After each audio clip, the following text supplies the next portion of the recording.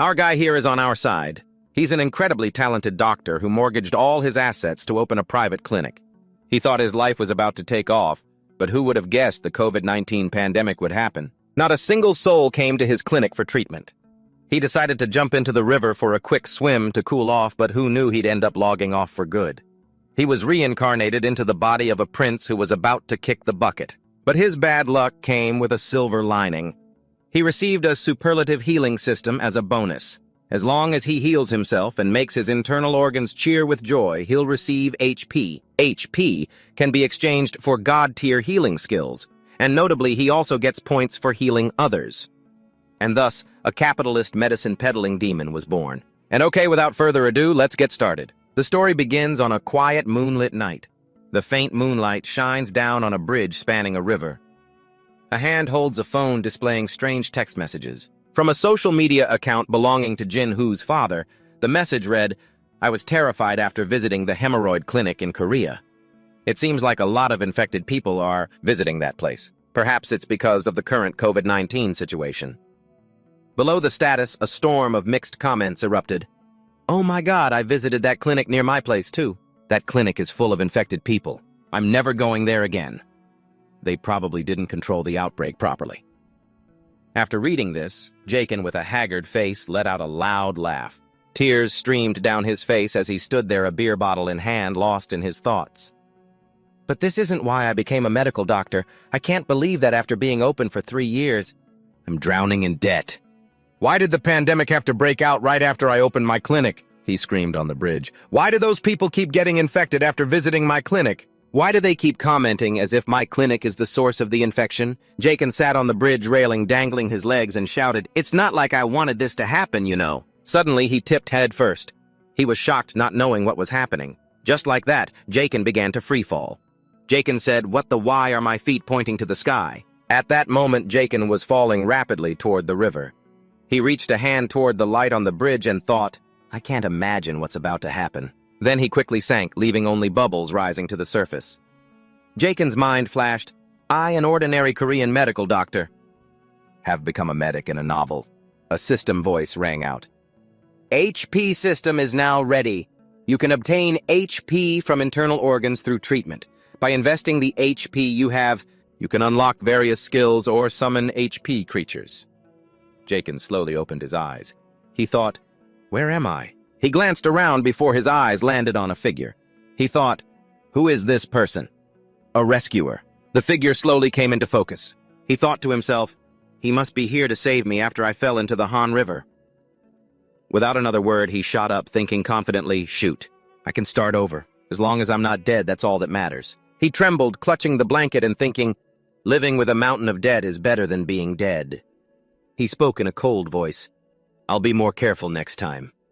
Suddenly, he seemed to realize something. He thought to himself, "Wait a minute. This isn't a hospital."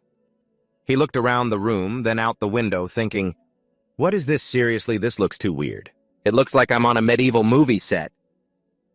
The room glittered with luxurious, gleaming, gold-plated items. Suddenly, a voice called out, "Your Highness!" Biozo's face was covered in tears, his voice filled with worry. "Can you see me, Your Highness?" The man's mournful crying startled him. He thought, "Damn it, you scared me." He wondered to himself, who is this strange foreigner? Is he crying? Unconsciously? Jaken spoke up. "Hello, who are you?" Hearing this, Biozo looked slightly panicked and stammered, "Don't tell me, you can't recognize me." As he spoke, his emotions suddenly swelled. "Even if I cannot show my devotion, I will continue to serve you. I am Gaden, your personal physician. The personal physician of Crown Prince Biozo Gadin." He looked at the other man like that. Jaken was a bit skeptical, thinking, What the hell is this guy talking about?" Then he said coldly, "Hey, can you bring me some water?" Hearing the command, the man immediately brought over a glass of water. He said, "Here you are, Your Highness." He took the glass, thinking to himself, that was fast. Suddenly, Jaken was stunned, thinking, "Is this a real diamond?" He lifted the glass slowly to his lips, still thinking, "It doesn't look fake at all. It smells like a 24-carat diamond." Suddenly, he saw something and whispered to himself. Jaken looked at his reflection in the water. A handsome face appeared. He stared in shock for a long time, unresponsive. He was so startled he choked on the water, spitting it out. Biozo, standing nearby, panicked. Your Highness." He hurriedly took a cloth to wipe the water from his face while he was still reeling from what was happening.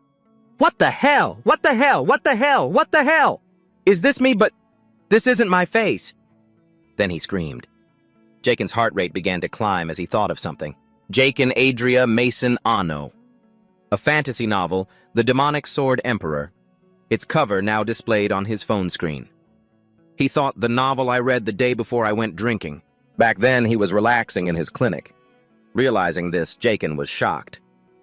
"Isn't this a character from that novel?" Then he said cautiously, "Hey." Biozo answered slightly surprised, "Yes, Your Highness." Jaken said, "Can you slap me?" Biozo said in a panic, "Yes, I think I must have misheard you, Your Highness." He said, "I guess I'll have to do it myself then." With that, Jacquin started to raise his hand, but Biozo shouted, "Your Highness!" Then Jacquin slapped himself hard across the cheek. Sitting on the bed, he was stunned by the blow and raised a hand to his stinging face. Biozo said worriedly, "Are you all right, Your Highness, over here?" Jacquin held his face, thinking, this isn't a dream. A second later, his eyes lit up as he thought with a grin, "Am I the crown prince from that novel? Am I Jacquin now?" Images of his modern life flashed through his mind. He thought to himself, does this mean the mountain of debt and interest? He remembered the loan amount on the screen that he had to bear after his business failed. Back then, his eyes were filled with helplessness and anxiety. Now he closed his eyes and thought, finally, I can... The beast within Jacquin seemed to erupt as he laughed with joy. I can live a life without worrying about that pile of debt. Then suddenly the look in his eyes changed. His body began to fall backward. Jacquin plopped down onto the bed, and Biozo rushed to support him. "Your Highness." Jacquin was sweating, his face pale, as he asked, What just happened to me?" He then looked at his trembling hands, thinking, I feel so weak. He glanced down worriedly and mused, this body is too frail for a 14-year-old. He looked up, revealing a gaunt, haggard face, and thought, this can't be. He thought about that novel. In the first half of the novel, the demonic sword emperor, Crown Prince Jacquin, was a minor character who only appeared briefly. He recalled the figure and thought to himself, he was a character who was always bedridden since childhood, and then at the age of 22, after a bunch of rituals and shadowy figures appeared, he died. Suddenly he called out, Caden! Hearing him, Biozo answered, Yes, Your Highness. Jacquin asked, How old am I this year? Biozo replied, You are 21 years old this year, Your Highness. Hearing this, he felt as if he'd been struck by lightning, unable to believe what he had just heard. He gritted his teeth, thinking, Damn it! Jacquin clenched his fists and lowered his head, thinking, 1 year. He furrowed his brow, his calculating eyes showing a hint of worry. When did everything start to go this wrong? Was it when I suddenly became a minor character in a novel? Jacquin thought about his belongings in the modern world. I thought I could finally forget about that debt and live a life of luxury because I'm the crown prince.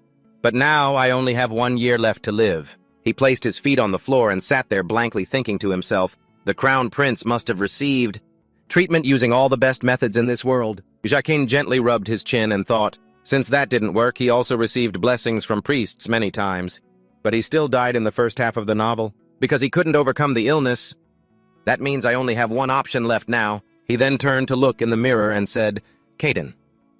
The man behind him quickly replied, Yes, Your Highness. Jacquin continued, I have something to do. Bring me the needles. Then he said seriously, The size doesn't matter.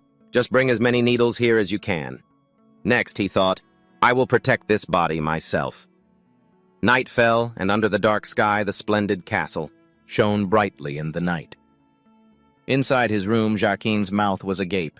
He took his own pulse and thought, what is wrong with this body? In his mind, like a righteous cultivator, he diagnosed the fluttering, skipping, and chaotic beats, otherwise known as the 10 monstrous pulses. Jacquin looked at his wrist in slight shock and said, If I'm showing signs of one of these 10 types of pulses, then my body must be riddled with internal injuries. He then closed his eyes and sighed, This life really is tough. A moment later, Biozo came in panting while holding something and said, Here you are, Your Highness. I brought all the needles I could find. Hearing this, Jacquin said happily, Excellent, just put them over there. Immediately after, he spread the needles out. Jacquin stood there staring thoughtfully at the pile of needles on the bed. Then he reached out, picked one up, and thought, Damn it, this thing is as big as a club. Biozo spoke up, Your Highness. Hearing the man call, he turned and spoke softly. The attendant asked, What do you intend to do with all those needles, Your Highness? Jacquin replied, These things, He picked up a heated needle, smiled, and said, "Well, I plan to stick them into my body." The attendant shouted in alarm. "What?" A second later, he grabbed Jaquin's leg. "Your Highness," Biozo cried out, "you mustn't harm yourself." "Please, calm down. You are the heir to the throne. I understand you've been through a lot of pain, Your Highness, but you mustn't harm yourself like this." Hearing this, Jaquin showed his annoyance and said, "Stop, it's not what you think." He looked at Biozo, who was kneeling on the floor, and continued, "I'm doing this for a righteous purpose." Jaquin said, "So if nothing happens after I stick this into my body," and at the same time he placed the needle into the flame. He turned back with a smile and said, "Then from now on you have to believe me." The man looked at him with a worried expression, then reluctantly closed his eyes and turned his face away. Understanding the situation, Biozo bowed his head and said, "If you insist, Your Highness, then very well. I will trust you." On the other side, Jaquin took off his shirt, revealing his pale back, and said, "Don't worry so much. You won't regret this." Under the light of the chandelier, Jaquin's thoughts echoed, "The first needle. It will be placed in the most vital respiratory organ." He lay on the bed, revealing his gaunt body with the needles beside him. He thought, "I have to breathe correctly before I can even think of doing anything else. And to do that, the first point of the 12 meridians." He lay with his eyes closed. Near his left shoulder, a needle was stuck straight in. He thought, the thing most connected to the lungs is... and the tie-in lung meridian. A moment later, he picked up another needle. A cry of pain rang out. Jaquin wondered, is it because the needle is too big? But damn, it hurts. The meridian pathways appeared in his mind. The 3 acupoints, Yunmen, a cluster of points on the upper arm. Jaquin's body began to sweat as he realized something. Wait a minute! A second later, his eyes shot open. A system notification popped up. Your body is reacting positively due to your correct acupuncture method. The functions of your internal organs are showing slight signs of recovery. And starting with the lungs, Jaquin's body transformed from the inside. The system announced, your lungs have begun to function again. A shimmering eye opened. The 2 lungs, as if revived, danced ceaselessly. They winked, signaling that the body's functions were gradually recovering. The system announced, your lungs liked that. Your lungs have given you 100 HP. HP 100/P. Astonished, Jaquin reached out to touch the screen. He wondered, a mascot. Jaquin quickly scrolled through the system screen. Beside him, Biozo said worriedly, Your Highness. In Biozo's eyes, he looked like a mental patient flailing his arms and legs at thin air while muttering foolishly, What is this? A status window. The man coughed. He wept as he covered his mouth, screaming internally, Our poor mad crown prince! What am I supposed to do now? Jaquin said helplessly, Gaiden. Biozo replied, Yes, Your Highness. He continued, I'm not crazy, so stop overreacting like that. He then inserted another needle. Biozo yelled, You're going to insert more. Jaquin said, It's fine. Soon 2 needles were lightly inserted into his shoulder. The system announced, You have correctly stimulated the Yunmen acupoint. Your chest spasms have been alleviated. 2, 3 more needles were inserted into Jaquin's arm. At this point, a sharp pain flared up. He grimaced. Ow, that hurts more than I thought. On the side, Biozo clasped his hands in front of him and said, Oh, heavens. His face was pale as he knelt down and continued, Please watch over the crown prince of the Maisanano imperial family and cure his madness as soon as possible. Our crown prince can't recover from his illness. So he's developed psychological problems and is harming himself. I'm about to go mad myself. Jaquin turned to look at the man, helpless. He could only remain silent, his face stunned and speechless. Then Jaquin gave a slight smile and turned his head to look up at the ceiling. He thought to himself, I'll just finish what I'm doing. He thought of the acupoints on his body. First the Xiabai point, followed by Tianfu Kongzui and the Yuji channel. The system announced again, due to your excellent acupuncture skills. Many acupoints have been stimulated. It feels like your lungs are sitting in a massage chair. Jaquin's 2 lungs became rosy again, enjoying this happy sensation. Hearing this, Jaquin got a little angry. He thought to himself, why a massage chair, and why didn't it give me any vitality points? He continued with his work, and finally, the Qi acupoint. He then took a needle and lightly pricked his thumb. He thought, acupuncture for the left lung meridian has been a complete success. At that moment, he seemed to be standing in a halo of light. An arm reached out, a foot appeared under the light. The 2 lungs transformed into 2 little boys dancing non-stop. The system announced, Your lungs are performing the Tessahai dance. Hearing this, Jaken was internally shocked. What? The two lungs continued to dance on a stage, smiling brightly as they spun around each other. Jaken lay there helplessly listening to the sounds coming from his two lungs. 1, 2, 3, 4, 5, 6, 7, 8. Hey, don't fall asleep, wake up. Jaken's face was one of resignation. He gritted his teeth, but the sounds just kept coming. 1, 2, 3, 4, Jaken said. Ugh, it's so noisy. The system then announced, the internal organ responsible for intestinal activity has now synchronized with the lungs. Suddenly, the two lungs stopped. A figure holding a gong appeared and shouted, What do you think you're doing? The intestines personified as a human figure appeared and shouted, How could you not invite me? Soon they all joined in starting a festival right inside Jaken's body. The two lungs happily beat drums and danced. The system announced, Your large intestine is joining in the song, and busting out some impressive dance moves. Jaken silently looked at the notification, feeling helpless. The system notification chimed again. The large intestine has given you 100 HP. Your lungs have given you 200 HP. HP 600/P. Jaken glanced at it thinking, so the large intestine has shown up now too, and he looked up at the system screen. The amount of HP you possess is now sufficient to unlock skills. The skills you can unlock will depend on your knowledge and abilities. Would you like to see the list of skills? Jaken thought to himself. Skills. He pictured a man with an obscured face, holding a sword in the moonlight like in a game. When you swing it, a light emanates from the blade. Then he thought of someone who looked like a mage shooting fire from a staff. After casting a spell, huh? The kind of abilities you need in a fantasy novel. Without hesitation, Jaken reached out and pressed agree, thinking, Of course I do. A second later, a system notification appeared showing the skills that could be unlocked. His eyes widened as he stared at the screen where a long list appeared, the list of unlockable skills. 1 pulse taking, 2 acupuncture, 3 cupping, 4 moxibustion, 5 prescribing medicine, 6 identifying herbs, 7 harvesting herbs, 8 decoction, 9 charging for treatment, 10 Asaran treatment method. He stared at the screen in confusion and said, But these are all things I've done before. A glowing thread of light appeared. Jia Kin's thoughts surfaced. The origin of all treatment methods is diagnosis. The cold image of the modern-day Jia Kin appeared in his mind. Only with a correct diagnosis can a doctor provide the right treatment plan. Without hesitation, he selected pulse taking. The system announced, You have selected number 1 pulse taking. Unlocking skill level 1. Cost 500 HP, remaining HP 100 HP.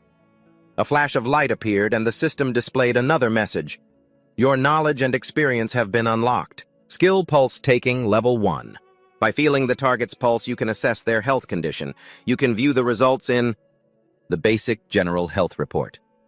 Jia Kin lay on the bed thinking, A basic general health report. I'll take my own pulse. The system announced beginning pulse taking, scanning. He lay down and closed his eyes. A notification panel displayed his body. Basic General Health Report.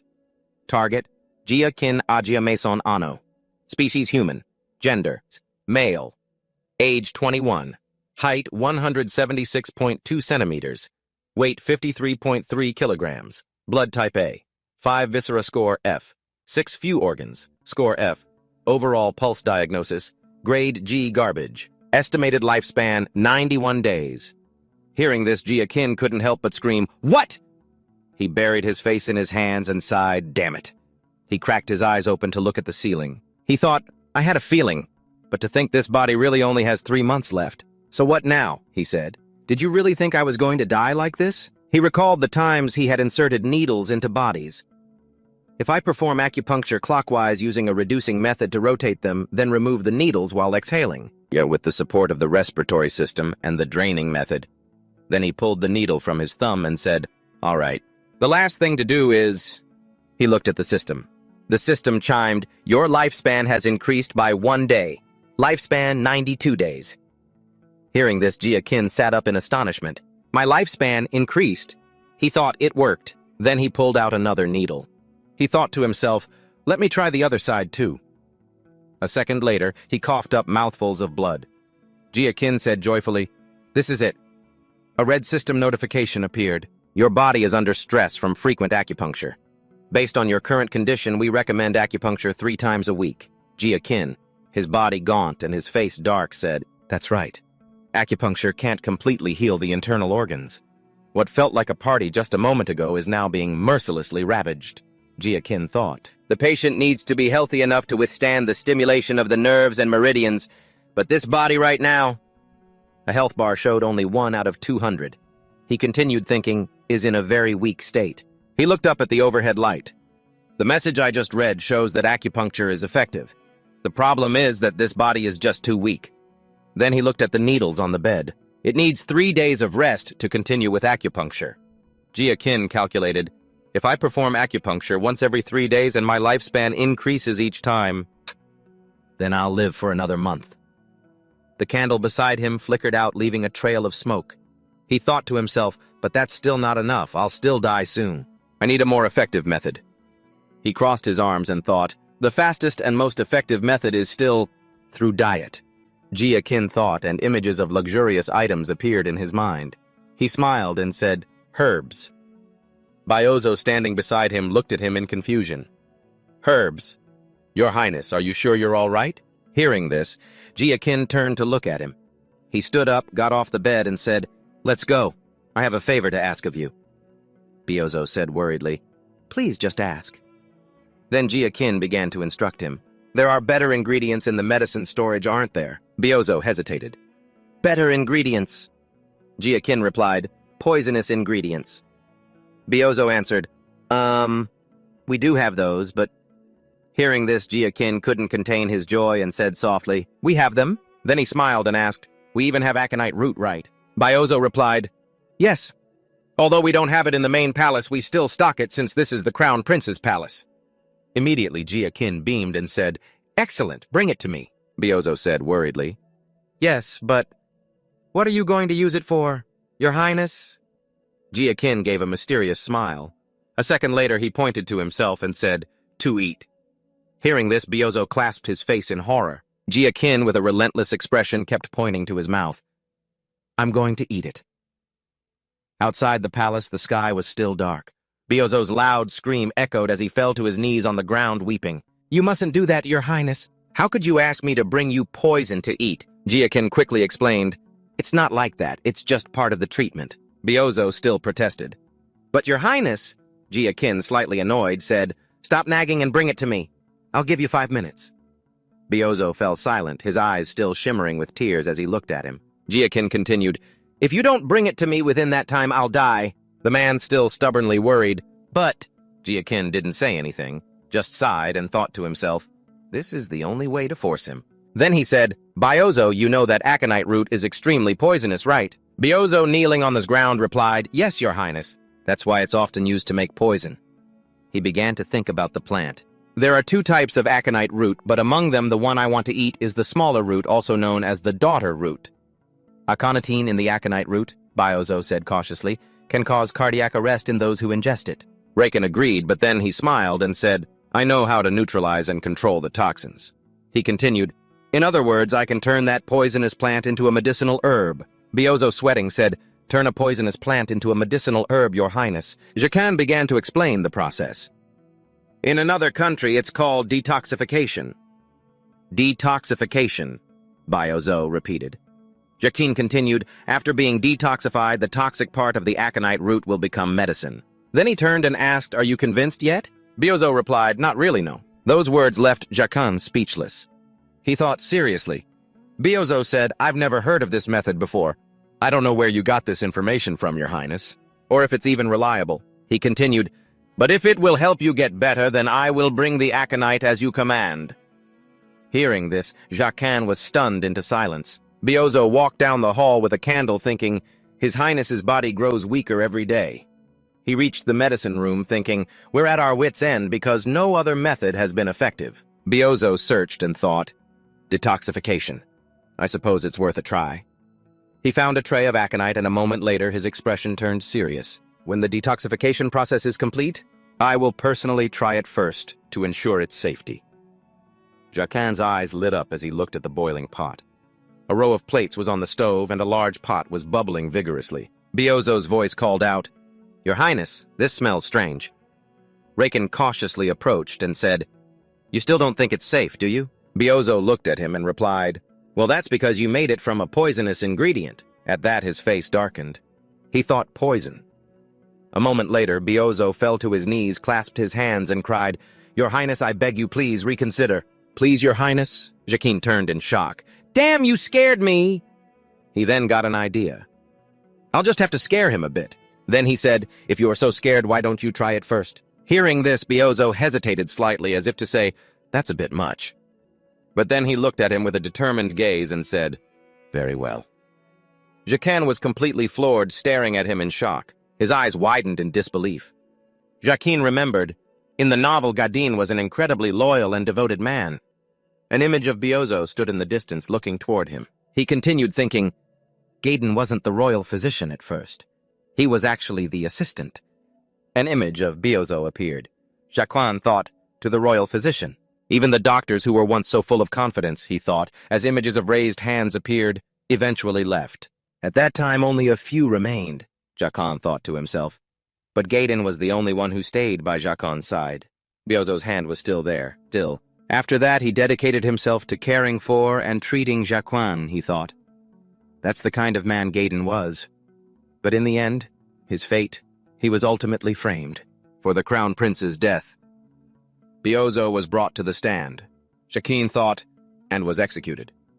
Back in the present, he watched Biozo's back, thinking to himself with a bit of worry. He really is a steadfast man. A loyal person like him deserves a better life. He then thought for a moment before looking at the fire burning on the stove. Suddenly, a greedy smile spread across his face as he thought, but there's no way I'm sharing something this good with him. The mouth of the pot, tightly covered with a cloth, continued to boil on the stove. Then Jacquin poured the liquid out through the cloth, the drops falling down. He thought to himself, a decoction of ephedra and asarum. Jacquin looked at the steaming bowl of medicine and said with a smile, "It's done." Biozo, standing beside him, looked at him. "Now I just have to drink it, Your Highness." Jacquin cut him off, pointing and closing his eyes. "I will. I know you're eager, but you must wait. This medicine needs to cool before it's consumed." Biozo, with a doubtful expression, said, "It needs to cool. Come to think of it, how do you know about these remedies, Your Highness?" Hearing this, Jacquin thought, Gadin's loyalty is to Jacquin. His face darkened, and he stammered, that. Then he thought, if he finds out I'm not him, it'll be a huge problem. In that case, Jacquin began gesturing wildly, trying to come up with a reason. "I know because a sorcerer has been visiting me in my dreams every night. And he told me, Jacquin adds Amazon Anno, look how frail you are. You probably couldn't even lift a single leaf. Every time I see you, I can't help but sigh. This is my secret, you know. I haven't even told my closest friends." He thought to himself, I'll just make something up. Biozo furrowed his brow and said, "I see. So a sorcerer visited you in your dreams." "I believe you, Your Highness." Jacquin looked at his forced expression and thought, "You don't believe me at all." A moment later, Biozo covered his face and said, "I think trying this medicine is highly suspicious." Jacquin turned back with a mischievous expression, thinking, now's my chance. He reached for the bowl of medicine. Immediately, he grabbed it and downed it in one gulp. Biozo didn't have time to react, his face a mask of shock. "What the?" After finishing, Jacquin raised a hand to wipe the drop of medicine left on his lips. "There," he said, turning to look at his companion. "I drank it all." Witnessing this, Biozo couldn't help but tremble. Suddenly, Jacquin's eyes were glued to the system. He could feel something happening in his chest. Just then the system appeared and announced, "You have consumed a perfectly brewed decoction of ephedra and asarum. The aconite vine has eliminated the cold energy and pain inside your body while also increasing your metabolism. The Ashrahan energy core has awakened." After hearing this, he couldn't help but be amazed. The Ashrahan energy core, a skill. It was created by the legendary swordmaster known as Javier Azrahan. In it, he saw the silhouettes of two people, Jacquin and the noble he served, Lloyd Frontera. This technique is only passed down to the direct line of the Maison Royal family. This is a symbolic technique of the royal family. Then he clicked his tongue and said, "Hold on. The true owner of this body is the Crown Prince, so he must have learned the Azrahan energy core since he was a child." The system then announced, "Skill Azrahan energy core has been unlocked." The system continued. "Skill name Azrahan energy core. Level single circle level 1. Jacquin stop spacing out in the kitchen. It will process or increase mana, absorbed by the circle surrounding the heart. Mana circulation. Mana increased by 120%. HP required to level up 1,000. Current HP 100. A small stream of light ran into his heart. His entire body was now transforming. Jaken thought, it feels like a donut is covering my heart. I can feel life surging through my body with every breath. Suddenly, a blue light emanated from him. He said, "So this is Mana." Jaken's face was cunning. Looking at the system, he couldn't help but exclaim, "This is insane." Suddenly, the bowl in his hand fell to the ground and shattered.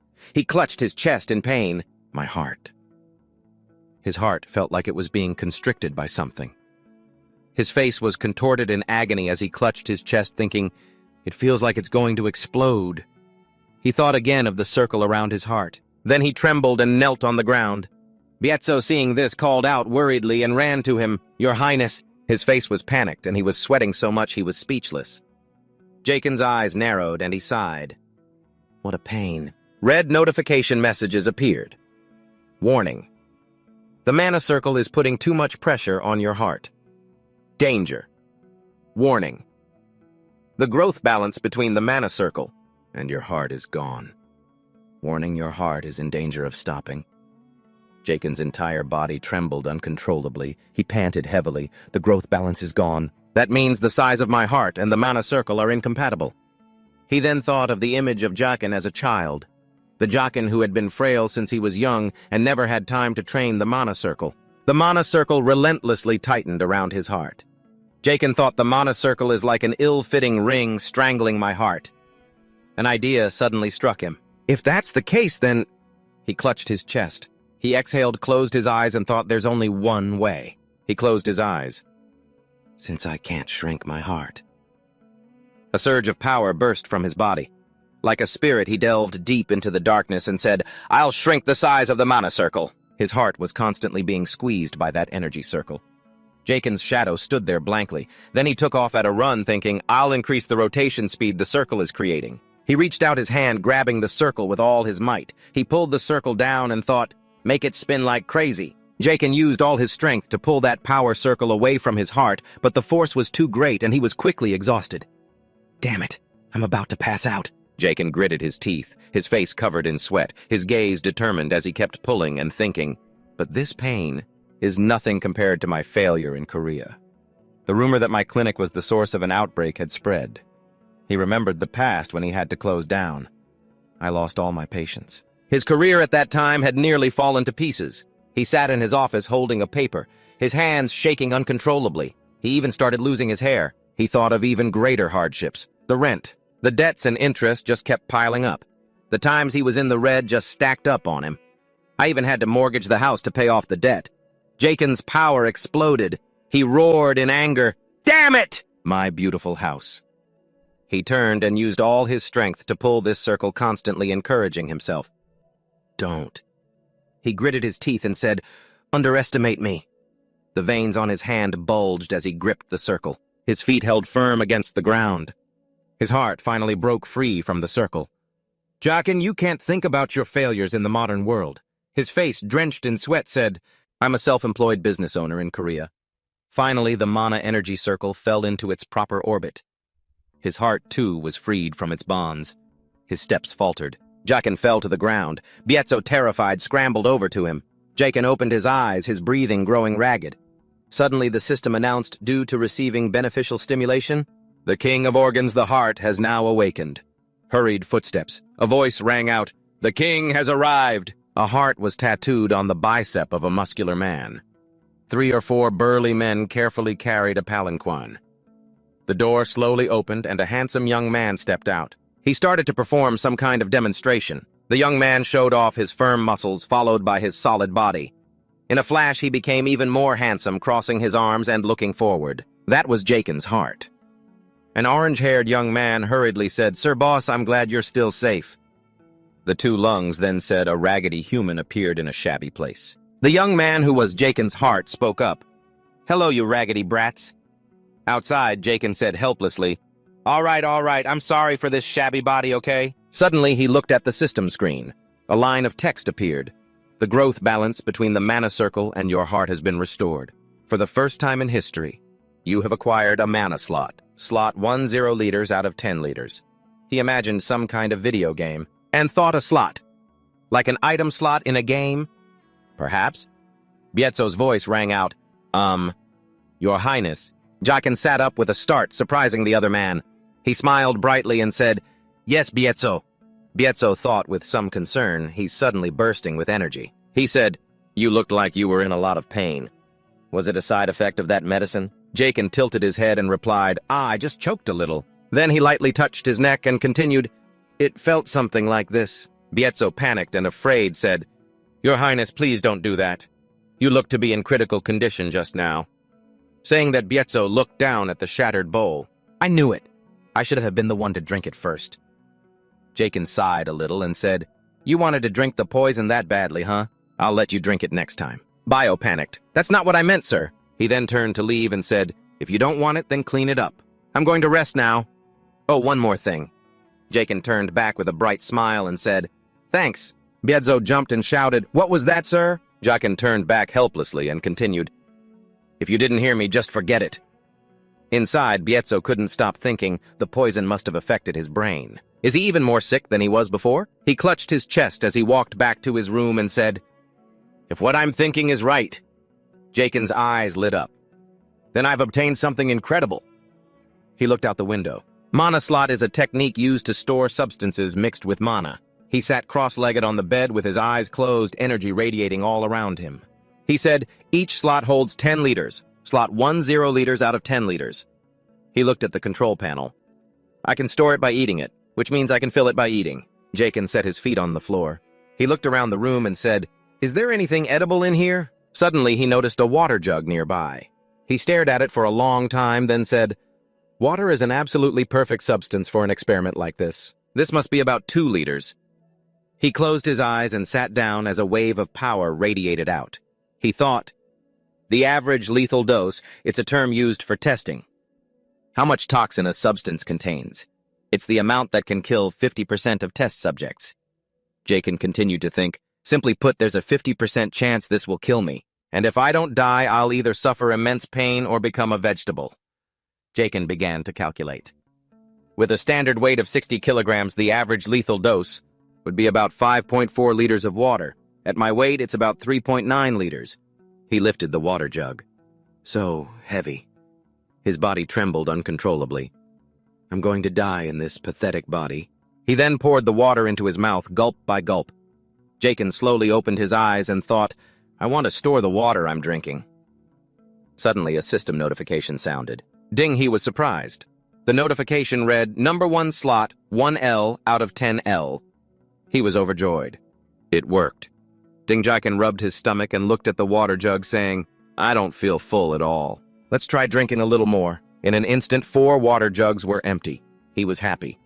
Wow, I drank 10 liters already. But I don't feel a thing. The system notified, slot 10 liters out of 10 liters. He thought, take out 0.1 liters. A smug look appeared on his face. Slot 9.9 liters out of 10 liters. He felt a sensation filling his body. I feel like a human version of a camel. I can take out as much water as I want. He thought, now I know how to use it. I want to try medicinal herbs. Now what do I do with all this water? I'll die if I instantly release 9.9 liters of water from my body. He hunched over and started to say, Is there really nothing I can do? Suddenly, he seemed to realize something. He looked at the water jug on the table and said, That's right. He thought of the Asura Han technique. Then he coldly extended his hand toward the water jug and continued to think, Its specialty is absorbing, amplifying, and releasing mana. As he thought of this, he seemed to have a realization. Amplify and release. Let's try using that. Jaikin thought, projected outside the body instead of inside. Energy began to radiate from the core of his being. Amplify mana, begin, and release. Instantly a stream of energy gathered into a sphere in his palm. Jaikin looked at the energy and said, Success. Now I just need to put it in the jug. He carefully moved the energy, speaking slowly. The energy shot towards the jug. Suddenly the jug shattered, sending a spray of glowing water from within the broken container. He panicked a little, leaning forward to see what had just happened. The jug had shattered and water was pouring out. He wondered, what just happened? This shouldn't have happened. Then he thought again, I thought it would flow slowly like a faucet. He pictured himself pouring water into the jug. He stood in the room watching silently and said, How did it suddenly turn into a water cannon?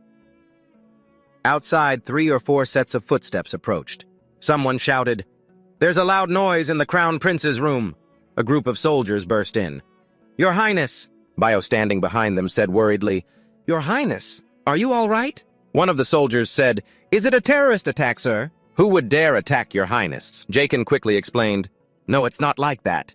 He was a bit worried, thinking, what excuse should I make up now? He scratched his head, stammering at a loss for words. Jaken began to act it out, explaining, "I got a little angry and smashed the jug on the table. That's what made the loud noise. Sorry about that." Pietzo and the soldiers looked at each other in silence. Jaken gave a weak laugh, thinking to himself, "That didn't work, huh? Even I think it sounds stupid." The soldier bowed his head and said, "It's all right, sir. Are you injured anywhere?" Jaken's face was full of suspicion as he said, "Oh, me. My leg just got a little scratch, that's all." Then he thought to himself, so they actually believed that, huh? The soldiers quickly cleared away the previous guard, then said, "Sir Gaddon, please escort His Highness to bedroom 2. Bezo replied, "After I've bandaged his wound, I will take him there." Raken thought, that excuse sounded pretty suspicious, but they still believed it. As Bezo carried him down the hallway, Raken wondered, is it because I'm the Crown Prince? In bedroom 2 of the annex, Raken lay stiffly on the bed. Bezo bowed and said, "Please rest well, Your Highness." He thought in amazement, is this the privilege of being royalty? He then turned and said to the other man, "You may go. You should get some rest too." Raken lay there holding up his hand to look at it, thinking about the recent accident. He analyzed it, the circle and meridian around my heart. The flow of mana ran through my shoulder and into my arm. It swept outwards and then erupted. He thought about that power from earlier. Raken lay with his head on his arm, thinking nonstop that blast had so much energy. Then he closed his eyes. "I need to sleep before I cause any more trouble. From now on, I have to be careful with my experiments. No one will find out what I'm plotting." Rain began to fall on the palace. A bolt of lightning struck, hitting the palace directly. Inside, a voice spoke. The person said, "Raken has been a bit strange lately, hasn't he?" In the darkness, the king sat on his throne. It was Emperor Astel Leonte Sordo Samazone Anno. Below, a kneeling figure said, "Yes, your majesty. The crown prince has been harming himself with needles. He even drank poison." Astel Leonte gritted his teeth and said, "Raken." In the darkness, his furious voice echoed, "What the hell do you think you're doing?" Meanwhile, in the kitchen, Raken was brewing something. Cutting tools and pots were scattered on the counter. Raken looked at the pot of potion and said, "Good. I've finished brewing 10 liters of the ephedra and asarum decoction." He then turned and gestured to Bezo Gaydon. "Could you step outside for a moment?" Bezo asked in surprise. "Yes, whatever for." In his mind, he pictured himself drinking the entire pot of the potion. "Because you'd pass out if you saw me drink all of this at once, that's why." He then changed his tone and said, "Just for a moment. I need to do something alone." Bezo narrowed his eyes and said, "You intend to drink that again?" He looked at the pot and continued, "But your highness, weren't you in great pain when you drank it yesterday?" Raken quickly defended himself. "I already told you. It was just because I choked." Bezo stood timidly and said, "There's so much of it this time, I'm worried." Raken winked and replied calmly, "I told you this is just for an experiment. I'll only drink a little bit. I just didn't want to throw it away after you went through all the trouble of making it." Hearing this, he scratched his head and replied, "Really?" Raken added, "Of course. I can't possibly drink all of this." Bezo cheered up. "Right, only a crazy person would do that." Then they both laughed loudly. But Raken suddenly fell silent, leaving Bezo laughing foolishly by himself. A second later, to the man's complete bewilderment, Raken kicked him outside and said, "Get out." Raken slammed the door shut. He turned and let out a breath. Raken walked over to the pot of water, picked it up, and thought, "Let's begin." So heavy. His arms trembled as he carried the pot and slowly poured it into his mouth. Streams of the potion flowed into his body. A system notification appeared. Slot 1. 1 liter out of 10 liters. Slot 1. 2 liters out of 10 liters. Slot 1. 4 liters out of 10 liters. Slot 1. 10 liters out of 10 liters. After he was done, he placed the pot on the table. Raken's body felt as if it had been charged with a new source of energy. He thought, good. Now I just need to release it little by little. Raken walked out into the hallway alone. The system announced again, ephedra and asarum decoction, releasing 0.1 liters. A moment later, he went into the bathroom and fell into deep thought. The system continued to announce ephedra and asarum decoction, releasing 0.1 liters. Then he stretched on his bed. The system announced again ephedra and asarum decoction, releasing 0.1 liters. System text appeared. Your heart loves this. Your heart has given you 100 HP. Your lungs are dancing. Your lungs have given you 200 HP. Your large intestine is jump roping with your sphincter. Your large intestine has given you 100 HP. HP 500. Raken gritted his teeth and frowned, thinking, still not enough. He thought to himself, I need to increase my lifespan. The system announced again, ephedra and asarum decoction, releasing 0.1 liters times 10. Ephedra and asarum decoction, releasing 0.1 liters. Your heart is resting and relaxing. It asks, hey, what's on the menu today? Your large intestine replies, ephedra and asarum decoction, sir. Your heart asks again, what about tomorrow morning? Your large intestine replies, ephedra and asarum decoction, sir. Hearing this, your heart's face darkened as it sat up. The intestine, unaware, continued. It seems like tomorrow's dinner will also be ephedra and asarum decoction. A terrifying sound came from behind. Red on Tiger is born.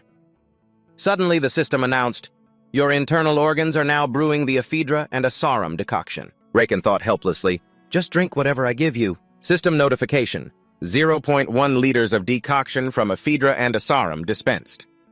Jaken was sitting silently at the dining table eating when the notification suddenly appeared. Your lifespan has been extended by an additional 50 days, total 133 days. Overjoyed, Jaken stood up abruptly and shouted, it's working. The startled maid cried out, oh my goodness! The teacup in her hand fell to the floor. Seeing this, Jaken hurriedly apologized. I'm sorry, I didn't mean to startle you. Hearing this, the terrified maid bowed low and said, please forgive me, Your Highness. The maid trembled, squeezed her eyes shut, and kept her head bowed, not daring to look up at him. Jaken thought to himself, puzzled. Why is she apologizing to me for accidentally breaking a cup?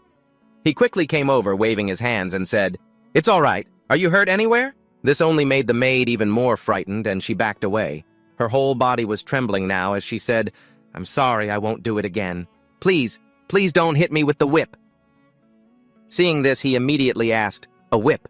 I've hit you with a whip before. But in his heart he pleaded, please say no. She stood up, composed herself, and said, no, Your Highness. Jaken breathed a sigh of relief, thinking, thank goodness. The maid suddenly added, you have never struck me with your own hands. Her words made him suddenly tense up. Shocked, Jaken asked, then, did I order someone else to do it? What did you do wrong? The maid hesitated and said, I spilled a single drop of water on your sleeve. An image of the monstrous Jaken appeared in his mind, and he thought, what kind of beast was this crown prince? Feeling helpless, Jaken sat down on the bed and said, all right, just clean this up and go. The maid's face lit up with joy. Thank you, sir. After finishing, she quickly ran out of the room. Jaken thought, she looks like she just escaped from prison. Suddenly, he called out. Biozo appeared immediately and said, yes, Your Highness. Jaken, using the excuse that, my memory has been quite hazy lately, asked, tell me in your eyes and the eyes of the other servants, what kind of person am I? Biozo began to speak grandly. Of course you are. Just as he was about to speak, Jaken threatened, if you flatter me, I will drink all of this poison right in front of you. Hearing this, Biozo was stunned. He stepped forward and said, in that case, I have no other choice. In the room, Biozo hesitated. You often... Jaken sat comfortably on his throne, laughing to himself. The images of the real Jaken were truly enough to make one shudder. He didn't just directly hit people, he would even slap the maids and then force everyone to be reverent towards him. Back in the present, Jaken clutched his head, blaming his past self. What the hell have you done? He thought back to what just happened. Now I understand why they believed that ridiculous excuse. It's because I'm insane. Suddenly, he turned and spoke to Biozo. In the unusually quiet room, his voice rang out. Why aren't you afraid of me? As the one closest to me, you must have endured the most. Biozo replied. Because I believe in you. Hearing that, he asked, puzzled, believe in me? Biozo looked at him with sincere eyes and said, I know what kind of person you truly are. Back then, heavy rain was pouring outside. Down below the palace, Biozo was drenching himself in the downpour, running around searching for something. Suddenly, he found Jaken sitting nearby under a tree. In his hands was a shivering little chicken. He looked at the boy with an affectionate gaze back then. Back in the present, he said confidently, I believed that if I treated you, you could return to being your true self. He continued, and recently my faith has been rewarded. Byozo remembered the time Jakin said thank you to him. He had said, thanks. Hearing this, Jakin slowly stood up and said, You old man, you like the way I've changed, huh? Byozo smiled and replied, Of course I do. Jakin said, All right then, this is your reward. Have some dessert. The table was full of food. Byozo said, surprised, Your Highness. Jakin replied, Go on, eat. A thought surfaced. I Lihan. What I mean is, as Jakin Adzia Maison Ano, I swear I won't let you be falsely blamed for my death. Jakin was determined. I will survive. Suddenly, a knock at the door was followed by someone bursting in with a panicked expression saying, Your Highness. Jakin turned his head to look at him. Byozo, who was in the middle of eating, choked on his food. The man panted, Your Highness. He continued, His Majesty summons you. The words made Jakin fall silent, staring at the man. Early the next morning, the magnificent palace appeared amidst the clouds. Jakin walked in with a cold expression, his eyes fixed straight ahead. Standing before the king, he knelt.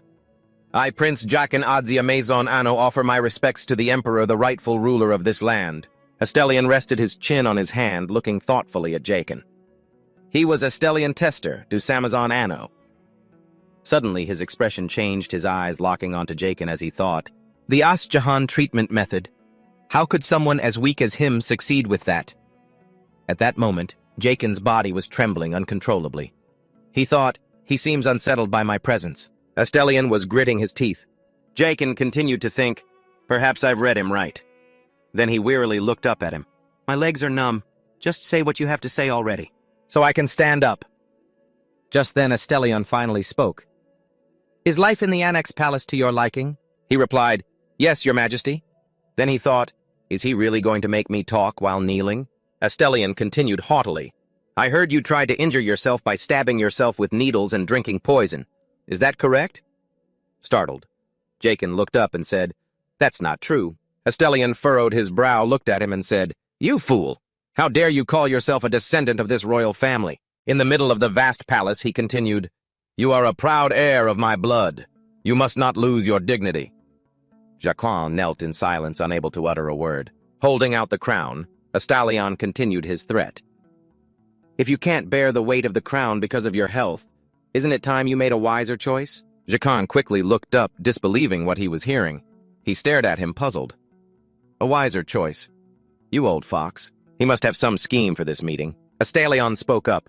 I will not beat around the bush any longer. He continued, I want you to renounce your title as prince and yield it to your younger brother, the second prince. Jacquin's eyes filled with shock and contemplation. Ah, so that's what this is about. His voice rang out, Your Majesty, forgive me, but... Jacquin continued with a sly smile. I refuse. Estelian's hand tightened on his throne. What? He shot to his feet, shouting, Refuse, you dare refuse me! Yes, that's right, Rakin said calmly. Then he thought the pressure is immense, but I can't back down. He continued to think of course he'd react this way. An image of Estelian reaching out to take his crown flashed through his mind. From the very beginning, he thought he's had the absolute power to strip me of my princely title. Estelian swiftly reached out and took the crown from Jacquin's head. The reason he's asking, Jacquin thought, is because he wants his eldest son to abdicate the title mercifully, kindly, and voluntarily, so that his younger brother appears worthy of receiving the crown from his elder brother. In an image, Estelian forcibly removes him from the throne. A worthy succession from his older brother Jacquin surmised. Estelian and Theodo raised their hands. Step by step, Rakin is being erased. It's a clever political move. A crowd of shadowy figures appears applauding. He smirked and thought to himself, I may be useless and unreliable, but I have no intention of just rolling over. He thought he must be getting anxious. After that, he looked up at his opponent's furious face. Estelian descended the steps enraged.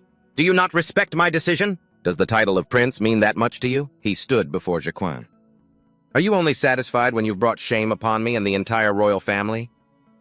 Jacquin lowered his head as if cursing under his breath. I don't give a damn about that title. He thought of the gold, silver, and precious gems. I'd gladly give it to the second prince or anyone else. I'd much rather just enjoy my life, but if I agree to his proposal. Rakin thought of a terrifying possibility. This country will be ruined by that second prince. Raken recalled the book, The Demon Sword Emperor. The second prince appeared talented and diligent, but he predicted something terrible would happen. An era of chaos would erupt. With a serious expression, Jacquin thought, the prince is a hothead who lacks the skills to handle that chaos. His reign will lead the entire empire and the royal family to ruin. I must do everything in my power to stop that from happening. Then he slowly began to stand up. I may look weak, as you say, but I haven't lost my wits or my wisdom yet, he continued in the main hall. The title of prince itself holds little value to me. What is important to me is the prosperity and peace of the imperial family. Astallion's demeanor suddenly shifted. Well said, he remarked, surprising Jacquin. And that's not all, he continued. Jacquin said boldly, therefore I wish to make a proposal. Astallion looked surprised. A proposal, he replied confidently. Give me one chance to prove who can better bear the weight of the crown, me or the second prince. Outside the palace, the sky had brightened. A voice called out, Sir Bietzo. So, Jacquin said, why did the emperor summon you? Jacquin smiled. Oh, it was nothing. He just wanted me to abdicate my position to the second prince. Bietzo was immediately taken aback by his words. Jacquin waved a hand calmly. Don't worry, he said. I already refused. Glowing with confidence, he continued. I even proposed a sword duel with the second prince. Suddenly, his expression changed. Gaiden, what are you doing? Below, Bietzo looked despondent as he packed his bags. I'm preparing to leave, he answered. What did you say? Jacquin yelled angrily. Bietzo's sobbing could be heard. Sob. Elsewhere, Astallion stood silently by a window, stroking his chin and speaking. So he wants a chance to show who's more worthy between the two of them, eh? His mind was filled with suspicion. Has he always been like this? Very well. I accept your proposal, he declared with a loud laugh. I shall look forward to it. Meanwhile, Jacquin and Bietzo struggled over the luggage. There's no way you can win, Bietzo cried. I told you I'm going to win, Jacquin yelled in frustration. At a bridge, a large, bustling crowd had gathered to watch. Above them, the imperial flag fluttered in the wind. In the stands sat Astallion and his court officials. They were watching the match between Jacquin and Theodo. Astallion frowned as he looked down. Jacquin was flailing about, warming up before the start. Outside the dueling ring, young women were blushing constantly. Prince Theodo is so handsome. How glorious his victory will be. Theodo suddenly stepped toward Jacquin. Startled, Jacquin looked up at him. With a confused look on his face, Theodo said, Brother, I mean your highness, you don't have to do this. That's Theodo Palermo Mason Anno, the second prince of the Mason Anno Empire. He looked away and continued, Brother, I hate to say this, but you already know how this is going to end. Jacquin calmly stood up and replied, The end, are you already declaring your own victory? Theo, not backing down, said, The emperor said you requested this duel. He continued, To help me become more worthy of the throne. Jacquin's face screamed, What the hell are you talking about? He clutched his head, feigning anguish, and continued, You know the outcome will just be the same. I don't want you to risk yourself for something like this. Not at all. I won't allow it. I won't let you sacrifice yourself for me like this. Jacquin smirked inwardly, thinking, Ha, you two are gravely mistaken. He coldly took the shield from Biozzo's hand, thinking, But I'm sorry. He slammed the shield onto the ground. Everyone in the stands was stunned by his action. Up above, Astallion couldn't hide his surprise. Second Prince Theo was completely stunned. Jacquin stared resolutely at his opponent and said, I don't intend to lose. His wide eyes challenged his opponent. Soft golden sunlight shone down on the match as the crowd grew larger, their whispers spreading. The crown prince is so strange. Another person warned, Shh, what if someone hears you? The chatter continued. Don't you see the second prince is a gifted swordsman with a magic circle? He was even taught swordsmanship by a legendary knight. Down below, Jacquin and Theo took their stances. Biozzo watched Jacquin with a worried expression. His eyes were filled with trust, ignoring the whispers. The crown prince has no chance of winning. This is a complete joke. Biozzo recalled what Jacquin had said then. A joke, I told you. I'm completely serious. I want to win. At the time, he had been exercising to build his strength. Biozzo had said worriedly, But your highness... Jacquin quickly cut him off. It's fine, it's fine. I'm glad no one has any expectations of me. That way there's no pressure. Hearing that, Biozzo quickly exclaimed, Of course I believe you will win. Jacquin retorted, Liar. Who'd believe you? Biozzo fell silent, nervously licking his upper lip. Jacquin, panting, said, 3 times. If I can block 3 of the second prince's attacks. He then held up 3 fingers in front of the man. He continued, "I will be victorious." Back in the present, Byozo clasped his hands in prayer. "Please!" He looked towards Jaken, praying for his safe return. Up above, a stallion spoke loudly, drawing everyone's attention. Seated on his throne, he declared, "Today, this duel will decide the heir to the throne." The people listened intently. "The rules are very simple." Jaken listened with a serious expression as he spoke. "If the Crown Prince can endure for 5 minutes or defeat the second prince, the Crown Prince will be the victor." He then glanced at Theo. "Conversely, if the Crown Prince fails to do either, the victory will belong to the second prince." A stallion then said, "And now..." Hearing this, Jaken got into a ready stance. Theo, no less serious, stared at his opponent, thinking, "Brother, it has come to this. I will put an end to this as quickly as possible." A stallion shouted, "Let the duel begin!" Below, the two stared at each other tensely. Suddenly, Jaken threw his sword to the ground. A stallion stared at him, stunned. Below, the crowd buzzed with chatter. "Hilarious," someone shouted. "What is it over already?" Someone else said, "How boring." Jaken, having coldly tossed his sword aside, looked at his opponent. Theo asked, surprised, "Are you forfeiting?" Then he thought to himself, "To be honest, I didn't want to point my sword at someone so weak anyway." What a relief. He glanced at the crowd, his thoughts continuing, "But I can't believe he'd give up so easily in front of all these people." Byozo stared at Jaken, his face a mask of utter shock. This could damage the royal family's image. Theo thought his expression a mixture of doubt and confusion. Should I talk to him and get him to continue the fight? No, I shouldn't. He's sick after all. But Father is watching. Without a word, Jaken suddenly gripped his shield and planted it in front of him. Theo thought, in amazement, he's choosing to defend instead of making a token attack. It seems he's prioritizing lasting for 5 minutes over defeating me. Then he gave a slight smile.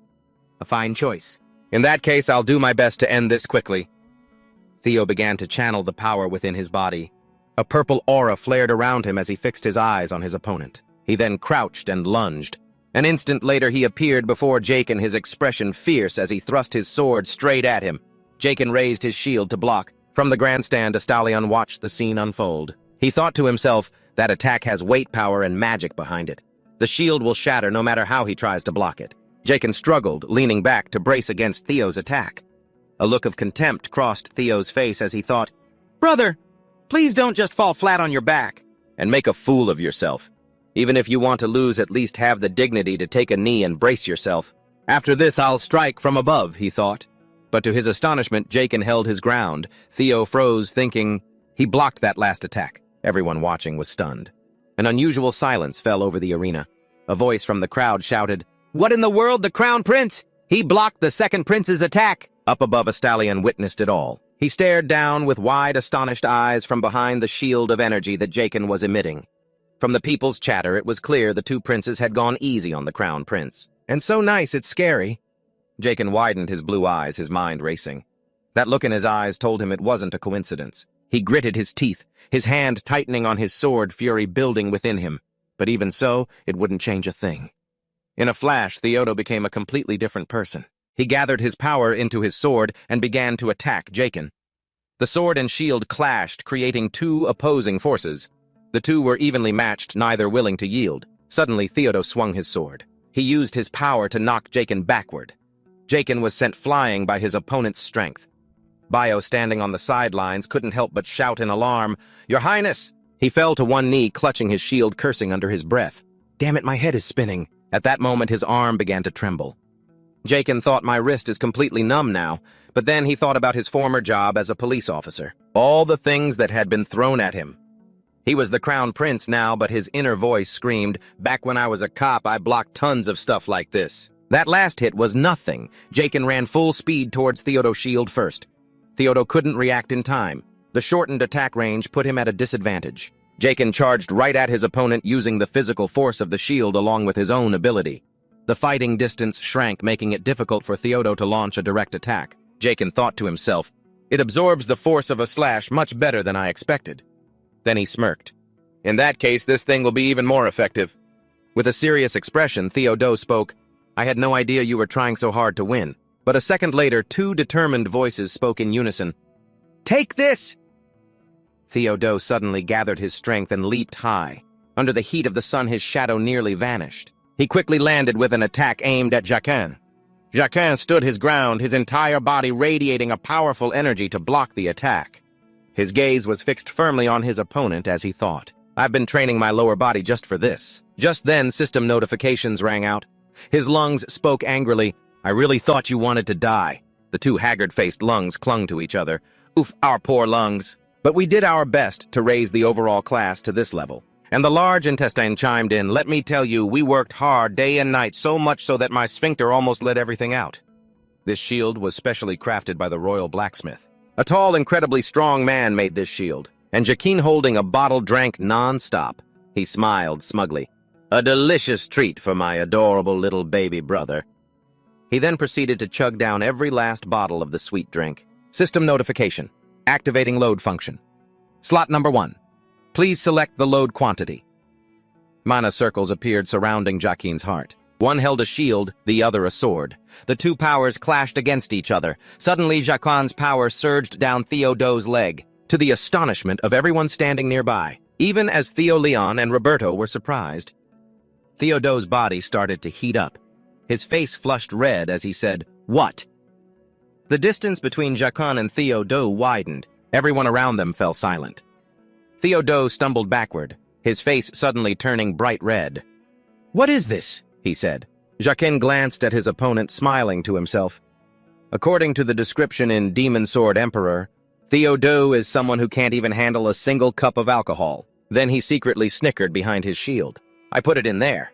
A cocktail bomb containing 20 different types of hard liquor, prepared last night just for this moment." On the other side, Theodo kept looking around, his face flushed. He started to reason, "I'm sure I hit the shield, but something entered my body and mixed with my mana." A second later, Theodo's head started spinning. His voice became frantic. "Something got in! Something!" Immediately, he tried to regain his composure. "No, I have to focus. Nothing will change. I just have to defeat my brother within 5 minutes." He thought about winning the main character's glory, imagining a scene where his father would finally notice him receiving the praise of thousands of people in the palace. "And I will succeed him as the proud crown prince." Theodo tried to reassure himself. "This is for the best. For the royal family, for the empire, and for my frail older brother." Over here, Jacquin peeked over as if to confirm, has it taken him down yet? Theodo staggered and said, "Therefore," his opponent's determination surprised Jacquin. His face was flushed red, but his eyes were filled with resolve as he said, "I will win."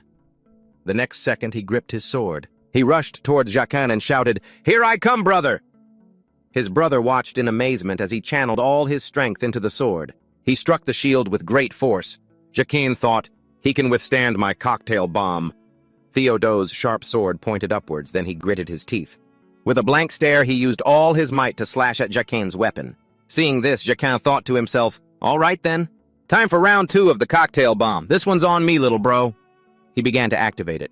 A system notification chimed, 0.1 liters of the cocktail bomb contained in the circle has been released. Jacquin's eyes grew cold as he looked at his opponent. He thought to himself, drink it all. He kept chanting as if to hypnotize him, chug it all in one go. A second later, Theodo's pupils constricted. He found himself in a quiet bar. Theodo looked up and said, "Where am I?" But I was in the middle of a fight. A red-haired man smiled gently, continuously shaking a drink. Then he placed a glass in front of Theodo. A moment later, he said, "The gentleman over there has already paid for your drink." Theodo turned to look. It was Jacquin. Jacquin suddenly turned around. He winked, raised his glass towards his opponent, and said, "Cheers." Suddenly, the scene changed. His face was filled with confusion. Am I hallucinating? Meanwhile, Jacquin tossed his shield aside. He took a deep breath, thinking to himself, "Now let your big brother help you sober up a bit." Jacquin's chest swelled with air as he got a running start towards his opponent. System notification releasing the liquid contained in the circle. An energy source gathered in the palm of Jacquin's hand. He silently comforted his opponent, "This is gonna hurt a little." Without hesitation, Jacquin struck his opponent straight in the chest, shouting, "Brace yourself!" Theodo was caught off guard. With a defenseless expression, he coughed from the attack. Theodo was knocked backward and the sword he was holding fell to the ground. He tumbled backward, dust flying up around him. Everyone watching was utterly shocked to see it. Up above, the man and woman were stunned, looking on with apprehension. Even as Theo Leon couldn't believe Jacquin was capable of that. Jaken's face wore a triumphant smile as he looked at his opponent, who then fell to the ground. The air suddenly fell silent, as Theolion frowned in thought. Jaken. Was that really the Ashrahan core technique? Below, a powerful stream of green energy was enveloping Jaken's entire body. His thoughts appeared. I thought my eyes were deceiving me. Then he began to compare. Although there was a lot of mixed energy from everyone around in the air, he thought it was a shame he was so far away. The distance between him and Jaken was not small. He continued to think. I can feel the resonance of the magic circle so clearly. After an unknown amount of time, Theodore slowly opened his eyes. He muttered wearily, "Huh." Suddenly, he shot up, his face full of doubt as he saw Jaken holding his leg. Theodore spoke up. "Brother Jaken?" Jaken's face darkened slightly as he motioned for him to be quiet. "I've purified the contaminated mana." Filled with questions, Theodore asked, "Was that the Ashrahan core technique? How is that possible?" Jaken calmly replied, "So what if it was? Maybe I'm just a late bloomer." Suddenly, Theodore noticed his sword in the distance. Then he said, "I lose." Jaken continued his work and said calmly, "What, you didn't expect it?" He continued, "It's okay. To be honest, I didn't expect it either." Suddenly, a stream of blood ran down Jaken's forehead. Theodore saw it and immediately sat up, asking worriedly, "Bro, your head is bleeding." Jaken innocently wiped it away and said, "Huh, my head must have hit the shield when I was blocking your attack." Suddenly, Theodore narrowed his eyes. "Brother." Then he thought you really gave it your all in this match. He remembered Jaken focusing on the fight while he threw out everything he could with that frail body of his, and he fought without backing down a single step. Then Theodore thought about himself. And what about my attitude during the fight? I acted as if victory was already mine. A moment later, he lowered his gaze, thinking sadly, I was too arrogant. After finishing, Jaken stood up and said, "All done. How are you feeling?" Theodore clenched his fists. "I feel so ashamed of myself." Jaken looked at him and hurriedly said, No, I meant your physical condition." Hearing that, Theodore looked at him a bit surprised and replied, I feel much better." Jaken stood with his hands on his hips and said, "Is that so?" Then he thought to himself, "Of course you do. I absorbed all the alcohol from your body." Suddenly, Theodore knelt on the ground. He admitted his defeat and said, "I, Second Prince Theodore Palermo Mazan, Anno officially accept my defeat in this duel for the position of Crown Prince Jaken." Jaken's eyes widened at his opponent. The entire stadium was silent. Theodore's voice rang out, "In the presence of His Majesty and the people." All the witnesses were endlessly surprised by this act. A moment later, everyone roared and cheered non-stop. Jaken stood silently for a long time. Suddenly, he raised both hands and shouted, "I did it!" Biezzo, standing on the sidelines, was overcome with emotion and wiped his tears with a handkerchief, saying, "Oh, Your Highness, to think you'd be this happy. It's so hard to believe." Sob. Opening his eyes, Jaken stared intently at the system screen and thought, it finally appeared. The system announced, "You have successfully healed someone other than yourself for the first time in this world. A skill has been unlocked from a great achievement." A long notification appeared, "Healing Fee Collection Level 1. Your lifespan increases as you extend. The lifespan of the patient you heal. Current conversion rate 2,000 to 1. Hearing this, Jaken excitedly exclaimed, "Awesome!" The system continued to announce Healing Fee Collection, Level 1 skill activated. Estimated lifespan extension for patient. Theodore Palermo Mazan, Anno 0.5 days. Lifespan unit is too small. The minimum unit for calculation is 1 day. Immediately his expression changed as he said, "Well, that's almost okay, I guess." Then he thought, anyway, the important thing is, Jaken continued to think, "Now when I heal a patient," a mosquito in his shape appeared and flew over. A harmless parasite-like mosquito. He smiled to himself and thought, my lifespan increases too, right? Then Jaken thought about the canned herbs. It's really quite lucky. No matter how many herbs I drank or how much acupuncture I did, it was like pouring water into a broken jar. Jaken thought of the scene of drinking herbs with the cracked jar. A frog said, "Failure." Back in the present, he smiled and thought, but that ends now. He stood confused, watching as Theolion slowly approached. The man spoke. "Why didn't you answer my question?" He said, a bit angry. "I'll ask again. You used the Ashrahan core technique in this match, didn't you?" Jaken replied, Yes, I used it." Under the sun, the man questioned him carefully. "How could you possibly use it?" Jaken said honestly, "I'm not sure." The man frowned, seemingly angry. "Not sure?" Jaken looked down and replied, "That's right."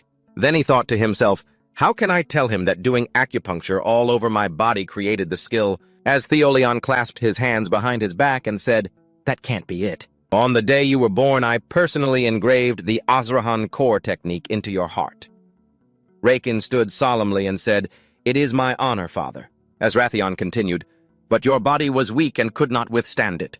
Raken, still bowing respectfully, said, I apologize, father. The man looked at him with a very serious expression. But you with your weak body have surpassed your younger brother, Raken replied. Thank you.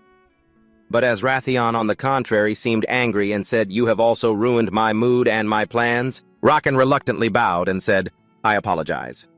Then he thought to himself, was that a compliment or a scolding?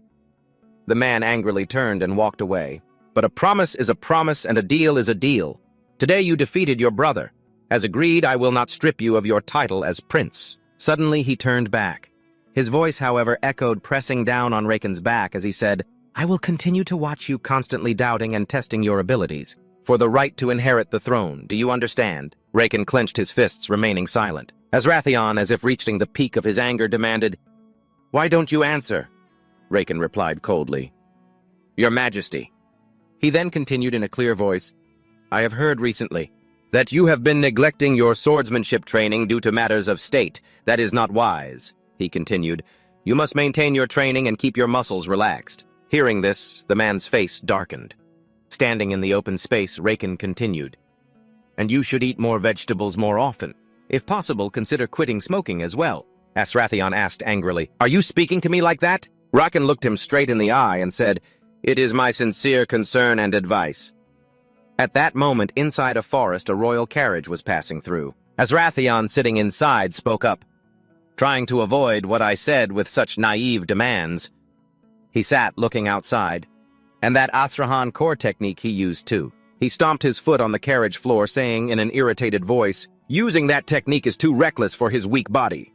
It could lead to many unforeseen consequences. He then turned his head away and fell silent, deep in thought. But that also shows he continued to think how desperate the boy was. As Rathion thought about Raken's past, a child who lost his mother at birth, a child who always endured pain. He had watched Raken from infancy to adulthood. I had such high hopes for the boy and was disappointed hundreds of times more. Then he thought about Raken's feelings. But under the bright sun, his thoughts turned to the small sliver of hope the boy had shown today. It had stirred his heart once again. By late afternoon, as the sunlight began to fade, the carriage arrived at a certain place. Raken sat inside, his face clouded with sad thoughts. My father in my past life had a stroke. He remembered the moment by the hospital bed. We had just been having fun together and then the call came. But it was all too late. Then he thought about the novel he had written. The Emperor also had a stroke after Raken died. In the early stages of the novel, Raken sat pensively looking outside. That can't happen again. The Emperor needs to be healthy and maintain his throne. I'll extend his life by demanding treatment fees. He rested his hand on the window glass, thinking, I never want to experience that kind of pain again. Suddenly, Byozo fell to his knees, crying loudly, Your Highness! Raken turned to look at him and said, You startled me. The man couldn't stop crying, tears streaming down his face as he said, Your Highness, please ask me what these tears are. Helpless, Raken reluctantly said, All right, what are those tears? As if on cue, Byozo immediately said, They are tears of sincerity.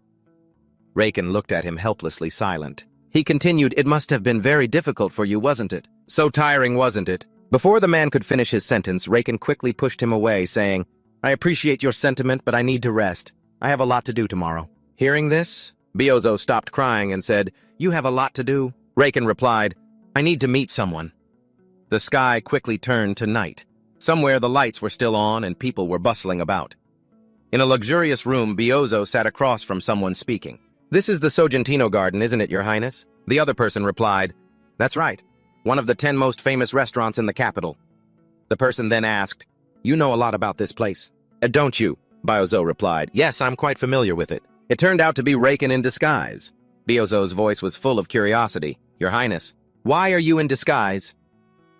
Suddenly there was a knock at the door. A waiter entered.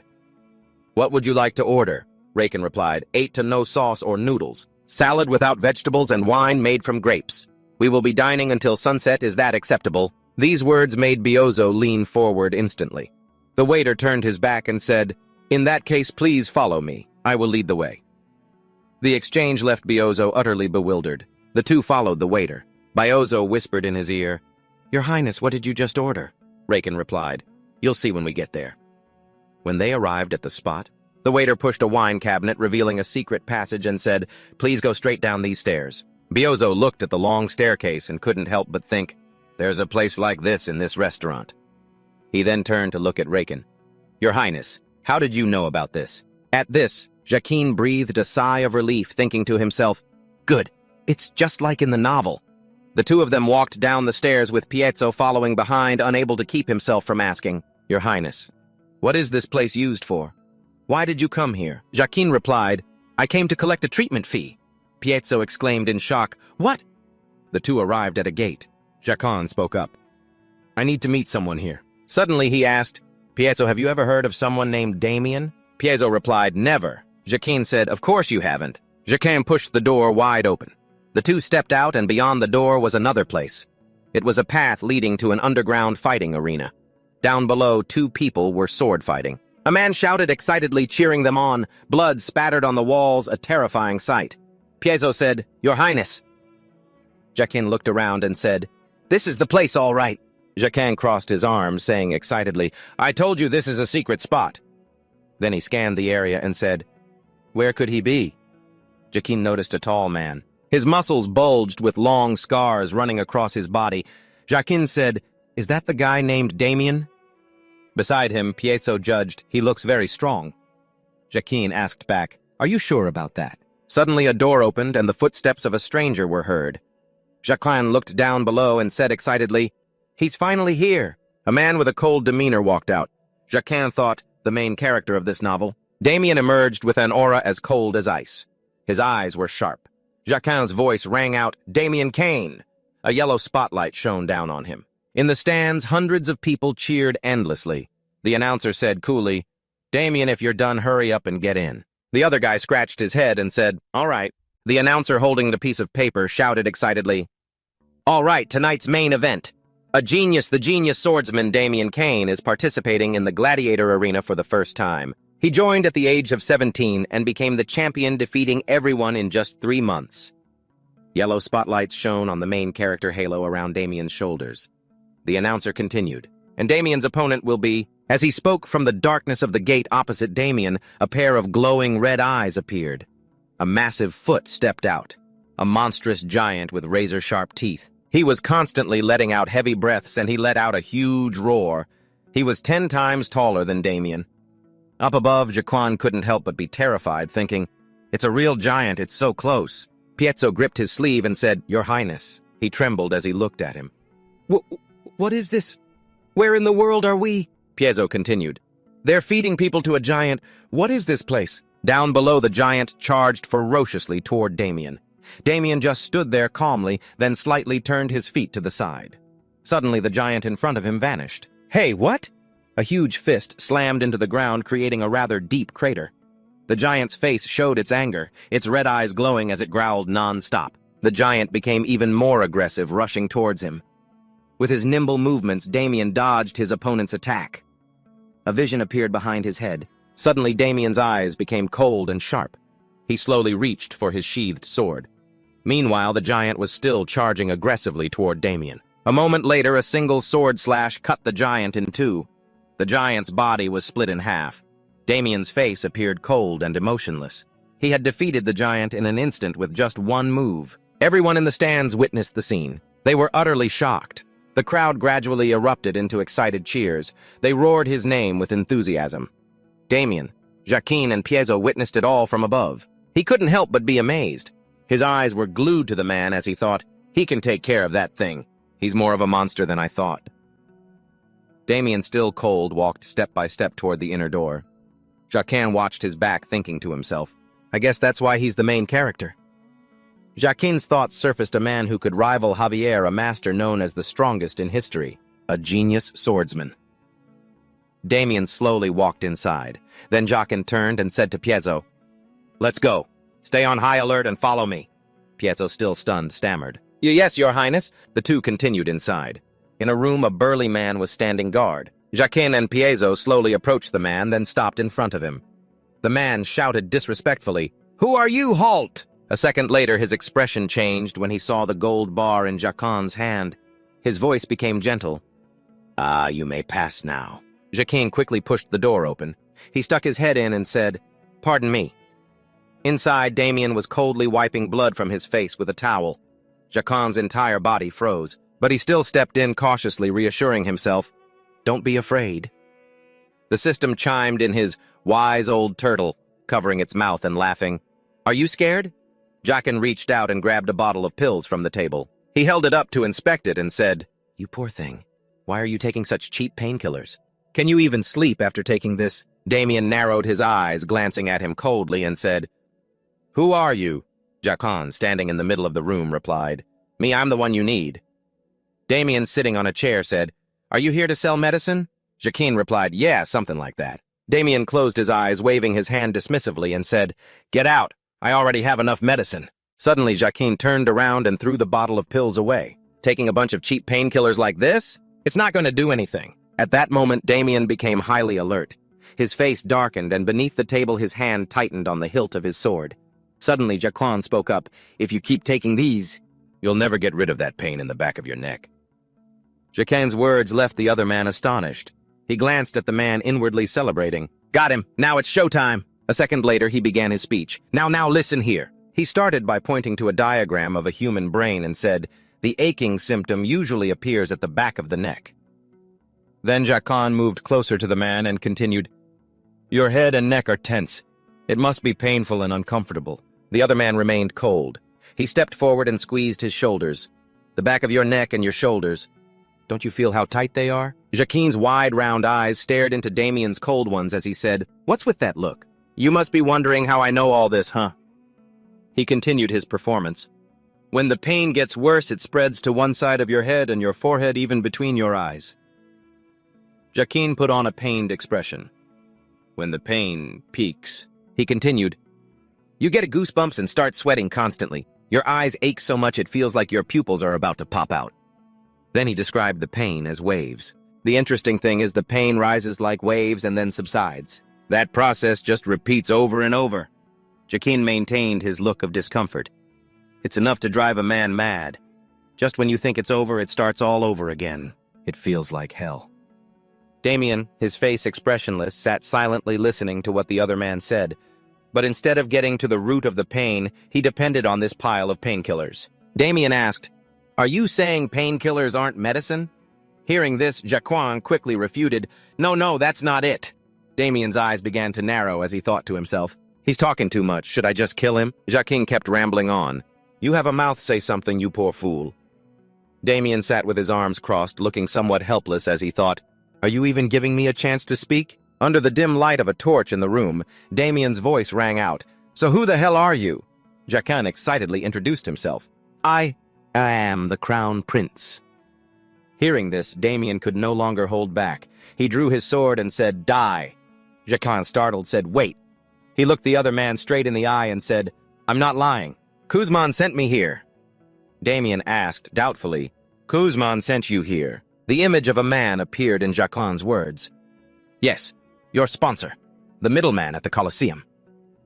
Hearing this, Damien fell silent for a long time. Jacquin looked at the vial of medicine on the floor and said, "Kuzman told me you've been complaining about not having enough medicine lately. Kuzman is having trouble because he can't get enough supply due to the current harvest." Damien lowered his leg to the floor and said, "What do you mean?" Jacquin adjusted his clothes confidently and said, "I have another way to ease your pain." He used sweet words to entice him. "How about it? Do I look more trustworthy now?" Damien, still cold, asked, "Did you bring me a new medicine?" But the other way Jacquin mentioned was no. "You can't handle this with medicine. You have to remove the root of the problem." Then Jacquin clapped the other man firmly on the shoulder and said, "First take off your shirt and lie down. I'll treat you and explain as I go." In the room, Damien's strained voice agreed to the deal. "All right." Damien lay on the bed shirtless, revealing long scars on his body. Jacquin spoke up. "Are you scared?" There was a strange tattoo on Damien's back. He replied, "Of course not." Jacquin reached into his bag, not forgetting to taunt him. "Really?" Damien turned his head back coldly and said, I am a warrior. He continued, I am a warrior who has killed, been wounded, and risked his life countless times. Jacquin took something out. He chuckled and said, Right, I get it. Then he placed that object on the man's back. To Damien's suspicion, Jacquin, holding a torch, said with a sly look on his face, This is your first time getting cupping done, isn't it? Jacquin brought the torch close to the strange object. Damien lay on the bed and replied coldly, I am a warrior. The heat from the flame gradually melted the object. Damien's voice rang out, This kind of treatment is nothing to me. Suddenly a loud scream came from inside. The man guarding the door outside was startled and exclaimed, Holy crap! Biozo reacted accordingly. Inside, Jacquin relentlessly teased the other man. Such a child. And you still dare to puff out your chest and call yourself a warrior? At this moment, Damien was lying on the bed trembling. Suddenly, the look in Jacquin's eyes changed. He thought to himself, This is probably going to hurt a lot, but hang in there. He noticed the mark on the other man's back and thought, The reason Damien can't leave the underworld is because of this mark. A mark with a sword placed in the middle. Jacquin continued to think, The curse of those who bear this mark activates when their blood circulation is stimulated. He thought further. The moment he goes through a fierce battle in the arena, he will experience extreme pain. The body of the one who bears the mark is like a puppet being controlled. But Jacquin also thought that to be able to endure that pain, and he has to buy painkillers with money borrowed from Kuzman, and then he has to fight another match to pay off the debt. Jacquin's face contorted. He thought to himself, fighting drugs, it's an endless cycle. Cougarman, that damn bastard. The room was filled with the smoke of the drug. Jacquin's thoughts echoed Damien's current state. The violent heat from that so-called drug was slowly spreading down. He thought he needed to use high heat to erase the brand first. Then he smirked. If I heal the main character, the strongest person in this novel, and get him on my side, I'll have an extra life.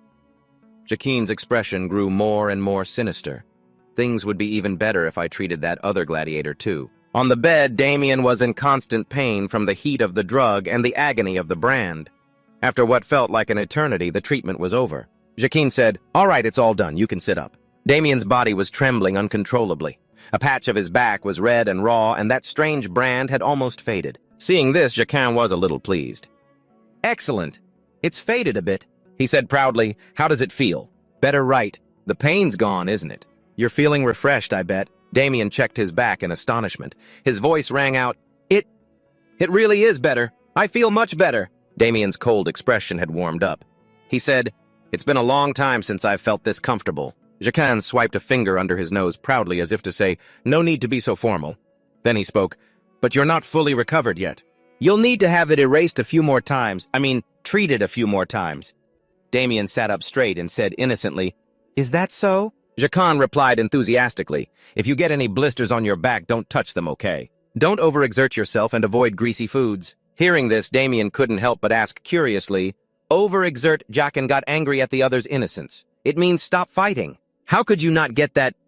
At this, Damien shot up, but then he clenched his fists and said, Kuzman won't allow that. Raken looked at him and said, Don't worry, I'll take care of it. Hearing this, Damien looked utterly shocked. He asked, Who are you? He continued to stare at the other man. Please tell me your name. As if holding all the cards, Jacquin leaned back cockily and said, Oh, haven't I told you? I am Prince Jiao. Suddenly, the room fell strangely silent. Damien spoke up to break the atmosphere. Very well. You must have your reasons. Jacquin was stunned, thinking to himself, I'm serious, though. Then he cleared his throat. Anyway, from now on, just do exactly as I say. He continued, Tonight, no matter what happens in the arena, don't run off anywhere. You must stay here quietly and behave.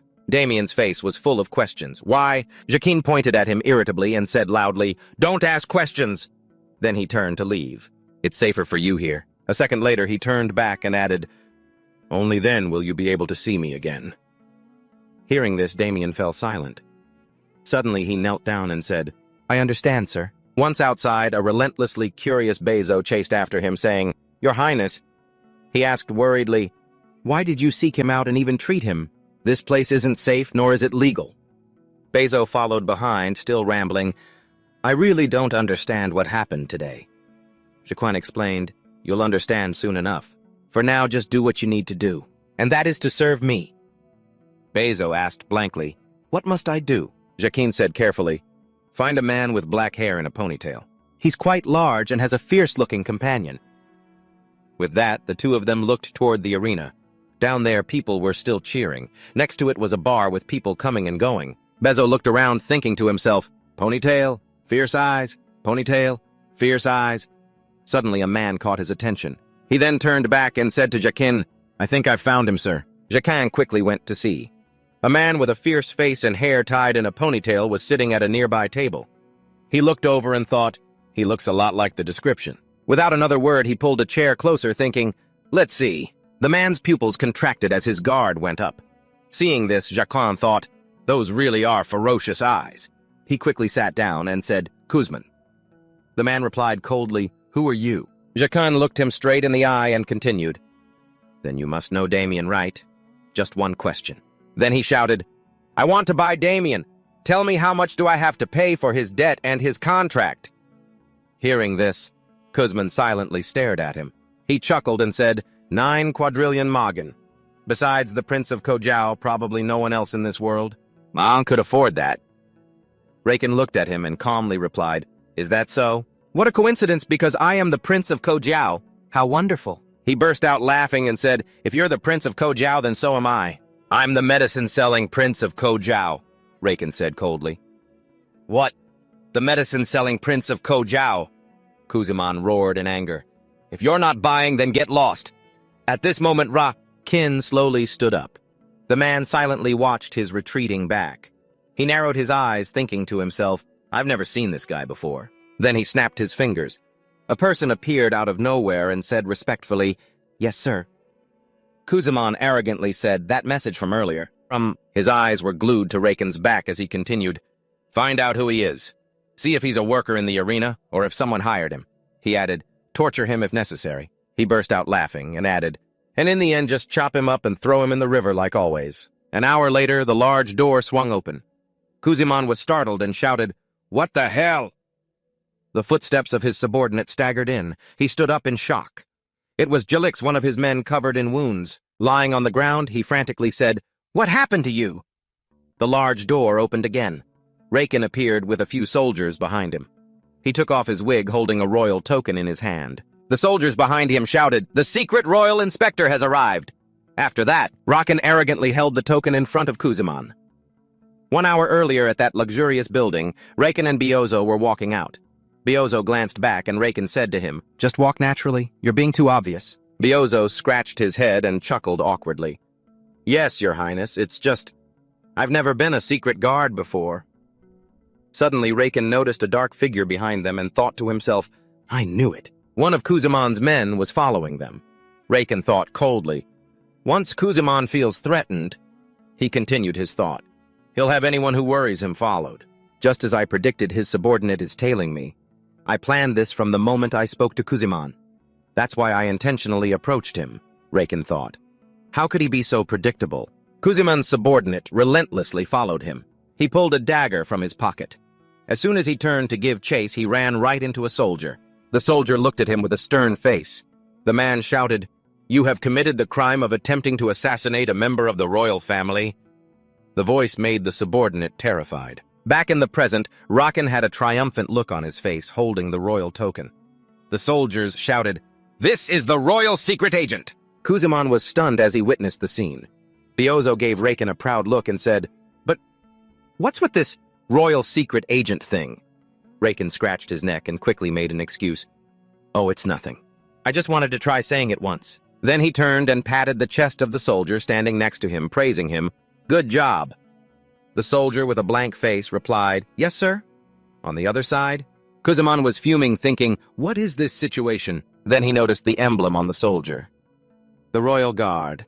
What are they doing here? Suddenly, Raken shouted, by order of the Third Crown Prince, Raken Adria Mason, Anno 1 command you to flatten this place for me, he said, pointing at Kuzuman.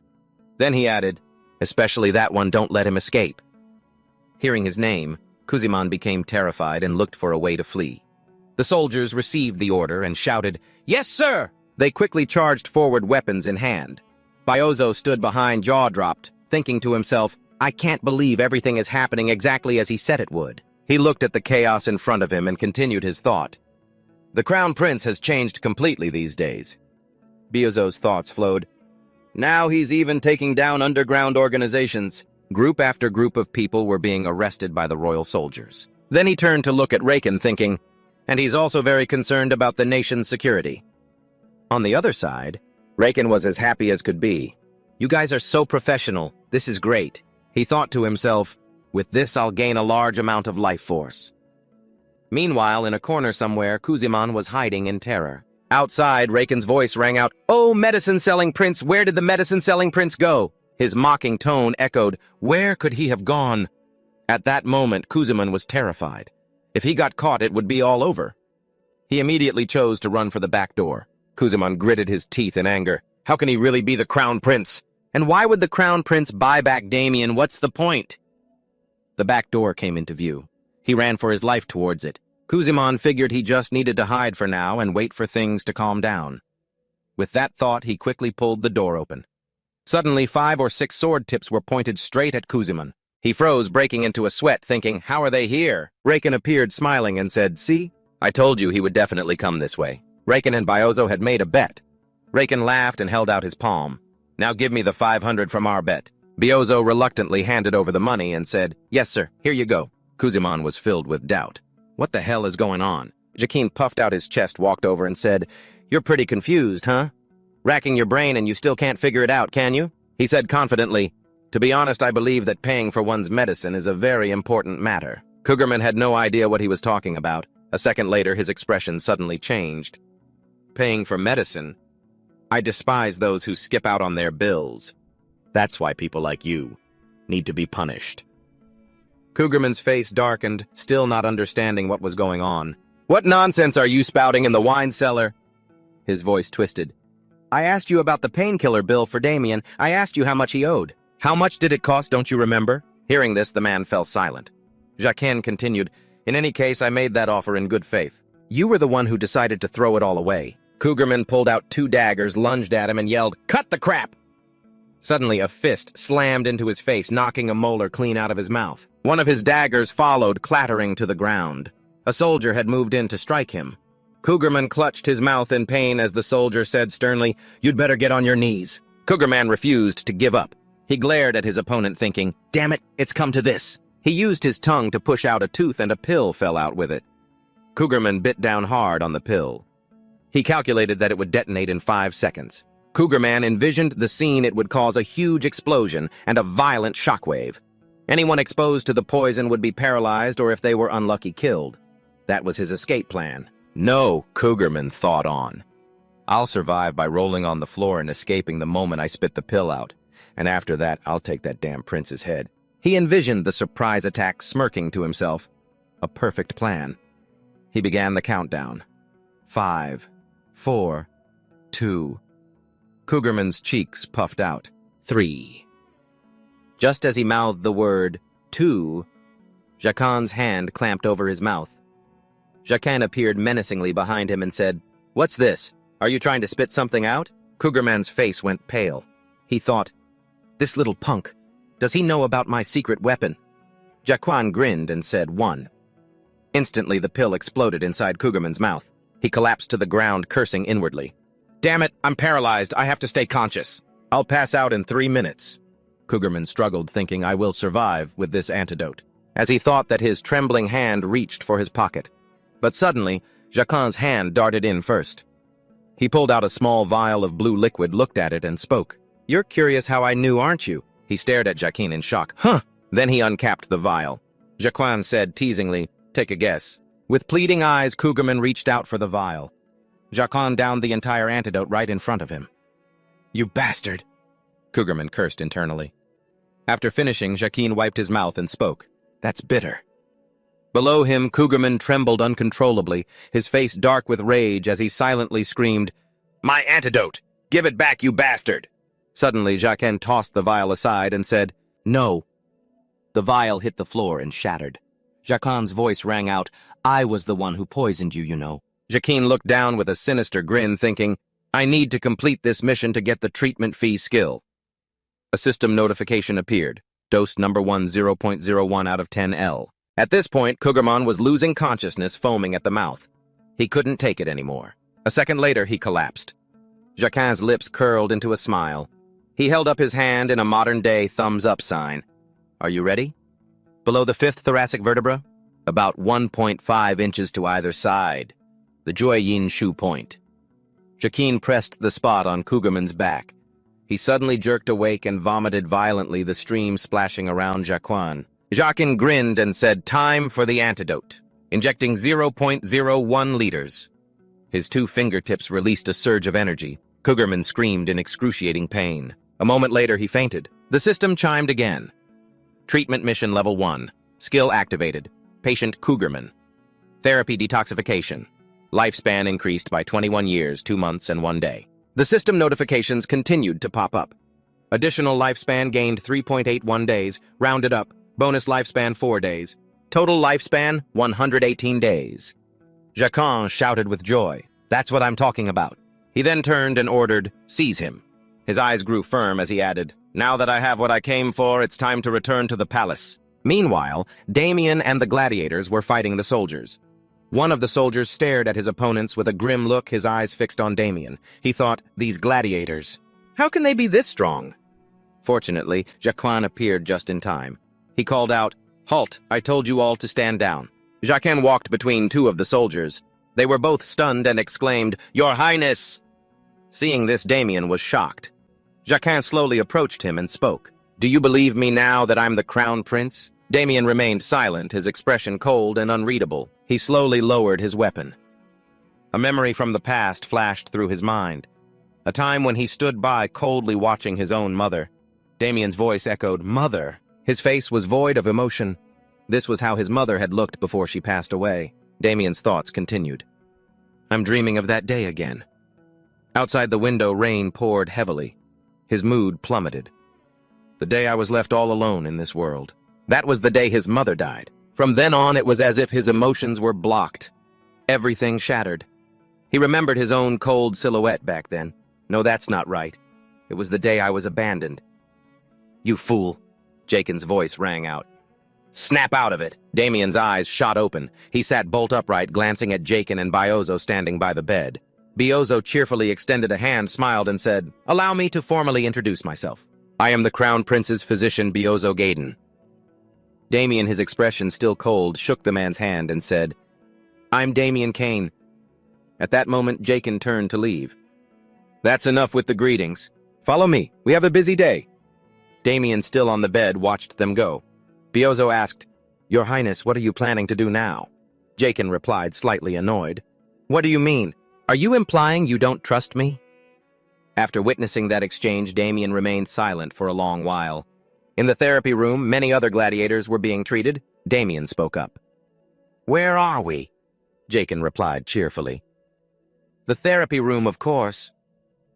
So Seo looked at him with some concern and said, "Your Highness, you didn't just save us from that hell. You're also letting us stay here for treatment," he continued. "Why are you being so kind?" At this, Jaken closed his eyes, placed his hands on his hips, and thought, "It's no wonder he finds it strange. I'm not exactly doing this out of kindness." Then he opened his eyes and looked at the gladiators.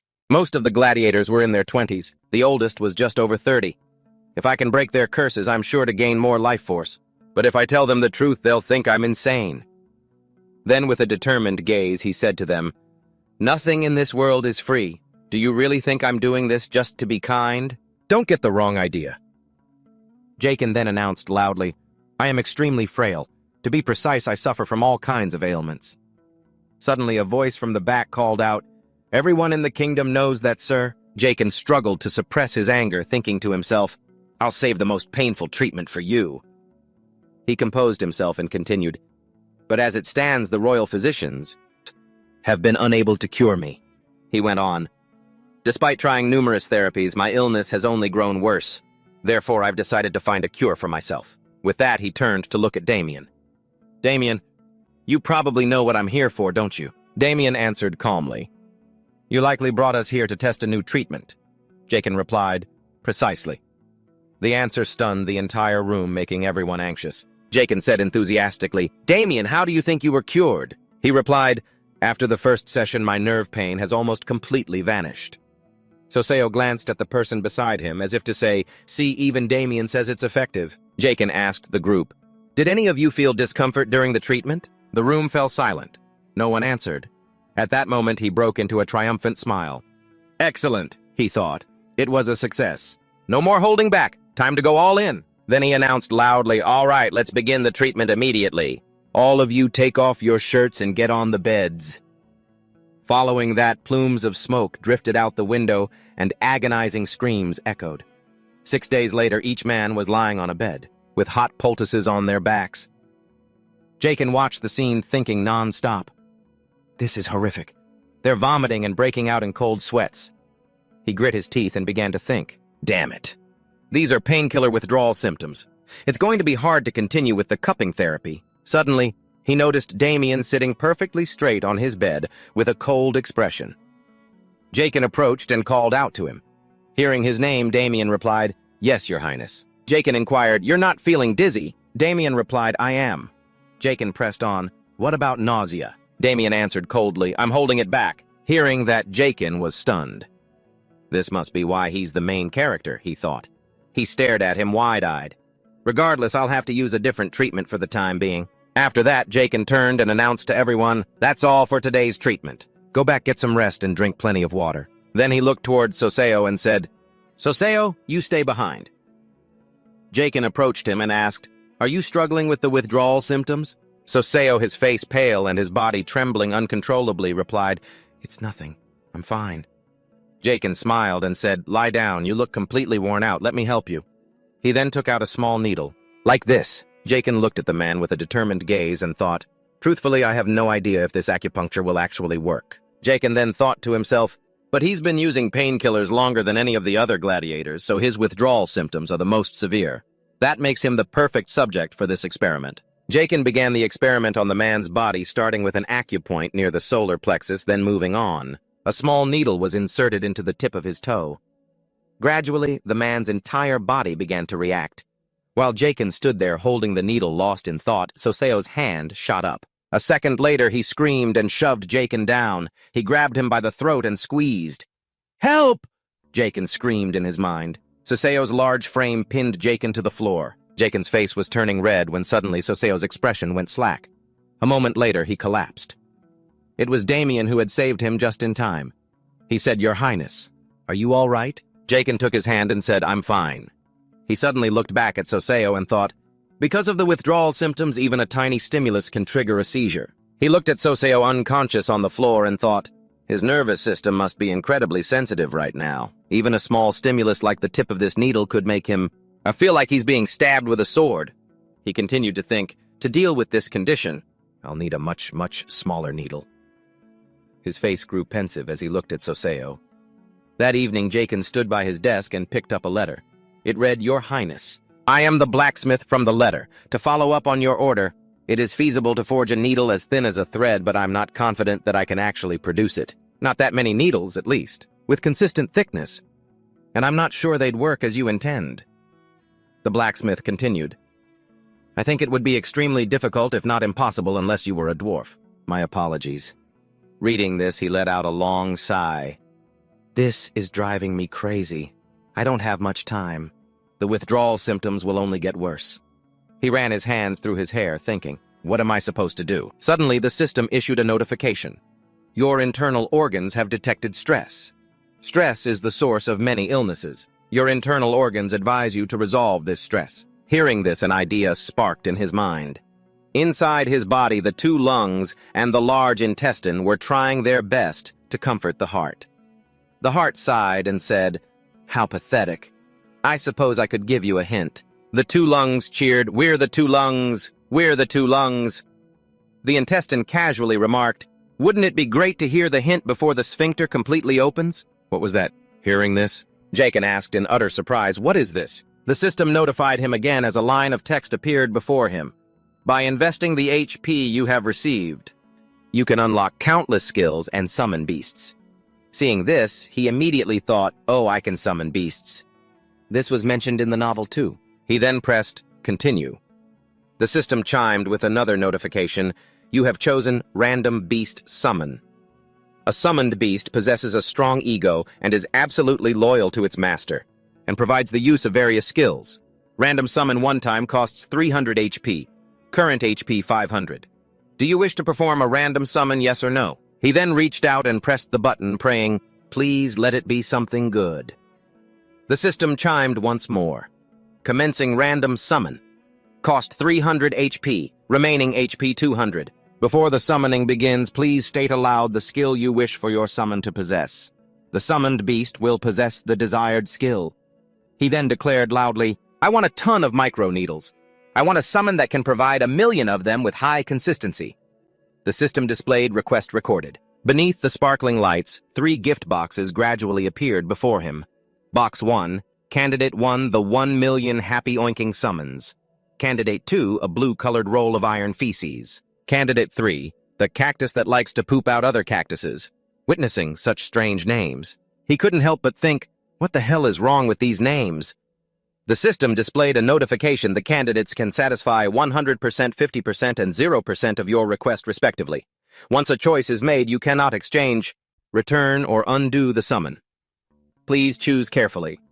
Hearing this, he quickly said, "So there's a jackpot, a so-so prize, and a completely useless one." Jaken stood with his arms crossed, looking at the gift boxes and muttering, "The 1,000,000 happy oinking summons, the roll of iron feces, and the cactus that likes to poop."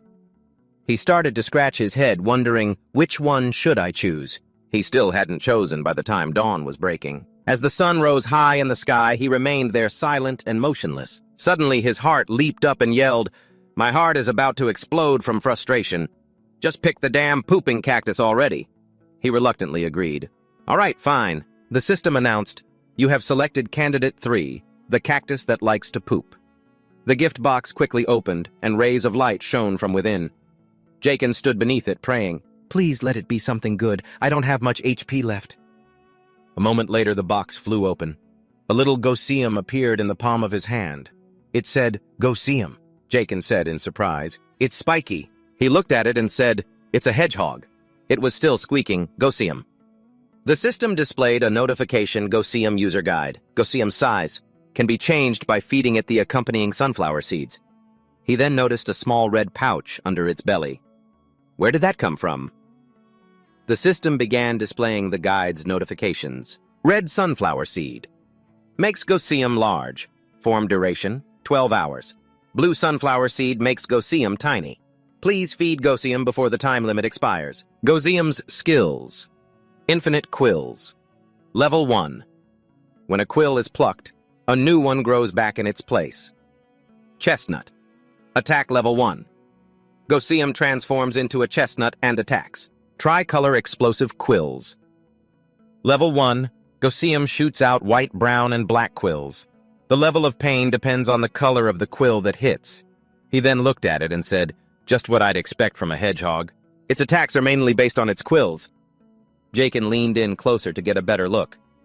"Goseum, can I pluck one of your quills to use?" It chirped happily in response. He was surprised and quickly asked, "Really? It won't hurt you." It then gave a little shiver. Jaken saw this and said, "Okay, then I'll just take one white, one brown, and one black one." He then happily pricked his hand with the white quill, thinking, the white one causes minor pain. It'll be fine for a fighter. Then he pricked his hand with the brown quill and said, "Wow, the brown one hurts like a bee sting." Goseum's cries of Goseum rang out. Jaken's eyes widened as he said, "The black one is said to be at a frostbite level of pain. Do you have any idea how much that hurts?" He looked at the black quill and thought, "This feels pretty gruesome. I'll test it on someone else next time. Anyway, the needle problem is solved." Then he said excitedly, "Goseum, you're mine now." He grabbed the quills on its back and blood instantly started to flow. It cried out, "Goseum!" Meanwhile, in another room, a voice rang out, "Sir?" "What is it?" Bezo looked at Goseum and said in astonishment, "What is this?" Jaken spoke up. "Go on, say hello." "This is Sir Goseum." The Goseum next to him chirped restlessly, "Goseum." Hearing this, Bezo asked, "But how did you get it?" Jaken then began a long and convoluted explanation. Afterward, he turned and walked away. He could have asked for the rest of the details, but the Goseum on his shoulder kept chirping. Piezo's expression changed. He thought anxiously, "It can't be. Then he thought, that's a summoned beast, isn't it? 300 years ago, a genius estate designer, Lloyd Frontera, had a swarm of rats, a dragon, and so on, helping him beasts of various forms. On rare occasions, summoned beasts appear in this world. When they appear before humans, they choose and voluntarily work for them for the rest of their lives. They are truly rare and mysterious beings that appear with strange patterns. Piezo couldn't help but worry. But how does he have a summoned beast? He looked at Jaken's retreating back. Sir, is there something about you that I don't know? At that moment, Sorrow's voice rang out. Forgive me, sir. I committed a deadly sin yesterday. Jaken smiled at him and said, Don't worry about it. Things like that happen when you experience intense pain.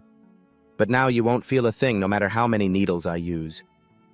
Hearing this, he said in astonishment, But you haven't done anything yet. He replied, Oh, but I already have. Then, tiny needles appeared on the man's leg. He said in shock, What the? A second later, Jaken immediately pulled them out. Sorrow cried silently to himself. After that, Jaken quickly went to give acupuncture to everyone else. Amazing. Everything is going smoothly. It feels like something just zipped by. What was that?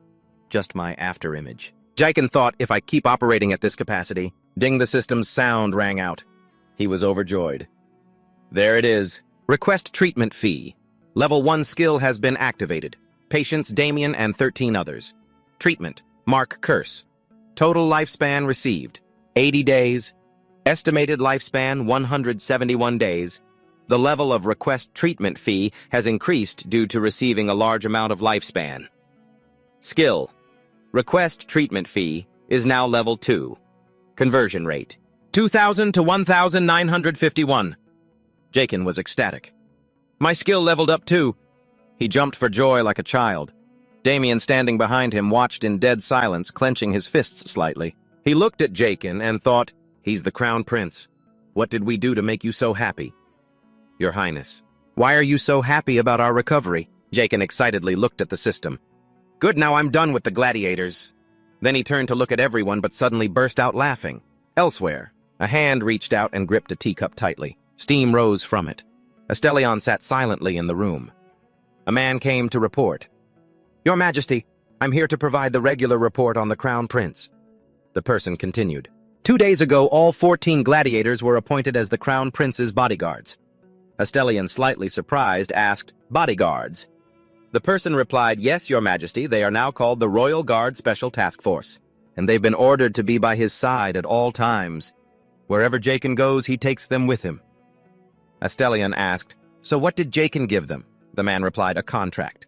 It includes a salary along with countless benefits. Hearing this, his face darkened. He thought to himself, Jaken used to be so weak he had to stay in bed all day. But now, he's formed his own private army made of gladiators. A second later, he broke into a smile. He's getting more and more interesting. The other person spoke up, and he gathered all the servants and guards in his residence and began to stab them mercilessly with a needle. Suddenly, through the man's story, Jaken seemed to transform into a different person. Hearing this, Astelion couldn't help but be alarmed, his face filled with worry. Jaken holds a needle and sticks it into someone's flesh. He asks the person, Does it hurt? The person replies, No, it doesn't hurt. It doesn't hurt. Jaken says, Is that so? Then why are you reacting like that? It's just a needle. His words made the person freeze. He was like someone who'd opened a private clinic in the palace. He sat on a chair and called out loudly, All right, next patient. A whole crowd of subordinates was standing in line to satisfy Jaken's desire to experiment. A few days prior, while Jaken was strolling through the grounds, he cheerfully turned his head and said, Ahem! Hey, how does the cupping feel after a few days? Damien, standing behind him, replied coldly, It's still a little sore. Jaken sighed and said, What a shame. You won't be needing any more cupping therapy, Damien said, surprised. Excuse me, Jaken explained. Your cupping therapy is complete. You're all cured. Damien asked again, Really? Jaken replied, Yep. I've confirmed the method's effectiveness and also finished a few experiments. Damien looked at him in silence. Then he touched his head and said, Thank you for every... Jaken quickly cut in, Wait. Then he became serious. Before that, listen to what I have to say. He began to explain passionately, I want your swordsmanship skills. I have no intention of just sending you away. I don't want your talent to go to waste, so I apologize. Then he said with determination, "Become my guard." Jaken enthusiastically laid out the conditions. Of course, I'm not asking for sentimental things like gratitude, friendship, or loyalty. I guarantee I'll pay you handsomely. You'll also get a pension and vacation days. Then he looked at this man's aura and thought, actually, he'll soon reach the level of a high sword master and will have to go through the sword master's syndrome. He probably knows it too, because he's the one who best understands his own skills. A circle with a golden sword appeared. That's the S syndrome, sword master. Jaken thought it was a level where one's senses reach an extremely sharp level, a level where those senses can't be controlled. The person will have to endure severe insomnia. Getting the mark will cause constant pain, he thought. I could ask him to stay under the guise of treatment, but he'd most likely choose to leave. In this situation, the most practical solution is to give and take. Then Jaken said, "We will have an employment contract written up. You will also receive maternity and childcare leave." Damien remained silent. Seeing this, Jaken gave a wry smile and said, "Of course that has to be in there. All right, I'll add the freedom to quit whenever you like. And a villa, too." The other party was still silent. In the distance from within the bushes, two eyes were lurking and watching. Jaken's voice rang out, "All right, right. You must have some contract negotiation skills, huh?" Then he excitedly pointed at the other man and said loudly, "How about a 4-day work week? Hard to refuse, isn't it?" Suddenly 3 or 4 people rushed out of the bushes shouting, "Hire us too!" Jaken was shocked. He stammered, "What? When did you guys get here?" The gladiators clamored, shouting over each other. "You healed us so you could hire us, right? We'll protect you when Damien is away. You said you'd help us improve." Jaken said helplessly, "That's not why I healed you or anything. Are you guys that fond of money and benefits?" The group replied in unison, "Yes, Your Highness." Jaken was speechless. He thought to himself, do they really have to be that honest? Then he thought back to his time in the modern world at a part-time job recruitment board. Well, at least being this honest is good. The type of people who drone on and on about loyalty and all that are the ones who easily make enemies, he continued to think. And it's also good to build my own exclusive force. Jaken began to contemplate forming his own private force. He thought, the royal guards don't belong to me alone, so the chain of command could easily cause conflicts, and the emperor's orders will always take priority. Right after that, Jaken confidently said aloud, "All right then. All of you are hired. You will be my exclusive special royal guard," he continued. "Let's call it the SRG." Hearing this, the whole crowd cheered with joy. Only Damien remained cold and said nothing. But amidst the crowd, he still cracked a smile as if in support of Jaken's actions. Afterwards, Jaken turned and walked away, a little sad. Even after healing all of them, my extended lifespan didn't increase by that much. Even if I extend a life by 100 years, I only get an additional 18 days. His pupils constricted at that moment. He thought, with stamina and a body this weak, I can't go out and find patients myself. Jaken stood silently for a long time looking at his castle. That night, he sat quietly in his room and said, I have to build a clinic in the annex. Damien, standing nearby, asked inquisitively, What do you mean, Your Highness? He replied, You don't know what a clinic is. Damien answered, I do, but... Suddenly, Biezo's body trembled. He shouted, Your Highness! Jaken was startled by the scene. What is it now? You scared me. He continued to cry and said, I finally understand. I understand the beauty and nobility in your heart. You want to help and care for everyone. By building a clinic. Hearing this, Jaken happily stood up and said, Yes, that's it. You finally understand my true feelings. Biezo's eyes sparkled. He continued, To think that you could still be concerned about the health of the people, even while being ill yourself. After that, he wouldn't stop gesturing dramatically as he said all this. Jaken played along with him because of it. It's for the people. Damien was dumbfounded by their actions. He stood silently, not knowing what to say. A second later, Jaken suddenly became pensive and continued, I'm thinking of treating my own people in the palace first. Biezo beside him asked puzzledly, Your people in the palace? He thought about his luxurious palace. Let's say I set up a clinic inside the palace to treat everyone. Would they be able to come and go comfortably to receive treatment? His eyes showed a hint of worry. Since this is still the Crown Prince's palace, they probably won't feel comfortable coming here. While Damien Jacquin's name rings out. That's why we need to promote our successful treatments. It'll give them the confidence to come. One person tells 10 and 10 tell 100. Jacquin crossed his arms and gave a smug smile. More and more people will come here to receive treatment. The traditional medicine clinic with a physician as benevolent as a mother. He began to think to himself, even after treating 500 patients. Suddenly, Jaquan shouted, "Why is everyone here so healthy?" He paced back and forth in the room thinking, even after caring for 500 people, I've only gained 2 more days of life force. This rate of return is terrible. I need someone who's truly incredibly sick and gravely ill. Suddenly, Jaquan seemed to have a realization. Just then Biozo brought him a stack of documents. This is the information on the 500 patients. He wiped his sweat and continued. As you instructed, we've collected information on their families, gender, age, and medical conditions. Jaquan glanced at the stack of documents and smiled sinisterly. He thought to himself, if the staff here are all healthy, then I just need to find their relatives. I'm truly a genius. Then he picked up a sheet and continued thinking. There must be at least one person who is seriously ill among all these people. A moment later, he was seriously flipping through and checking every piece of their information. After what felt like an eternity, the stack of documents began to shrink. Jaquan was gradually losing patience. He thought, how can I not find anyone? Where are they, he thought, frowning. Why are all their relatives, nieces, nephews, and even their distant kin as healthy as an ox? There are only 10 profiles left. Suddenly, Damien spoke up. Your Highness, I find this truly disappointing. Hearing this, Jaquan quickly looked up and asked, You're disappointed? The man looked at him coldly and continued, My apologies. I would like to ask you a question. Do you only see patients as your tools? Jaquan froze at the other's words. What? Damien continued. You said you needed test subjects? So we tried to gather as many people as possible. But now, he went on, it's as if you're hoping to find someone on the brink of death. The word stabbed straight into Jaquan's heart. Bezo, standing beside him, spoke up with a hint of anger. How dare you speak so disrespectfully? His Highness must have some kind of plan, Damien replied coldly. Is that so over here? After hearing Damien's words, Jaquan began to tremble. He gave a forced smile. Bezo, thank you for defending me, but... He continued trembling. What Damien said isn't entirely wrong. Hearing this, Bezo scratched his head and replied, I'm sorry, Your Highness. Suddenly, Damien changed his attitude. He stood forward and said, Your Highness, you are being too harsh. How could you do that? To the face of a loyal subordinate who stood up for you like that. Bezo turned and retorted, Look who's talking. Weren't your own words to His Highness just as harsh? Witnessing the scene, Jaquan couldn't help but think, What kind of play are you two putting on?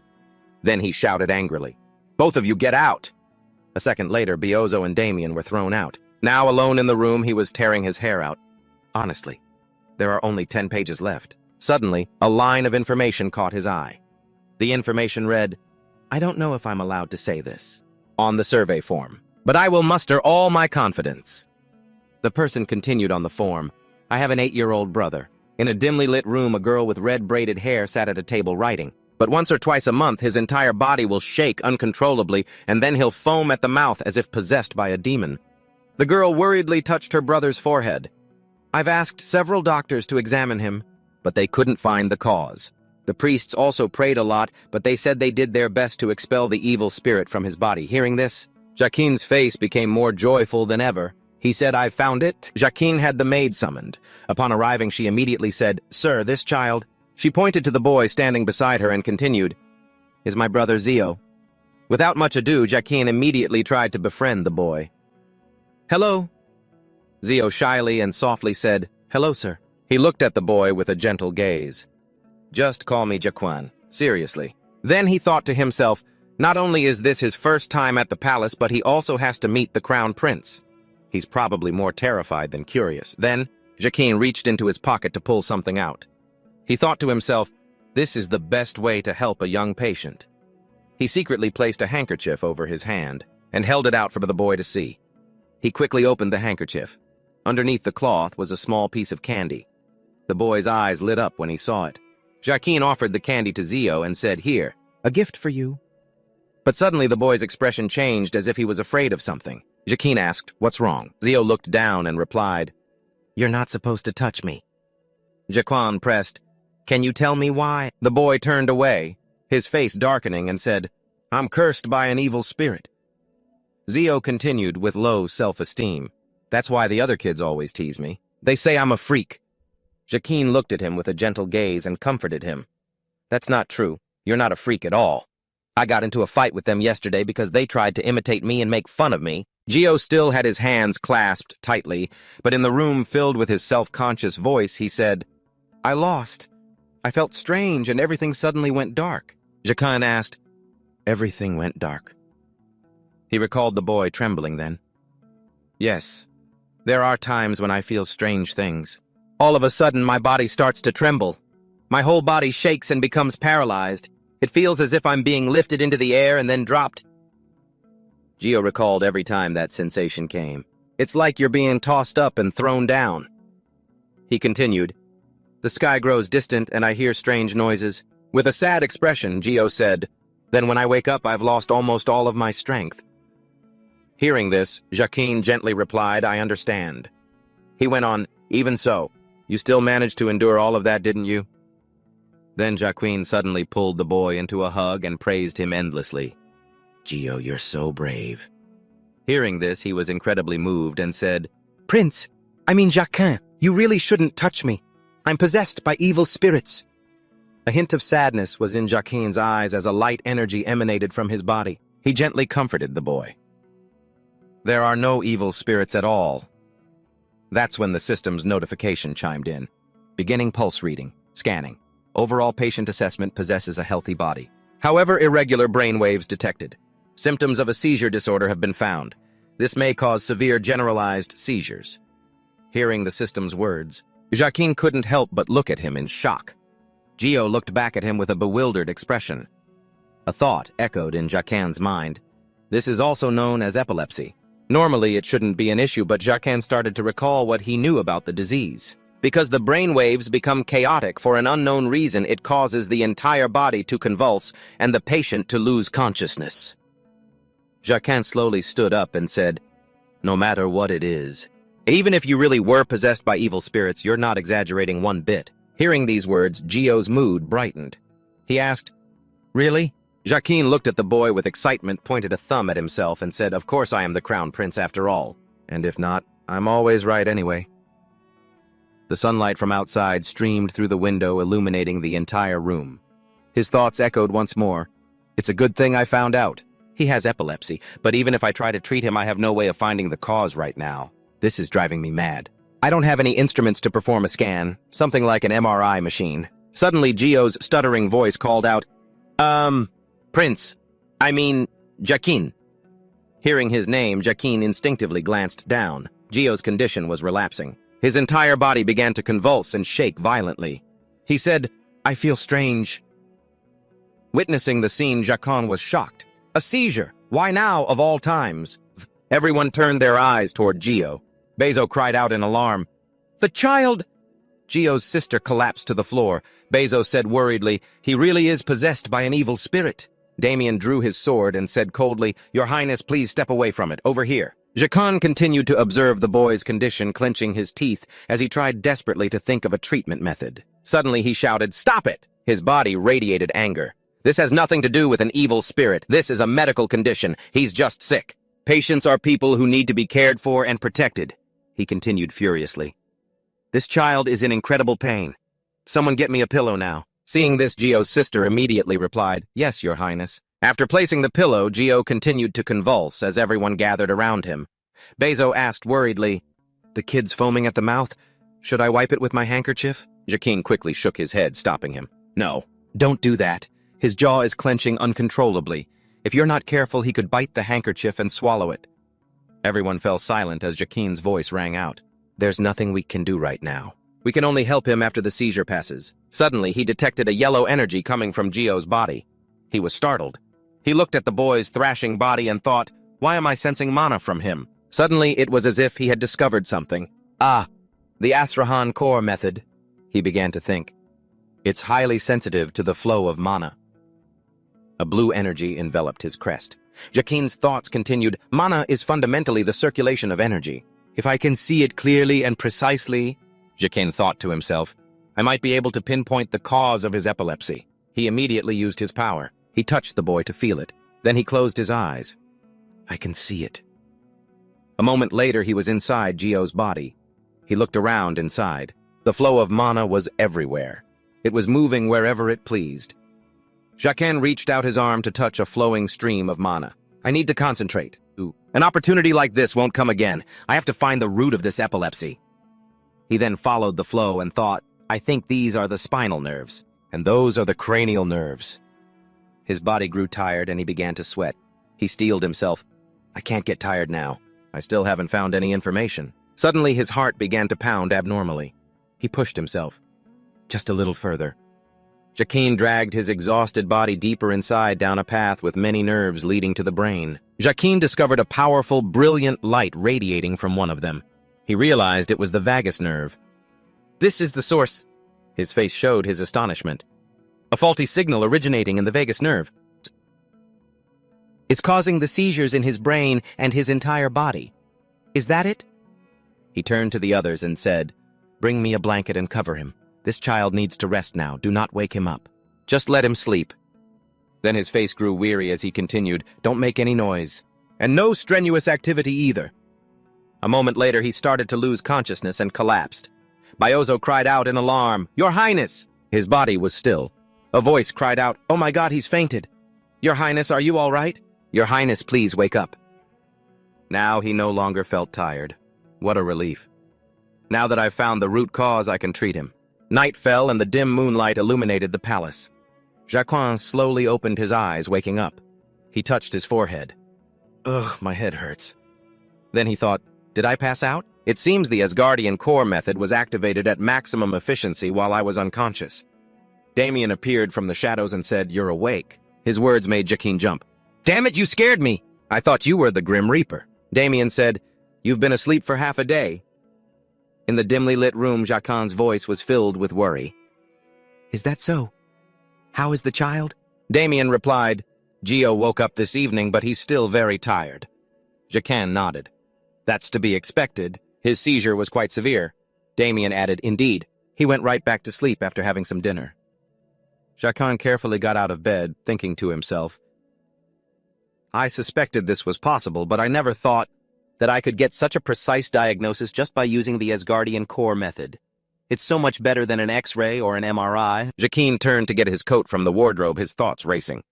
Now that I know the vagus nerve is the root cause, there's only one way to treat him. He thought of vagus nerve stimulation. In order to do that, Damien interrupted his train of thought. Your Highness, where could you be going in the middle of the night? Jacquin's face lit up with excitement.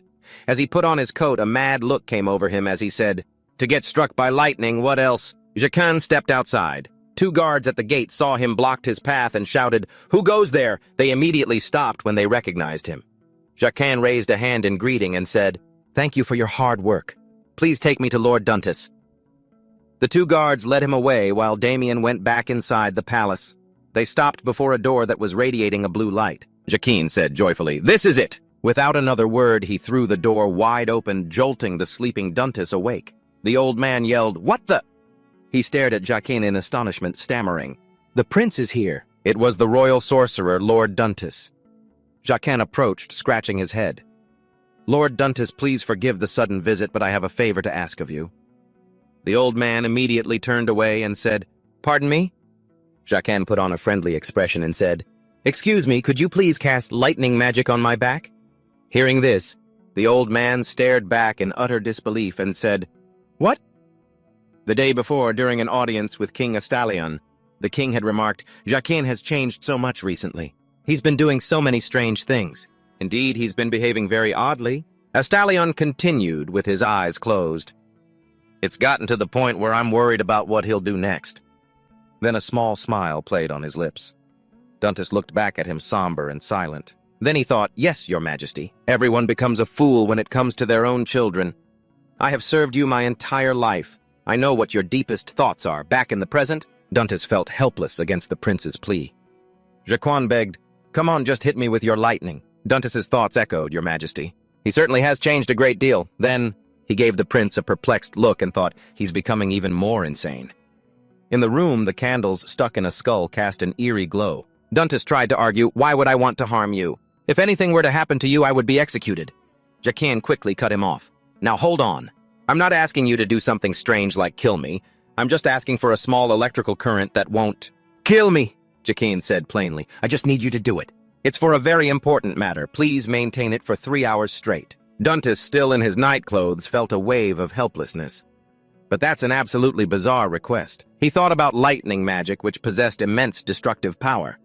When used by a high-level sorcerer, it could be on par with a natural disaster. But he wants me to weaken it to the level of static electricity and maintain a stable voltage for 3 hours straight. He felt powerless. That would require an incredible degree of precision and control. Then the old man spoke up. "Your Highness, do you have any idea how difficult a request you're making?" Jaqen replied. "Of course I do." He then framed it in modern terms. "It's like driving a car at exactly 30 kilometers per hour for 3 hours straight." Then he put his arm around the old man's shoulder and said cheerfully, "That's exactly why I came to you. Who else possesses such masterful control over magic?" His words were like pushing the old man onto a stage as a loud voice from below seemed to shout, "Lord Duntis!" Jaqen continued to lay on the flattery. "Who is the most talented sorcerer in our empire after all?" Flattered. The old man puffed out his chest as an inner voice seemed to roar with pride. "Lord Duntis!" Damien and the two guards just stood behind them watching the whole thing unfold. I don't get what these two idiots are doing, but I'm starting to change my mind. I'm actually starting to like the idea of this challenge. In the room, the old man's voice rang out. "But your highness, if..." Hearing this, Jaqen laughed out loud. "If something happens to me, don't worry. I won't hold you responsible. Even if I get injured or die, you won't be responsible for anything." Then he turned to the soldiers and Damien continuing, "They will be our witnesses." The two soldiers' faces went pale as they thought to themselves, "Don't drag us into this." Jaqen began to lower his voice and said, "It's not like I'm trying to do something evil. I just want to save someone." Duntit looked at him and replied, "If that's the case, then I'll give it a try." Jaqen smiled and urged him on. "So shall we begin?" "Right now," Duntit asked, still in his pajamas, carrying his mystic staff. Duntit watched as Jaqen sat on the floor thinking, "I can't just recklessly use an electric current on a child. I need to test it first. I have to be sure it's safe." Duntit spoke up. "Your Highness, are you ready?" Jaqen closed his eyes without answering. Mana began to radiate from his heart. Duntit said loudly, "If that's the case, I'll begin casting the spell." He looked so imposing, but in reality, he was trying his hardest to cast the spell at its lowest possible level. The old man closed his eyes, thinking, at a level as weak as static electricity.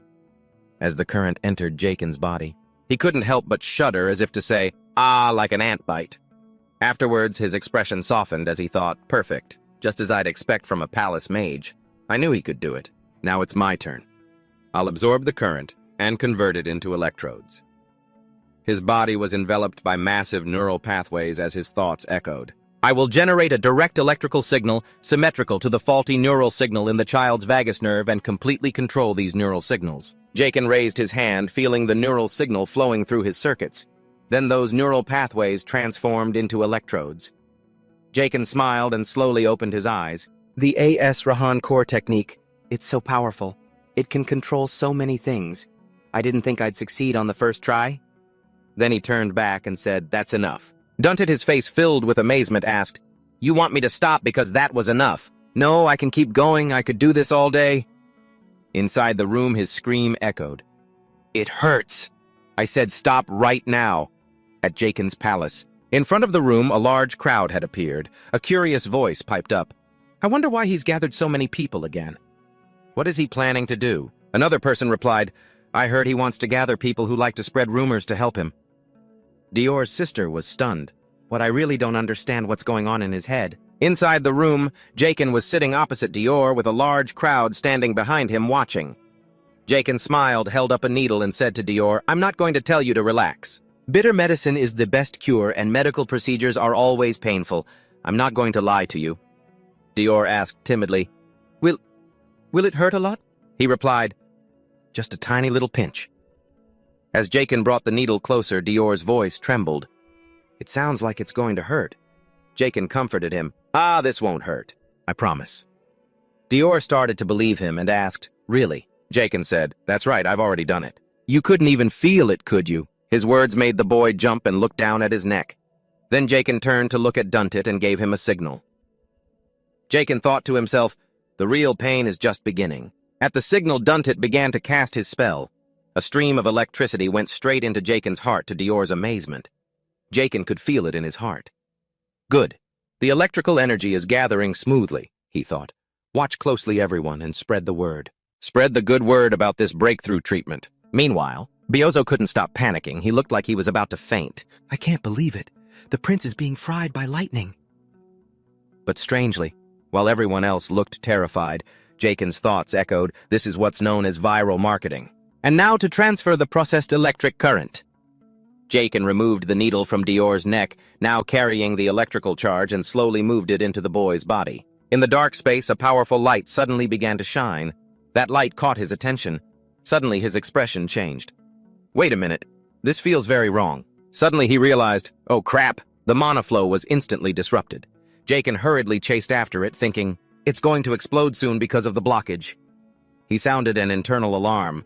A seizure is about to start. Dior, his face contorted in pain, said, Jaken, I have to hold on like this. How much longer? Meanwhile, Jaken was desperately chasing after it, thinking, we have 3 minutes at most before the seizure starts, worst-case scenario. And then 1 minute had passed. More and more chaotic mana began to appear. Jaken, holding the source of the electrode, thought, I need to initiate an opposing signal into this electrode. But then he thought, this is bad. There's not enough time. Jaken began to hesitate. Even if I use the AS Rahan core technique at maximum output, the process will still take 30 minutes. Should I stop now and treat him next time?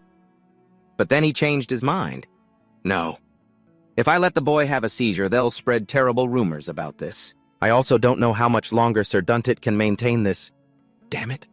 Someone with a terminal illness like me doesn't have time to take it easy in a situation like this. Then he called out, Sir Duntit! Jaken's voice turned cold as his entire body generated an aura of power. Please increase the power of the lightning magic by 3 times. The current level. The old man heard this and worriedly said, I'm sorry, but... Without another word, Jaken commanded, do it now, I'll explain later. At that moment, the old man's voice was filled with anxiety. But that will hurt a lot, Jaken snapped. It doesn't matter. Receiving the affirmation, Dentist began to cast his magic, saying, very well, Your Highness, right after. A powerful bolt of lightning shot straight into Jaken's body. It caused his heart to contract uncontrollably. Jaken's thoughts began to race. 10 seconds. By the time the seizure starts, I need to absorb more magic, process it, and complete the treatment. The currents of mana began to accelerate. Inside, he thought, relentlessly searching for a place to focus the electrodes and absorb the energy. The carotid sinus Jaken quickly located it. He hurriedly moved the electrodes in his hands. With his teeth clenched and body tensed, he began wrapping the bandages around each one. The nerve. Jaken pushed himself to his limit. 5 seconds before the seizure. He sent a powerful electrical current into the nerve. Over here, Dior began to show the symptoms of a seizure. He started foaming at the mouth. Jaken counted down. 4. Everyone watching held their breath. Jaken continued counting in his head. 3. Inside the nerve. The vagus nerve was relentlessly radiating a source of power. Jaken continued to count. 2. The electrical current was wrapped tightly around one side of the nerve, his face dripping with sweat. Jaken gritted his teeth and counted. 1. Jaken stood between 2 opposing energies as they merged, his hands continuously discharging electricity to stimulate the energy flow into the body. Jaken tensely counted down the final number. 1. And then the timer hit 0. At that moment, Dior's expression darkened.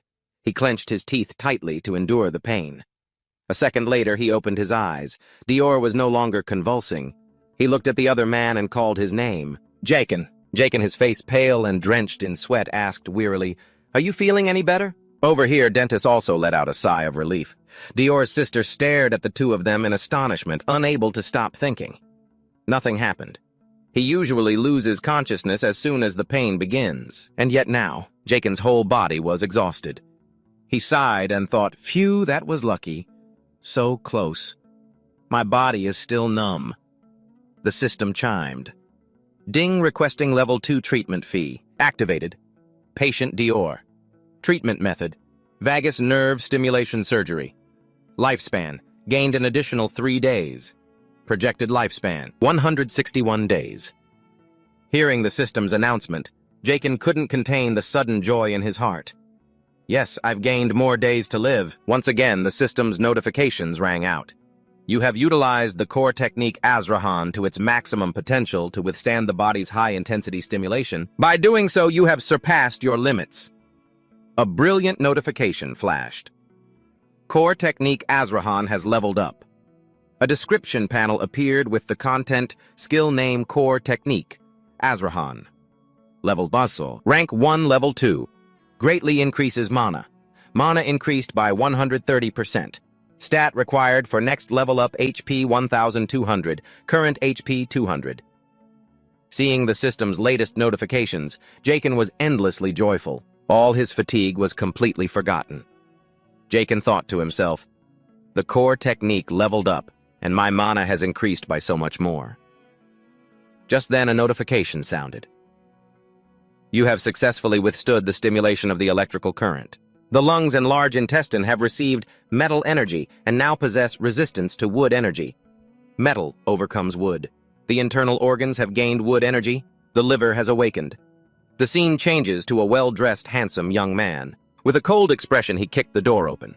The young man was carrying a bag and said, "Hey, you lazy bum." He then loudly threw his bag onto the ground and yelled, "Pick up my bag! Now!" The atmosphere inside Jaken's internal organs suddenly fell silent. His heart spoke coldly. The new guy. The old turtle next to it looked on with a joyful expression. The shirt on the old turtle was taken off. He laughed with excitement and shouted, "Finally, I'm free from being the new guy. I'm so happy." Seeing this, the small young man became cold and silent, staring at the old turtle. Then he casually landed a slap on the other. The young man spoke up. "Trying to make me the new guy, are you? You want to die?" System notification. The liver has given you 300 HP. The lungs, heart, and large intestine celebrate another part joining, giving you 500 HP. At that moment, the large intestine was depicted as a whimpering, crying child. The system displayed, the liver's birthday party has begun. You have received an additional 300 HP. Current HP 1300. Jaken glanced at the system and rejoiced internally. A new organ. I can get so much more HP from now on. What a fantastic day I leveled up my core technique. Azrahan awakened my liver and even got more HP. After that, Jaken looked at the system display. Is there more? He wondered to himself, is that all? Suddenly a voice called out. Jaken.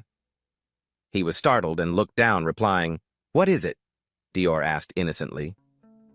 "Is there something strange about me?" Jaken leaned down and said softly, "There's nothing strange about you at all." The conversation between the two quickly continued.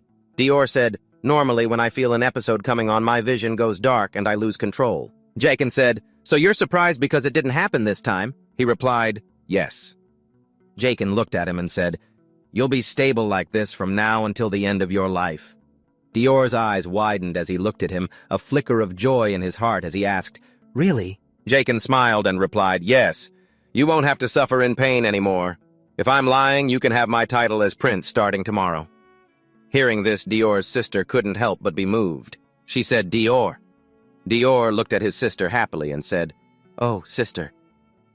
The two siblings, overcome with emotion, embraced each other tightly. Jaken stood nearby, watching them with satisfaction, and thought, a perfect success. Everyone there was moved. He looked at them confidently. "All of you did. You see that clearly. Now is the time to spread rumors of my kindness. That's when people will flock to this place for treatment. I'll cure all of them and extend my own lifespan." Then he let out a sinister laugh. "A long and healthy life, here I come." Suddenly his body felt strange. Everything gradually blurred. He could only see a worried dentist and Damien running toward him. What is this, Jaken thought. He continued to think, am I fainting again? The outlines of his internal organs appeared. The system spoke. Of course. After all, you were overly stressed. An unknown amount of time passed and night fell.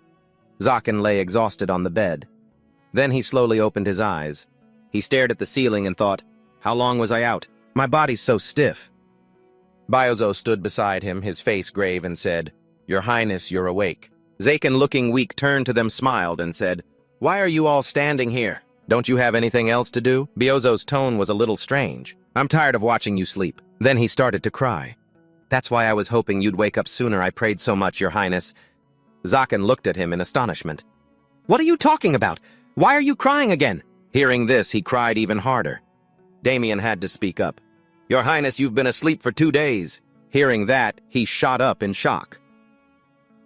What 2 days? Dantes spoke up, his face gaunt and his voice trembling. Your Highness, do you want me to be thrown in prison? How am I supposed to explain this to His Majesty the King, that you fainted because of my light magic? Zaken gave a weak smile and said, I'm sorry. Then he brought up Dior. Oh, what about Dior? How is he? Dior peeked out from behind and said, I'm fine now. Then he slowly approached Zaken, smiling happily. Seeing him, Zaken was startled. Whoa, wait. What are you doing here? He replied, I pestered everyone to let me come here. Biozo was watching him with a worried expression. Then Dior shyly reached into his pocket, about to take something out. He said, because I wanted to give you this. Dior took out a necklace and continued, when you woke up. Zaken looked at the necklace surprised and said, you made this while I was asleep. He thoughtfully took the necklace and thought, this is too much for me. I only saved him because I wanted to live longer. He felt a pang of guilt. He doesn't know my real motive. Suddenly a voice called out, Brother Zaken? Zaken curiously sat up. Dior looked at him with clear eyes and continued, I want to become a great person too. I also want to help others, he went on enthusiastically. Just like you. Hearing this, Zaken froze for a moment. Then he held up the necklace and said, this necklace is really well made. He then looked at Dior and said, thank you.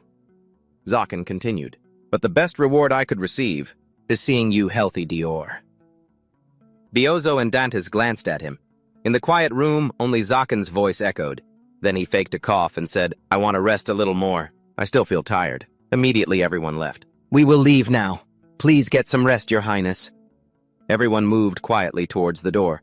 Suddenly, Dior turned back, waving goodbye. See you later, Zaken. Zaken turned and happily waved back. Yeah, see you later.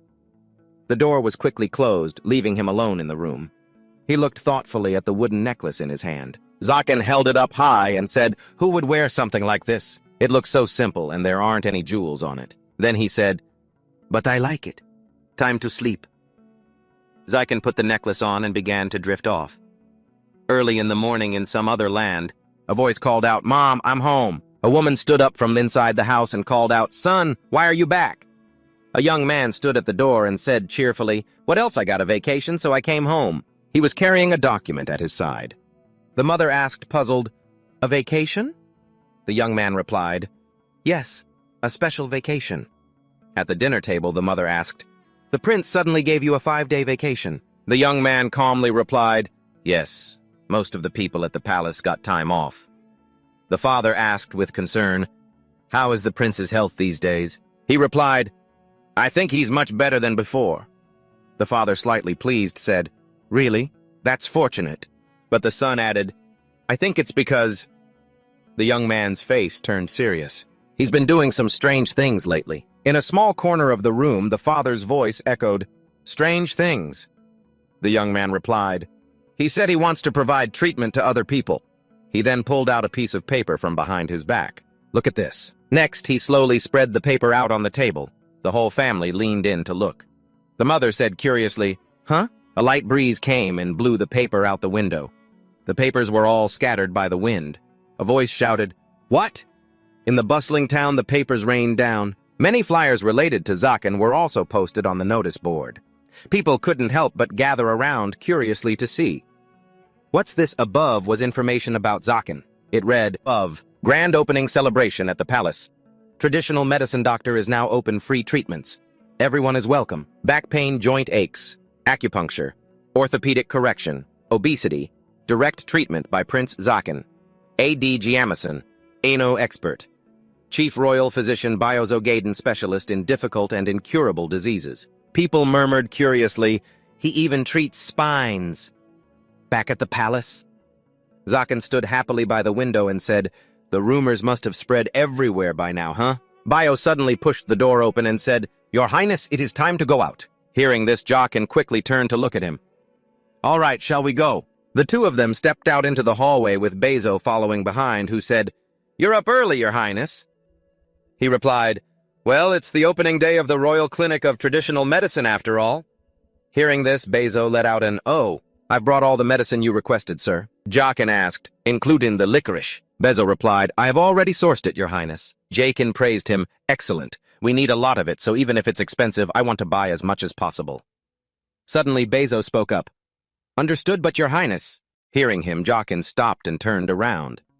Bezo said seriously, Forgive me for asking, but where did you learn all of these things? Jaqen's eyes widened as he stiffened. These things? He thought about the items he had used for treatment. Bezo said, like creating new types of medicine.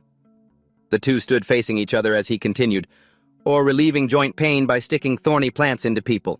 As a doctor, I'm very curious about them. Hearing this, Jaqen fell silent.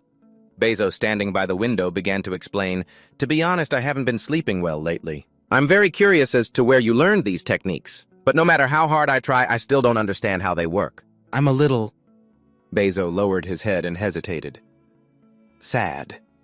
Hearing this, Jaqen silently looked at him, thinking, He's sad.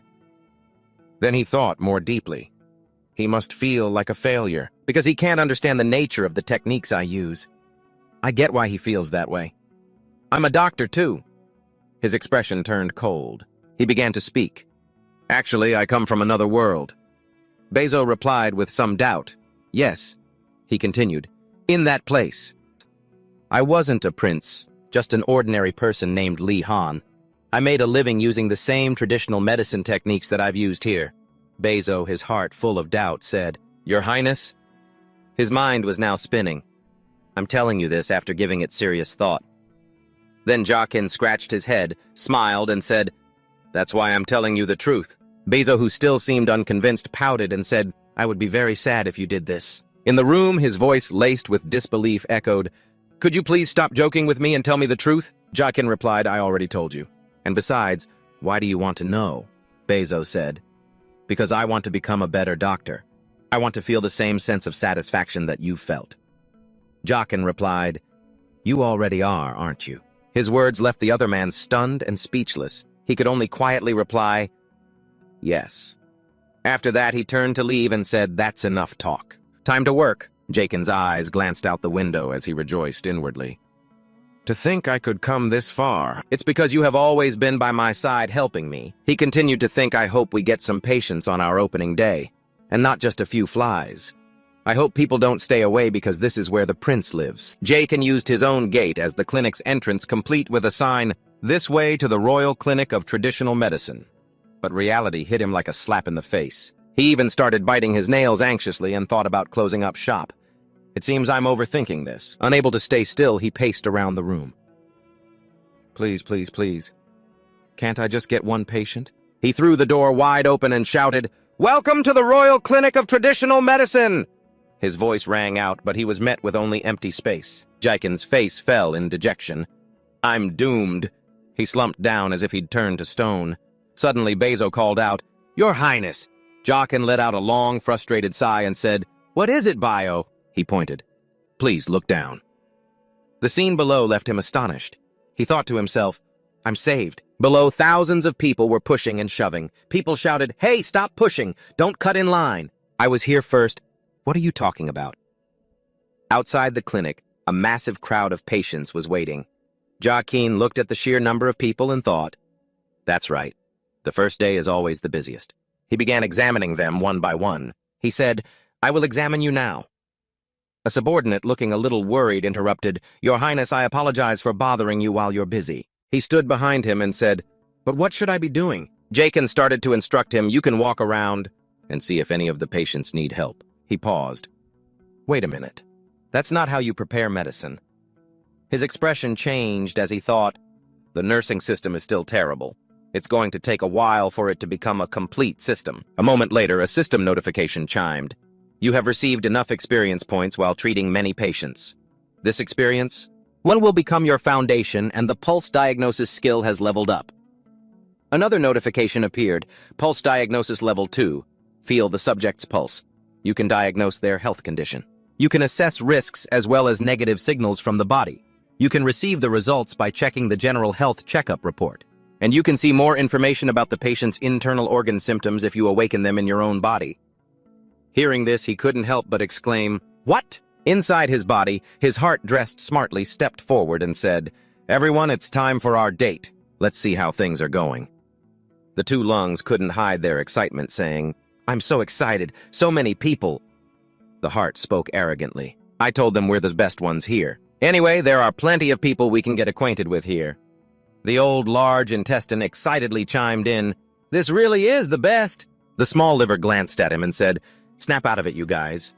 It continued, "We're only seeing old men and women." Meanwhile, the older organs were sitting at a table. The system announced the results of the organ consultation. "The heart has been deceived. There are no abnormalities in the heart. My lungs, no abnormalities. The large intestine has detected mild constipation, no other abnormalities. The liver has detected signs of inflammation in this old man. He needs to stop drinking." Hearing this announcement, Joachim became a little curious. "Alcoholic hepatitis. Is he in bad shape?" The system announced once again, "The liver. That's right. His liver is crying right now. It has been destroyed by alcohol for 55 years. At this rate, it will be completely dead in a little over 5 years. Joachim couldn't hide his delight and thought, "The information from the organs consultation is amazing. An accurate diagnosis is the most important thing in treating illness. I need to awaken the other organs quickly." Then he turned and said to the man, "Sir, your liver is severely damaged." The stunned man replied, "Yes." Joachim began to explain the cause. "That's why you feel tired, and your skin is more yellow. It's because your liver is tired. I will prescribe a minor biplurum decoction for you today. Take it for 10 days. Depending on the next examination, I may also prescribe cinnamon twig and poria." Then he said in a stern voice, "You must stop drinking starting now." Hearing this, the man was horrified. "What?" Joachim said, "Because your liver is in terrible shape.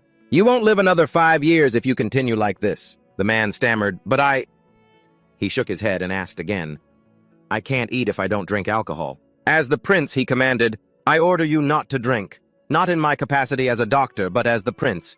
If you dare disobey my command, I will throw you in prison." Hearing this, the man was petrified on the spot. At some point, the sky had turned to night. From inside the room, Joachim's voice called out, "All right, that's all for today. All non-critical patients, please return tomorrow." A servant stepped forward and said, "You did very well, Your Highness." The maid quickly apologized. "I'm sorry for my mistake while preparing the medicine. I don't know if I did it correctly." Joachim gave a faint smile and said, "Don't worry, everyone did a great job. Let's keep it up tomorrow." A moment later, he thought to himself, "Because nursing doesn't exist in this place. This is good enough for now. But we'll have trouble if many patients need nursing care. We need to establish a nursing system for rotating patient care." Then he thought of the 2 brawny nurses. "I wish Ms. Kim and Ms. Lee were here now." Suddenly, the sound of hurried footsteps came from outside. Someone shouted loudly. A distraught Biesu burst in and said, "Your Highness, there is an emergency patient." Behind him, a man was carrying another person. That man quickly introduced himself. "I am the eldest son of the Jinjo family. Greetings, Your Highness." The lady of the Jinjo family was groaning in pain on the man's back. The eldest son of the family spoke up urgently. "Please save my mother. Please." Joachim had them place her on the bed and said, "Her fever is so high. How long has she been feverish?" The son replied, "Since this afternoon, she was fine before that." Then he took her pulse. A powerful energy emanated. The man continued, "She started feeling cold around noon and her condition just kept getting worse." In an instant, he realized something. He thought, "This is the disease that wiped out 40,000 soldiers." A certain disease flashed through Joachim's mind. A second later, his expression changed to one of horror. Of Napoleon's army. Joachim immediately recognized it. Epidemic typhus, a dangerous disease caused by the Borrelia butt.ag bacterium. He asked again, "Hey, liver, are you serious?" The system announced, "Absolutely. I have seen the dot bacteria in this woman's liver." Realizing the problem, he became tense. Then Joachim turned and asked, "When was the last time she bathed?" The eldest son of the Jinjo family said, bewildered, "Pardon." He explained, "I need to know more about the patient's condition." The son replied, "Yes, she did bathe." Joachim asked again, "Yesterday?" The son answered, "Yes. She usually bathes with warm water every day." Hearing this, he fell into deep thought. Strange, for someone so clean to be infected. His voice echoed in the room. What about her house, especially her sleeping area? The eldest son of the Jinjo family replied, "She is very neat and clean." Joachim asked again, "No ticks or fleas?" The man answered, "No, none." Joachim continued asking, "Perhaps she went somewhere in the last few days." "Somewhere unsanitary." The son silently bowed his head in thought. Suddenly, he remembered something, looked up and said, "She did." He began to recount about half a month ago. Her carriage broke down on her way back from visiting relatives, so she had to stay the night at a farmer's house. The lady of the Jinjo family asked to stay over. He continued. The couple let her sleep in their bed. Hearing this, Jakim sat and thought, she showed symptoms of a fever today, and she slept at the farmer's house half a month ago. The incubation period is 15 days. Then he looked disappointed. This is bad. Everything matches epidemic typhus. He then turned to the son. That's probably where she got infected. The son, startled and horrified, exclaimed, "Infected!" Jakim used an illustration to help the man understand. Her illness is epidemic typhus. It's transmitted by the bite of fleas and ticks, he said, turning to look at the woman. This is bad. She's elderly and her fever is too high. Then he turned to the man. In the worst-case scenario, she could suffer a pulmonary infection, organ damage, or necrosis of the limbs. Raken clenched his teeth and began to figure out a treatment. Then he gave orders to the servants. Listen carefully, everyone. Remove her clothes and wipe her down with a clean, warm towel, he continued. Then help her into a patient's gown. A maid raised her hand and asked, What about her old clothes, sir? Raken instructed, burn them. The bed and the sheets she was lying on, too. After you're done, you will all bathe and burn your own clothes. Then he said sternly, If anyone disobeys me, you will be dismissed immediately and face the harshest punishment. The terrified maids replied, We understand. Then, Jakin turned to the eldest son of the Dinzio family. You too. Make sure someone informs her family. Then he immediately shouted, Hurry! Everyone move out immediately! Yes, sir. As for Jakin, he went down to the kitchen and began to chop herbs. He was sweating as he looked at the medicine on the table, thinking, This remedy is a liquid soup used to treat malaria. But it's very effective for fevers like this. It's a kudzu root soup. The medicine looked cloudy. He continued to think a soup-type medicine made from kudzu root and ma huang. Then he went to the bedside of the lady of the Dinzio family. He fed her the medicine and said, Here, this will help you feel more comfortable. Please take it slowly. A maid placed a warm cloth on her forehead. Day and night they took turns caring for her and giving her the medicine. One feeding her, another caring for her. They took turns. Suddenly one day the lady of the Dinzio family's condition grew more serious. Jakin observed in silence. It's been 3 days. Me and 3 maids have been caring for her 8 hours each per day, but her condition hasn't improved. Her body is deteriorating from the high fever. He then glanced at the bowl of medicine and thought, The kudzu root medicine doesn't seem to be strong enough. He continued thinking. The balance of yin and yang has been completely thrown off, causing the yin energy circulating in her body to be almost completely depleted. I need to rebalance her qi and blood first. Only then will the fever reducers work. He furrowed his brow, thinking of an herb that could restore yin energy in the body. I need some kind of medicinal ingredient like that. Then he started to think. Come on, think, you idiot. My internal knowledge is just waiting. He then cursed silently.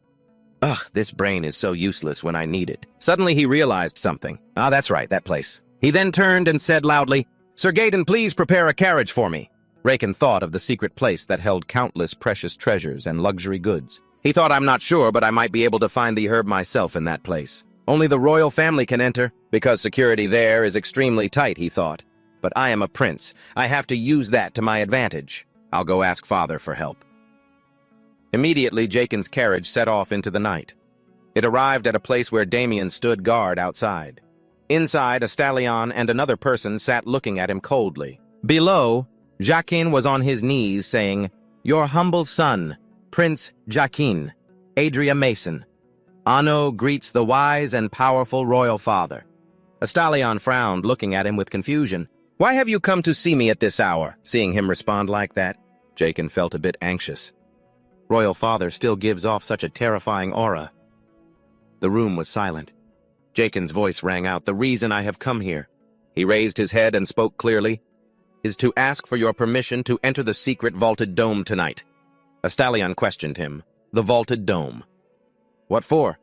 Jakin let out a breath. He had to explain. Father, you must have heard that I am establishing a traditional clinic in the suburbs. Many patients have come to me for treatment. 3 days ago, a noble woman in very serious condition came to the clinic. Hearing this, a stallion said coldly, What does that have to do with the palace? Jakin replied. It's because a crucial medicinal ingredient that I need is available in the palace. The king was still trying to find fault. I am not convinced that you are telling the truth. Are you sure you aren't using this patient as an excuse to enter the palace for your own personal reasons? A second later, in their shadows, he let out a smirk and thought to himself, my son, this is getting interesting. He's testing the waters before coming to me. I appreciate that. Riken showed a look of displeasure, thinking to himself, damn it. This old man is clearly enjoying himself asking me all these questions. It seems like father is scheming something. Then he thought angrily, I'm a middle-aged man who has been through hell and back yet. It's still this hard to convince my own father. Suddenly, his attitude changed. He stood up and said loudly, we don't have time for this. Right now, a patient's life is in danger. At this, a stallion frowned and said, and how can you prove that what you are doing is right? Then he deliberately dug into the past. In your youth, you were frail. You had very little time to study. And now you want to be a doctor. I cannot help but be suspicious of this. Then he shouted angrily, I have no certainty that what you are doing is right, that your medicine will be effective, or that you can even save anyone. Jaken replied coolly, I understand. You want to test me? Then he smiled and said, isn't that right? Estelian's voice softened. That's right. Then he pointed towards Roberto and continued, the test is very simple. The captain of the royal guard is ill. Diagnose him if you can. I will grant you access to the secret palace immediately. Riken stepped forward and took Roberto's pulse. Estelian thought doubtfully, no way. My son couldn't possibly know. Only Roberto, his wife, and I know about this. Then he spoke up. Captain, he said confidently, you're bald. The conclusion left both men stunned. The entire room fell silent as Estelian quickly pointed at Roberto. But look, his hair is still very thick. Roberto was trembling with fear. A second later, Riken lifted the man's hair and said, that's because he's secretly wearing a wig. A shocking secret held for many years was exposed by Riken. Roberto couldn't hold back his tears, his soul deeply wounded. Stop it, you two. Estelian was speechless, but Roberto collapsed in anguish, sobbing uncontrollably. Riken, as if victorious, pushed open the door and said, let's go, Damien. On the way, Damien, full of questions, asked, wasn't it a bit strange to just rip his wig off? He replied nonchalantly, it's fine, I'll cure him, but that's not important right now. When they arrived, the two stopped. He looked ahead and said, this is the door. In front of them, a door was glowing continuously. Riken said, the vaulted secret palace is this way. Roberto, still sobbing, cried, Your Majesty, could you ask him to cure me? Estelian comforted him, tonight try visiting my son's clinic. Seeing him, the two guards at the gate hurried over. One spoke up, Your Highness. He handed Riken a card and said, please take this. He asked, what is this? The other replied, it's the entrance ticket to the secret vault. You must have it to enter. Riken asked back, what happens if I don't have it? The guard answered, all the offensive magic in the vault will be activated. The ticket also tracks the time you spend inside. If you stay beyond the allowed time, the guard made a gesture, you will die. Both Riken and Damien looked at each other in silence. Outside, the eastern sky was beginning to brighten. The soldier continued, according to the information, you are permitted to stay until morning. Riken looked at the time and exclaimed, what? That's only a few hours. Then he quickly pulled Damien along. Let's go, Damien. Suddenly, the soldier called out, Your Highness, he continued. That's the premium area. This place is divided into 3 areas, premium, intermediate, and basic. Riken quickly scratched his head and said, oh, sorry, I didn't know. Then he smirked and thought, this soldier is sharp. He wasn't fooled. He recalled his meeting with the king. Estelian had said, since you've passed the test, I'll allow you into the basic area tonight to retrieve 1 item. Riken had replied, yes, sir. Seeing his reluctant expression, the king asked, do you have a complaint? Riken pouted and replied, well, I mean, it's not exactly a complaint, he said, his voice full of grievance. I worked so hard to pass the test, you know. But I only get to go into the basic area, Estelian replied. It's not like you actually worked that hard, did you? Riken retorted. But you didn't specify which area when you gave me the test. He pouted again and continued. You just changed your tune after I passed. Estelian was at a loss for words. Son, you've really got some nerve. Back in the present, he turned away sharply, thinking, that stingy emperor, is he really even trying to help me? He held the card out to be scanned. I'd better not go to him for help again, when I really need it.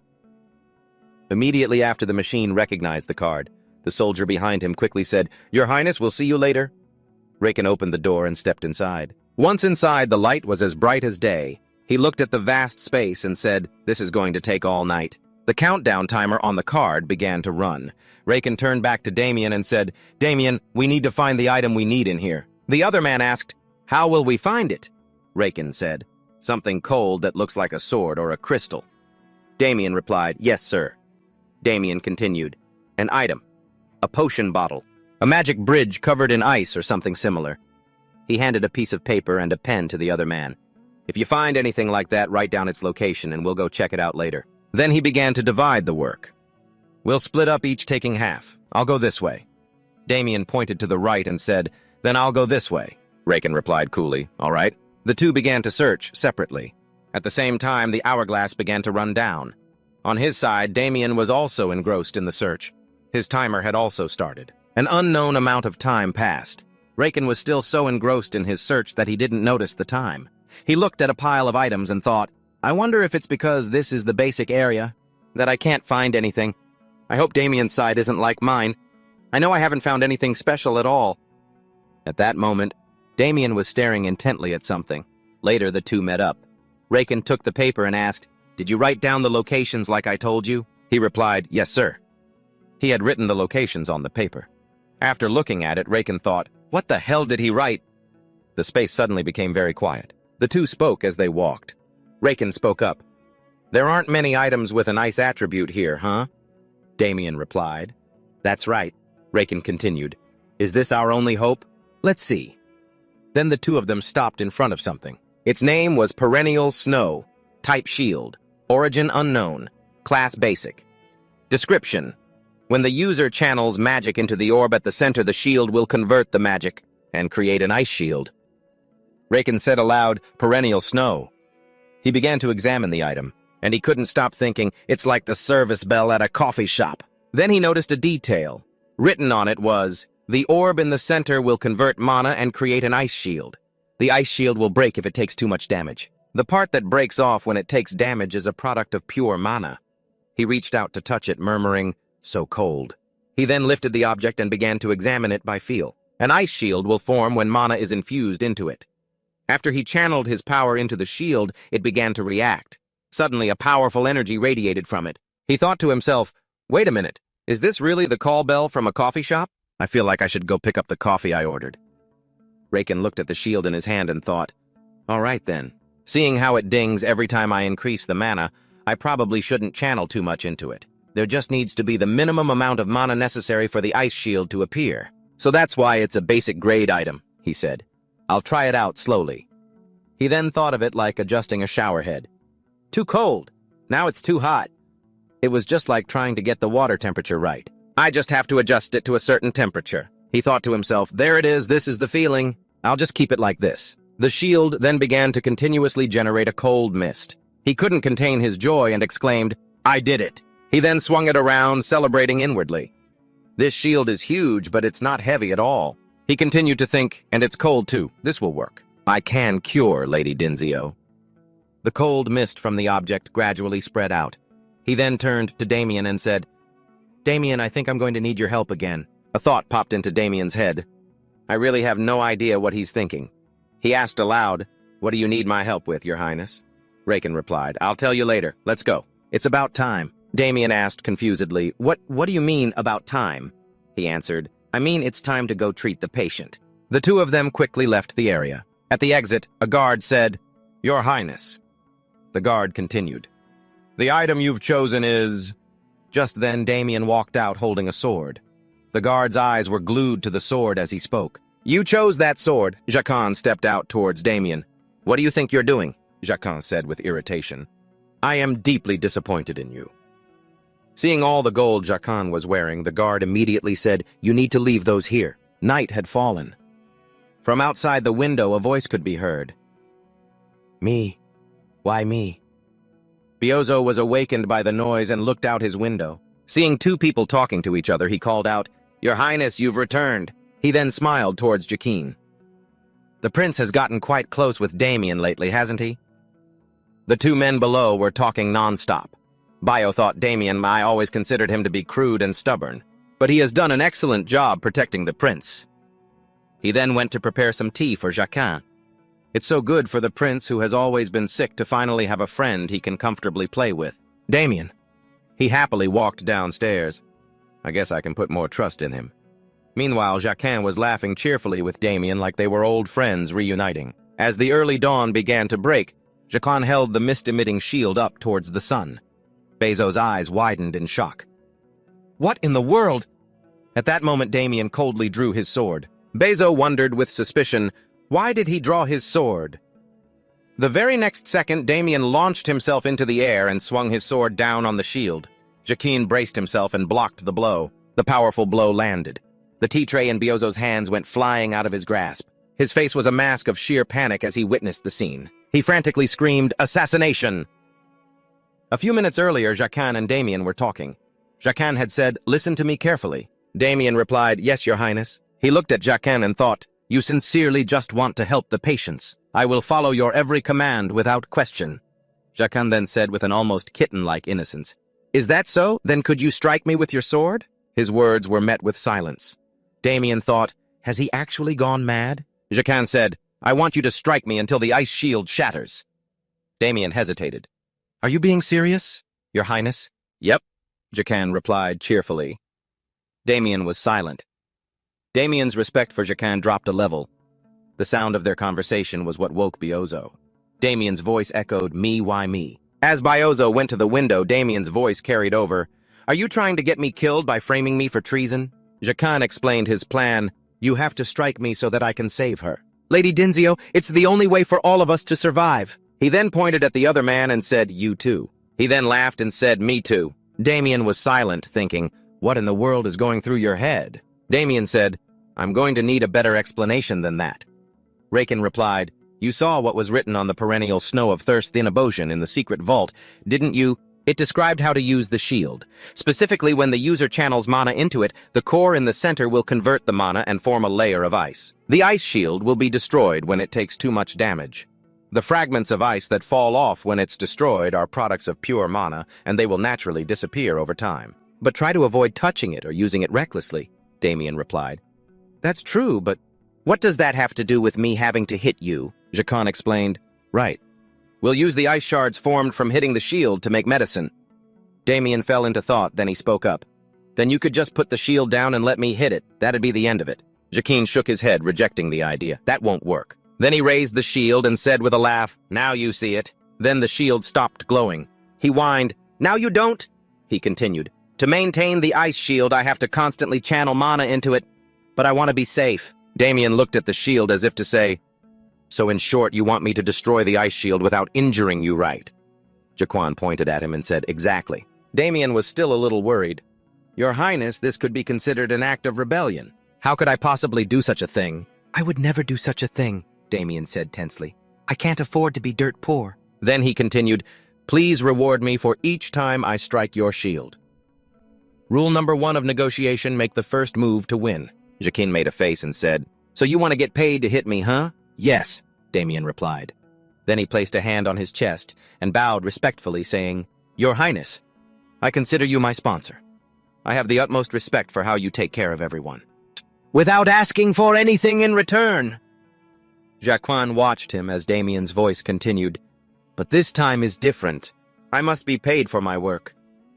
Jacquin thought to himself, all the misfortune in Damien's life has been because of money. An image of a dark, gloomy boy, a young Damien. A little older, he discovers a mark on his back, but then misfortune strikes. He loses his mother and grows up to become a gladiator. Jacquin looked at him and laughed. "He's a real penny pincher even in the novel." At that moment, Biozo was bringing out tea for their guest. Jacquin's voice rang out as he spoke to Damien. He put an arm around Damien's shoulders and said, "It's exactly like what I read. I knew you'd be like this. But you're even more shameless in person." Damien gave him a probing look.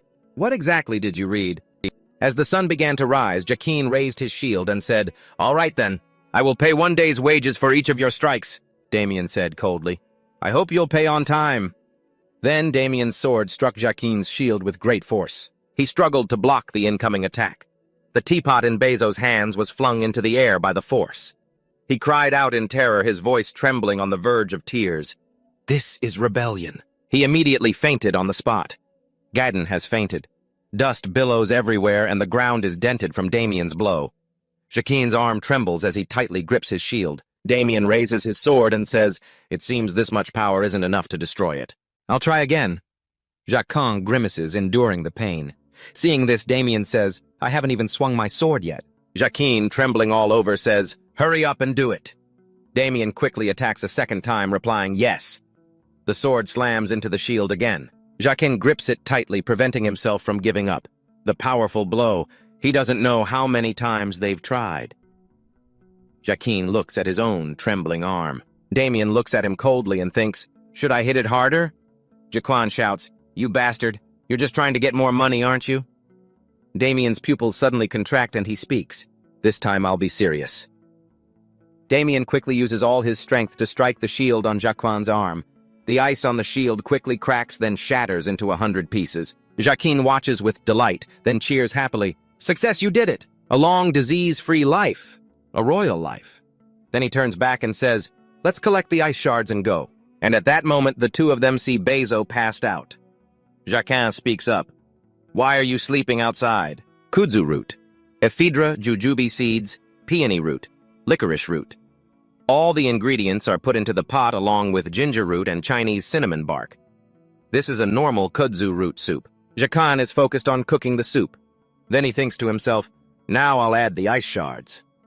He continues thinking, putting this into the circulatory system.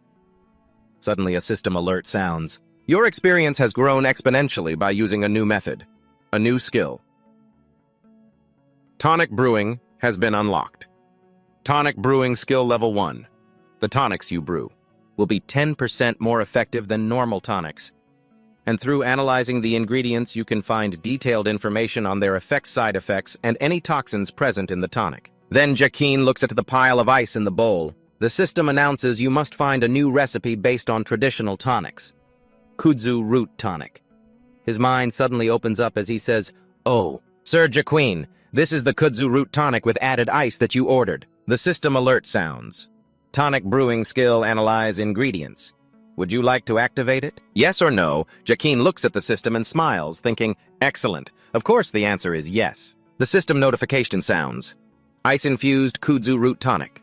Description: a dark brown liquid. Effects: restores water energy, reduces fever. Method of use: drink 3 times a day after meals. Brewer Jacquin Adia Mason Ano. Then he immediately thinks, "This skill is amazing. Now I don't have to test the medicine myself anymore." He keeps thinking, it even restores water energy. Lady Denzel?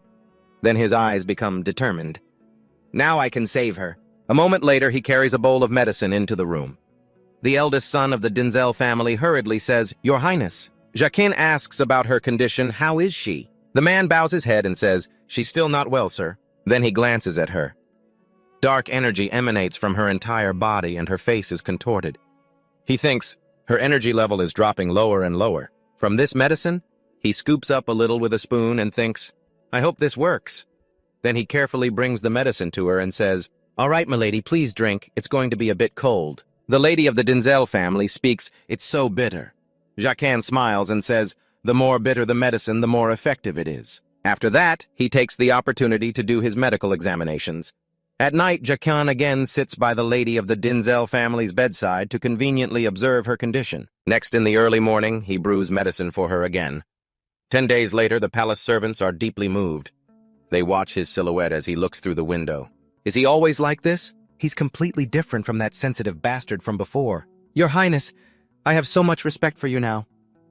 Bezo is also moved, his eyes glistening with a few tears as he thinks to himself, "I always believed in you, Your Highness." While everyone is moved by the sight of his hard work over here, Jacquin's face is haggard. His expression has become somewhat bizarre. His eyes are soulless and he's not very lucid. Jacquin reassures himself somehow. "I've endured it, but I'm so tired. I've been the doctor, the nurse, and I even brewed the medicine myself. Jacquin, you have to keep going. For the reward that comes after all this hard work." At that moment, the system announces, "You have successfully used the ice-infused kudzu root tonic and cured the typhus fever. Your dedication to the patient's health is an expression of self-sacrifice. Those who have witnessed it hold you in high regard.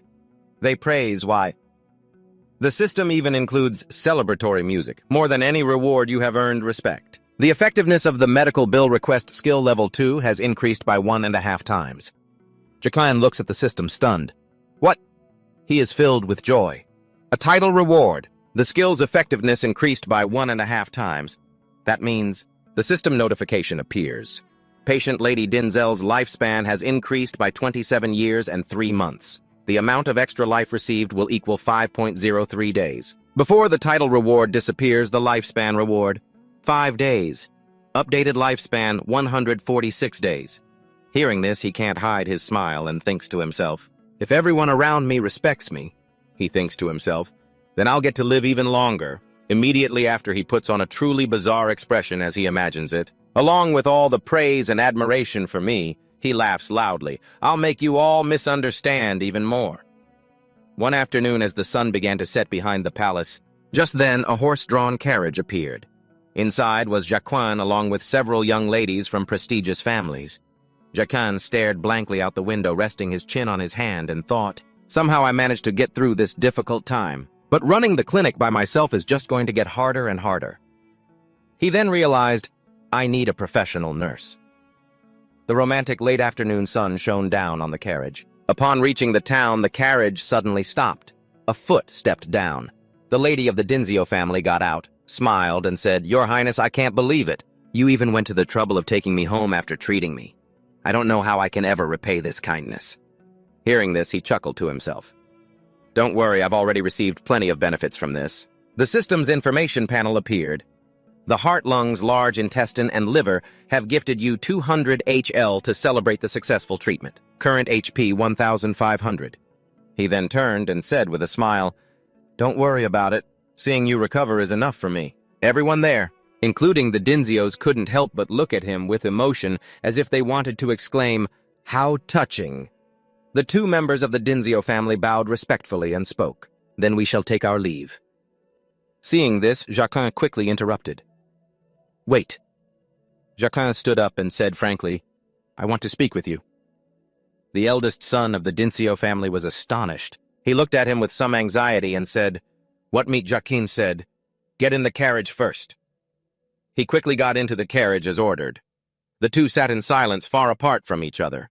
The eldest son of the Dinzio family spoke up. Your Highness, are we going to sit and talk like this? Jaquin replied. Yes, we have things to discuss sitting like this. They do this at Shinsegai, too. Shinsegai is a Korean department store chain. An unknown amount of time passed. The sun slowly set, and the birds began to fly back to their nests. The 2 silently looked at each other. Suddenly, the man became tense. Why isn't he saying anything? Suddenly, Jaquin let out a long sigh, breaking the silence. He then said, Oh man, my whole body aches. His words made the other man jump, and he thought, Don't tell me. Jaquin suddenly put on a tired, weary expression and said, I've spent many days caring for the lady without getting any sleep. The eldest son of the Dinzio family turned his head and thought to himself, I knew it.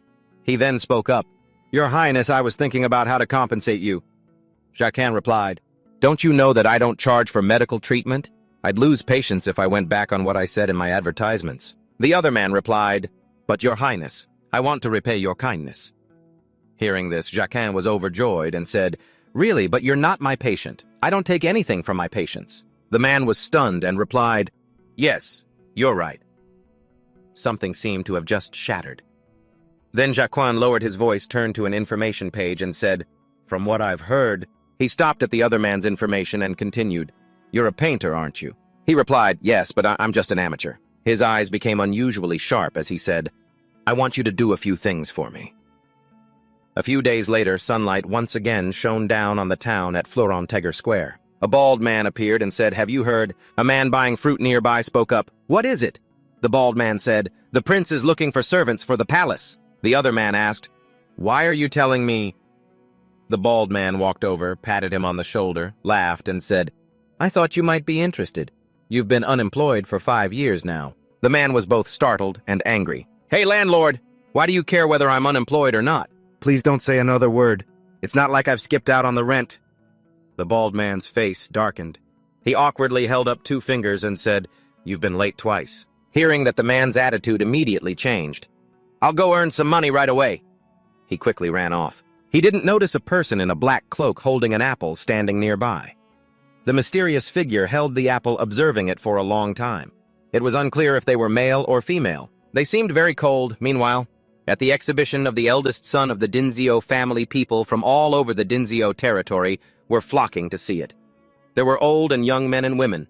Everyone stepped inside. The space was vast and magnificent. People stared, unable to look away. Jacquin was also present. He clapped and said, "Congratulations on becoming a professional artist." The eldest son of the Dinzio family scratched his head shyly and said, "Thank you, Your Highness." Jacquin looked at him and said, "Why the long face?" The man could only give a weak smile and say, "Ah, well."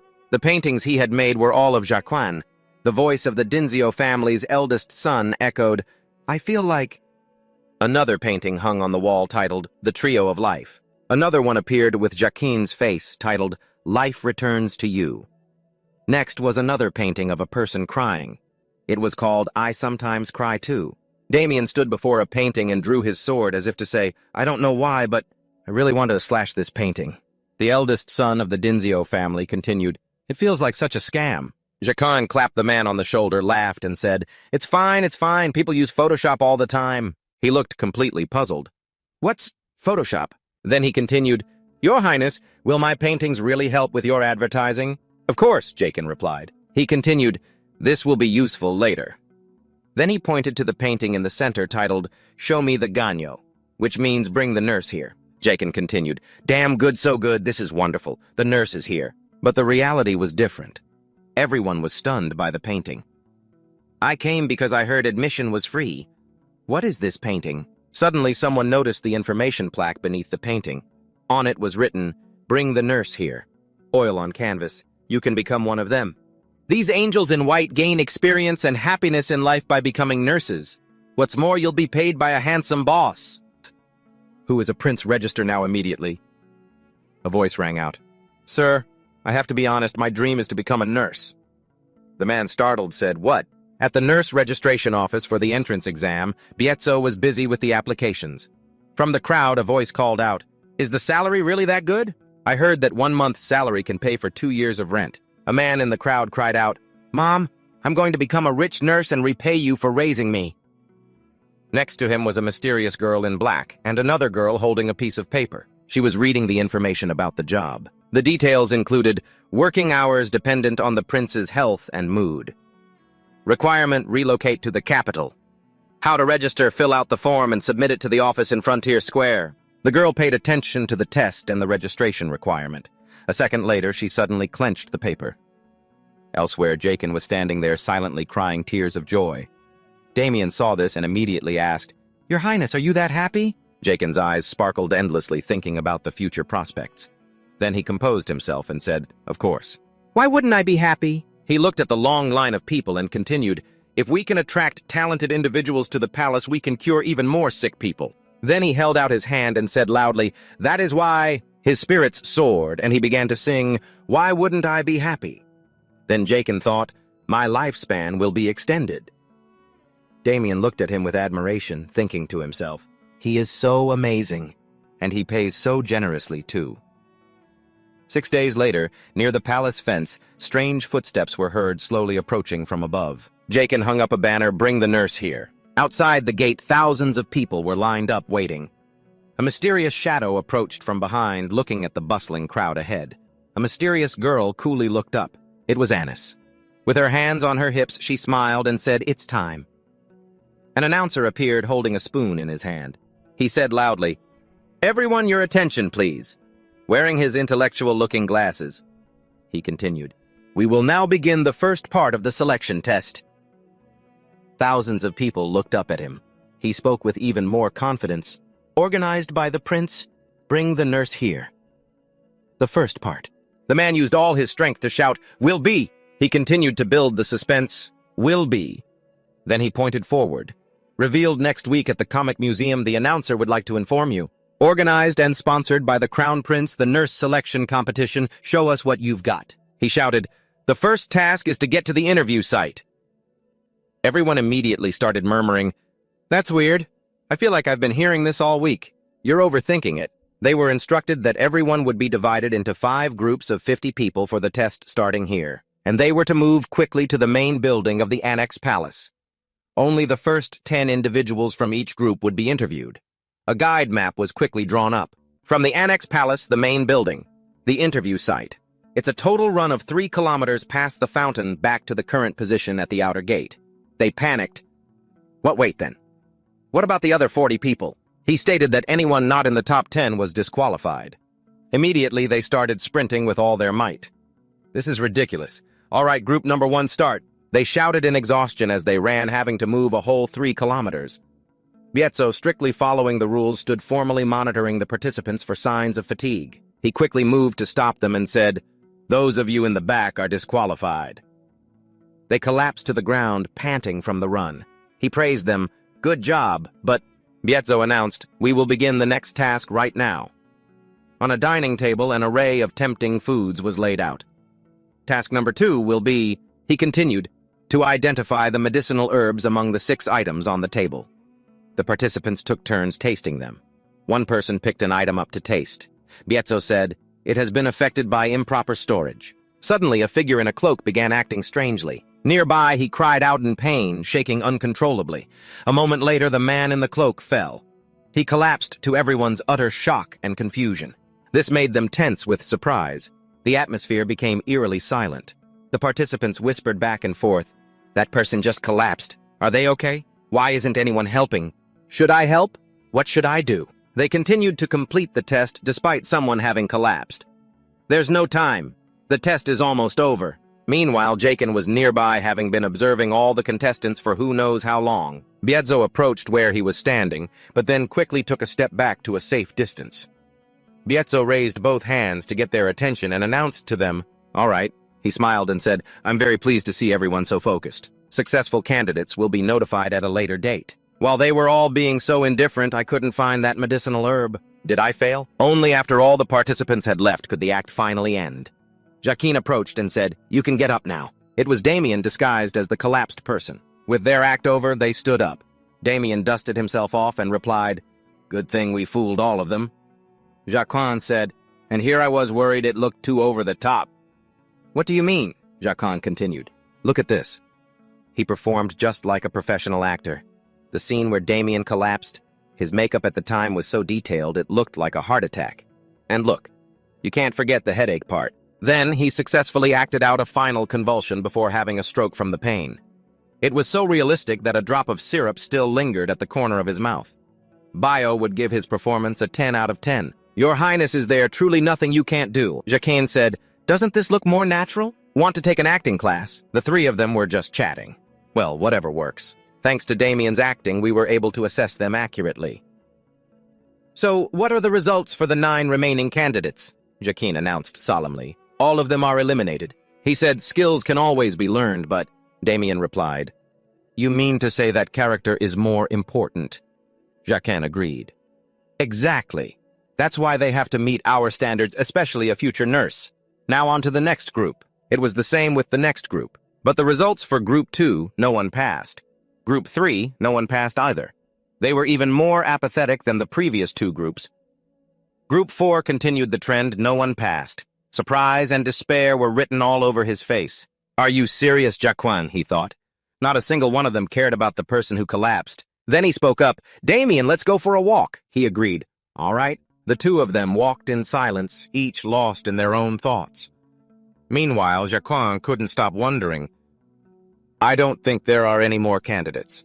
What do we do now?" Suddenly, he heard someone arguing. "Why isn't anyone here?" A young woman was arguing with a soldier because she wasn't a person. Jacquin saw them. "What is he talking about? She's not human." The girl was spirited with short brown hair tied in 2 buns. She insisted, "I am human." He still argued back, "No, you are not." Jacquin, standing at a distance, got annoyed. "This bastard! Why would he say that when we don't even have enough candidates as it is? If she's not human, then what is she?" Damien from behind him knew the truth. "She's a werewolf."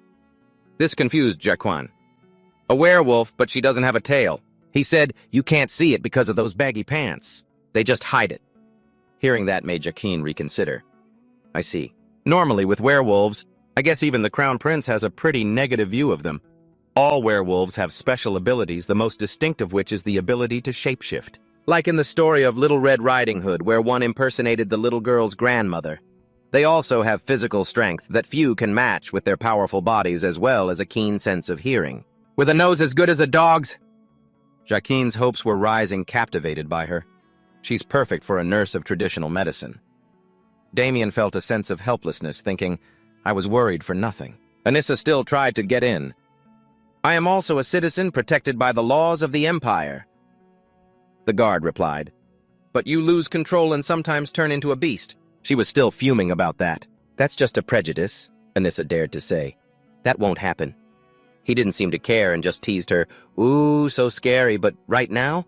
Are you looking at me with those frightening monster eyes? She was furious, clenching her fists and cursing under her breath. This son of a bitch! Immediately, Jacqueline stepped in. Stop, that's enough. He reprimanded the man. In our recruitment announcement for nurses, didn't it clearly state that anyone living in the capital can apply? The man looked a bit crestfallen. Yes, Jacqueline continued. Even if she is a werewolf, isn't she still a citizen of the capital? The soldier admitted his mistake. It is my fault, Your Highness. She was touched by Jacqueline's kindness. The one you should be apologizing to is not me, but her, he said. I apologize for this soldier's disrespectful behavior. She introduced herself. I am Anissa, daughter of Hezerin. It is a great honor to meet you, Your Highness. Jacqueline then asked her, so you wish to participate in the test? Anissa replied. Yes, Your Highness. He immediately agreed, very well. Then shall we start right now? She was quite surprised. What? He said. Since you're a werewolf, your physical stamina must be quite good, right? But I have yet to see it with my own eyes, Jacqueline proposed. So if you can outrun that soldier, we'll consider this your first test. At the crack of dawn, the starting hand points in the direction they must run. From here to the fountain is about 400 meters. Whoever gets there and back first will be the winner. All right, I am determined to win. Understood. He instructs the soldier, hurry up and get ready. The soldier hastily accepted the order. Yes, sir. They both got into their starting positions fully prepared. Both were mentally ready for a decisive battle. I will achieve an overwhelming victory. The fierce voice echoed in the soldier's mind. Both of them were ready to begin the stressful test. The first warm-up challenge is an endurance run. Jacqueline participated directly. He waved the flag and said, all right, get ready. The gray-haired man's face was slightly wrinkled. Anissa on the other side was not to be outdone and got into a ready stance. Suddenly, Raken shouted, go! Immediately, Anissa with her small frame shot forward. She left her opponent far behind, running as fast as a cheetah. In Jacqueline's eyes, she had now become the #1 candidate.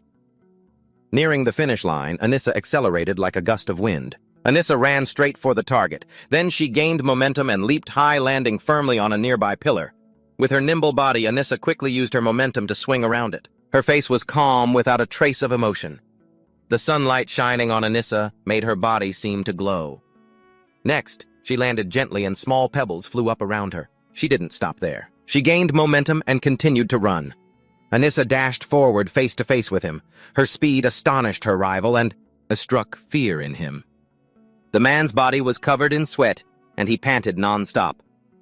Anissa glanced at her opponent, inwardly scoffing, too slow, I've already won. The man's face darkened as he tried to run straight ahead. He grimaced and started to get frustrated. Damn it!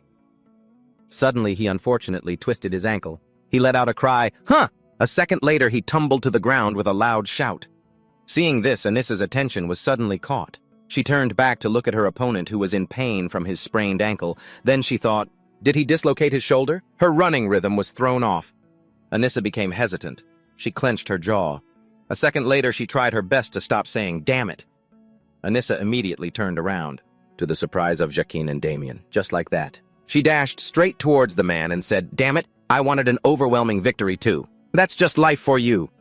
Raken witnessed her action and fell into deep thought. Meanwhile, Anissa quickly stopped beside the man. Then she grabbed her opponent's shoulder. He wondered, what are you doing? Anissa snapped irritably. Just shut up and stay still. It turned out she was resetting his bone. The man was taken by surprise, feeling a bit of pain, and let out a loud scream. He fainted in Anissa's arms.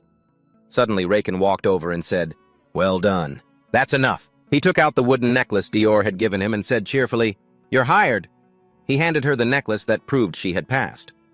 Jacquin then invited her into his office. He presented a piece of paper and said, "This is the employment contract. Please read it carefully." Anissa picked it up to look it over and said, "This seems quite complicated." Jacquin smiled and said, "There's no need to worry. Just take your time." "Take my time. Take my time." Biezo looked at him worriedly. He suddenly turned into a middle-aged man. Just like me. Meanwhile, Damien looked at him as if he wanted to speak up. "He's definitely more mature than his actual age." Anissa didn't reply and continued to look at the contract. Jacquin observed her and thought, "Her physical strength is impressive and she's also very wise. It's perfect, but I saw it." Jacquin remembered the moment earlier that afternoon when she smiled while resetting the man's shoulder. At that moment, there was something terrifying in Anissa's smile as she said, "Try this." Jacquin sat there smiling and thought to himself, although she was helping, she did it in such a painful way. There are a lot of difficult patients out there. They definitely wouldn't be happy about that. Biozo and Damien stood beside him looking at him with confusion. Outside the window, the sunset light shone in. Raken thought, "But it's a pity. I wish I had more people like her." A moment later, Anissa calmly put the contract down. Jacquin immediately walked over and asked, "How is the contract?" She replied, "It's good, but..." Then Anissa said, "I want to add a few additional clauses." Her words immediately made Jacquin bewildered. "Oh, what are they?" Anissa continued. "Actually, her voice rang out, "am the leader of a tribe of about 50 people." Her statement left him at a loss for what to do. Suddenly, his eyes lit up as he said, "Huh," and thought to himself, "There are 50 more people like you." He then ran over, put his hands on Anissa's shoulders, and said, "Geez, you should have said that sooner." A second later, Raken daydreamed about tall, strong werewolves. Who could resist having 50 S-rank nurses? Anissa turned to him and said, "In that case, please let them take the nurse's examination as well." Jacquin nodded in agreement. He thought, "Come to me, my S-ranks." Then Anissa continued. "And also," she made her request, "please solve the congenital problem of my tribe." Hearing that, we became curious. A congenital problem. "Are you ladies malnourished?" She answered, "No." He asked, "What is it then?" Anissa began to explain, "My tribe has faced many difficult situations in society because of that problem. A group of people constantly teased them." Anissa hesitated and said, "It's our tails." Hearing that Jacquin was a bit puzzled and said, "Tails," she continued, "It's because our tails move on their own." She described her wolf-like species. Jacquin, full of questions, asked, "Is that a bad thing?" At this, Anissa lowered her head and said, "Yes, because we can't hide our emotions." Jacquin seemed to understand the problem. Then he pictured it. A tail up means happiness, while a droopy tail means sadness. Jacquin thought because their emotions are so easy to read, they must often become targets for scammers. Anissa clenched her fingertips. Jacquin's voice rang out. "Is that why you wear those baggy pants, to hide your tail?" She answered, "Yes, but even so our tails are too strong, and we can't hide them if we suddenly get excited." Jacquin asked curiously, "Even if you tie the tail to your leg?" Anissa shook her head and said, "It'll find a way to get out on its own." The tail seemed to speak up. "Hey, I'll do what I want. Just worry about yourself first." Hearing this, Jacquin immediately thought, "Does it have its own muscles and consciousness?" Jacquin then said, "So what about cutting it off?" Anissa replied, "We've tried that. But it would be difficult for us to walk normally. Living a normal life without a tail is impossible." Anissa continued, "And it just grows back in under a month anyway." Jacquin laughed and said, "Like a lizard's." Suddenly, he went silent. He seemed to realize something. "Wait a minute. Do they want me to solve this problem?" he thought. "And that's the only way, for me to get those S-rank nurses." Then he clutched his head, thinking, "I've never tried to treat a tail before." Biozo and Damien looked at him strangely. Jacquin's mind was a complete blank. "I can't think of anything at all." Jacquin approached Anissa and said so. "What if I were to become your guardian protector?" Anissa asked, confused. "What do you mean, Your Highness?" Jacquin replied. "It means I will use my status and authority to support your tribe." Hearing this, Anissa immediately objected. "While I'm very grateful for the offer, I must refuse." She shook her head and continued, "Because that doesn't solve our core problem." Anissa's voice rang out. "If something happens to you tomorrow, or you change your mind, wouldn't we just be back where we started, or even worse?" Anissa looked up at him and continued, "I didn't come to you for a temporary solution." Jakin looked at her and said, So you want a solution to the core problem, do you? Anissa replied, Yes, Your Highness. Jakin sighed and said, All right, fine. Anissa's mood suddenly brightened. So does that mean you'll help us? Jakin said helplessly. Ugh, do I have any other choice? Anissa asked eagerly, Have you thought of a way yet? He closed his eyes and replied, Actually, not yet. He continued, I'll start looking for a way now. Anissa looked at him with expectant eyes. He's so honest, she thought. If he was the type to just make empty promises, I would have been truly disappointed. Meanwhile, Jakin was still deep in thought. What am I going to do? Suddenly, Anissa stood up and said, All right, I will leave now and wait for your call. Jakin replied, Okay, don't go anywhere else. Just stay in the annex and wait for me. Anissa sighed and closed the door. The room fell silent. Jakin started screaming in his mind again, clutching his face. They're too talented for me to refuse. I have to do this. To think there's a whole lineup of 50 of the best nurses, but I can't cure that tail condition. They won't work for me. Then he collapsed onto the sofa thinking, Ugh, wait. What am I supposed to do about a tail with a mind of its own? Jakin let out a helpless cry. A while later, his face darkened. He sat near the bookshelf, his expression pale, thinking, I've searched everywhere, but I still can't think of anything. Just then, Biozo suddenly yelled, That's the name of the skill Prince's Scream.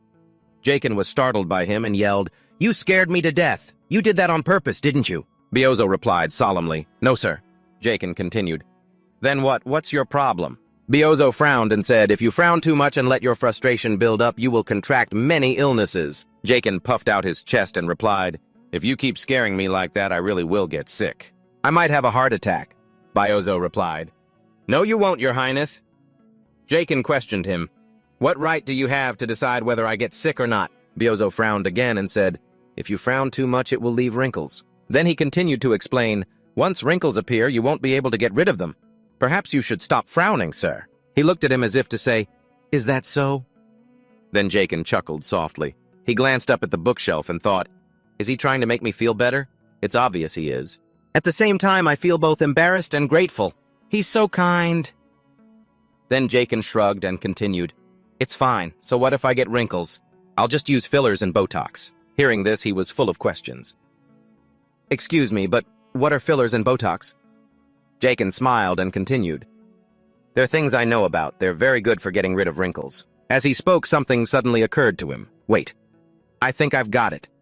Boti Yulanung, the full original name of Botox. He began to think, among all the poisons known to man, it's the most potent paralytic. Then he thought of the werewolf's tail, the red muscles. A werewolf's tail can move on its own. I'll paralyze those muscles. And with that, he thought of Ku German. And what do you know? I have just the poison to use. His face lit up brighter than ever before. Then Rocky said to Bezo, Let's go. I need Ku German's poison. You keep it in the secret vault, right? Bezo replied, Yes, sir. Then he shouted, Bring it to me and take me to Anissa's room. Right then, in Anissa's room, she was doing push-ups non-stop. Suddenly, she stopped and noticed him. Anissa opened the door, saw Jakin, and said, Sir, why have you come here at this hour? Without another word, he pushed her inside and said, I think I found a solution. Let's go. He then lowered his gaze and thought, There are two things I need to figure out first. The first is where to perform the procedure, while at the same time he transferred energy into her. Then he thought joyfully, Yes, I see it. A diagram of Anissa's body quickly appeared, starting from the brain down to the shoulders and finally to the legs. Reiki thought, I knew it. The flow of internal energy in her body is completely different from a human's. Besides the location of her meridians, it's completely different from what I predicted.